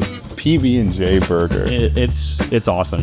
Is it really? Honestly, yeah. This was a very exciting piece of information to learn because after not eating all day, I really didn't want to have something that was going to taste bad. I ordered myself a PB&J burger medium rare with strawberry jelly and a side of Hush Puppies. And almost as fast as I ordered, it was in front of me. The peanut butter and jelly burger. Now, upon my initial inspection, we were already leaking some serious fluid on the western flank. Got a little bit of leakage over here. I then realized I wasn't sure how much of this was burger juice versus strawberry jelly, which was an interesting factor to consider, but I couldn't wait any longer. It was time for the opening bite. This burger was a delight. So far, this was my favorite meal I had eaten on the trip. I'm already a pretty big fan of a peanut butter and jelly sandwich, but the sweetness of the jelly worked really well with the burger meat, and the peanut butter somehow worked phenomenally as well. I was getting every magical aspect of two beautiful sandwiches in every bite. It's really good. It's good? Yeah, it's banging. Awesome. Yeah. I was being visited by a culinary angel of biblical proportions. It was almost like eating an entree and a dessert at the same time. It was honestly awesome. So I'm proud to say that I became a member of the Clean Plate Club for this meal. And candidly, if it wasn't socially acceptable, oh man, I would have been licking that plate like a beast. Unfortunately, I wasn't able to acquire a t-shirt from Midtown Caboose, but that burger gave me all the satisfaction I needed. And departing from the restaurant, I found myself both perfectly satiated and entirely at peace. The burger has been completed. The burger has been eaten. Midtown Caboose, pretty good. I enjoyed that a significant amount, more than I thought I would. Now, in regards to the weird scale, I think in theory, a peanut butter and jelly burger is weirder when I think about it than when I actually ate it. I would say that a peanut butter and jelly burger is a 4.5 on the weird scale. On the taste scale, that's ranking for me like at a 9 out of 10 right now on the taste scale. And then tomorrow, we keep driving through Florida because I've got another thing to eat. Good morning, children. Today's goal would be driving from Tallahassee just a short 2 hours to Destin, Florida. But before I start the main drive, I wanted to avoid the hunger I had from the lack of breakfast the day before. Let's do this thing, baby. So what better to do in the South than go to the #1 place I always go whenever I have access to this restaurant? Waffle House, baby! Waffle House is in my top 3 restaurants in the world. Waffle House. I love Waffle House so much. And I never get to get it because they don't have it in California. They don't have it in Massachusetts. I love Waffle House. I want it so bad. Honestly, if I could do a video where I only went to Waffle House, I would! Unfortunately, there's more than 2,000 of them. But before I was able to get into the Waffle House, I received an interesting call from my friend Curtis Connor via his Soulja Boy smart glasses. Hello? Greetings. Wait, you don't want to FaceTime me? No, I don't have the capabilities right now. And don't get me wrong, it was nice to catch up with my buddy, but I think that he knew in that moment I was dying to get some waffles. And I know you're about to get into, you're about to go into Waffle House. Yeah, I'm about to go to Waffle House right now. And I knew that because of my Soulja Boy smart glasses. Oh. Oh, they could see, you could see me from here? You're gonna order eggs and bacon and hash browns. No waffles? You don't think I'm going to Waffle House for the waffles? Are you kidding me right now? Okay, Curtis was kind of right. I did get the sausage ball. But don't get it twisted. I was buttering, slathering, and housing my fair share of waffles like a hungry caveman. Anyways, that's not why we're here. We've got to hit the road.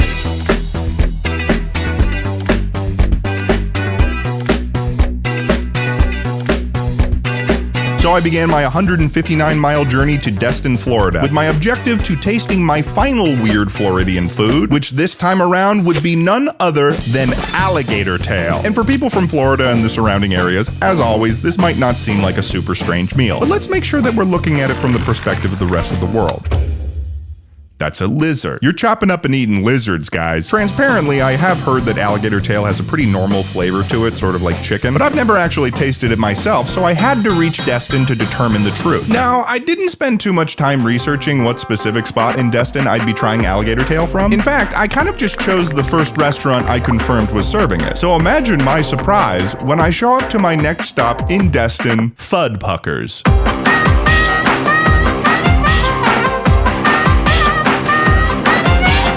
I had, without any intention, stumbled upon a gator-themed restaurant. I was stunned. Not only that, but they happened to have world-famous t-shirts. I'm not sure how t-shirts become world-famous, but they did it. The restaurant's branding seemed to be built entirely around gators, and the bit of its name sounding like it's a swear, but it's not. Such as, pucking you since 1982, or the drastically more aggressive, you ain't been pucked till you've been fud-pucked.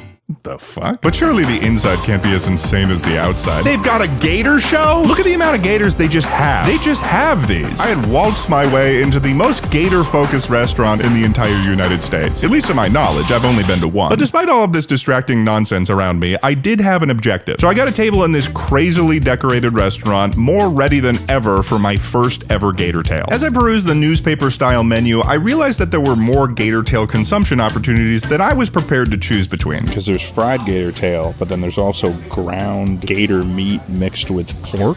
So I'm trying to decide what I should do. Eventually what I landed on was simply the gator tail bites appetizer, and for my drink, a pina colada. What a wonderful phrase. This place went above and beyond to be thematically gator, because even my pina colada had a little tiny gator on top of it. Then the anticipated gator tail made its appearance. At first look, it fell within my expectations of what I'd get. It is, after all, a fried food. It had a little garnishing of Parmesan on it with a lemon on the side as well as some sauce. All there was to do now was take my first bite. And it was okay. I think the best way to put it was my response when my server asked me what I thought of my first gator tail. What's it tasting so far? It tastes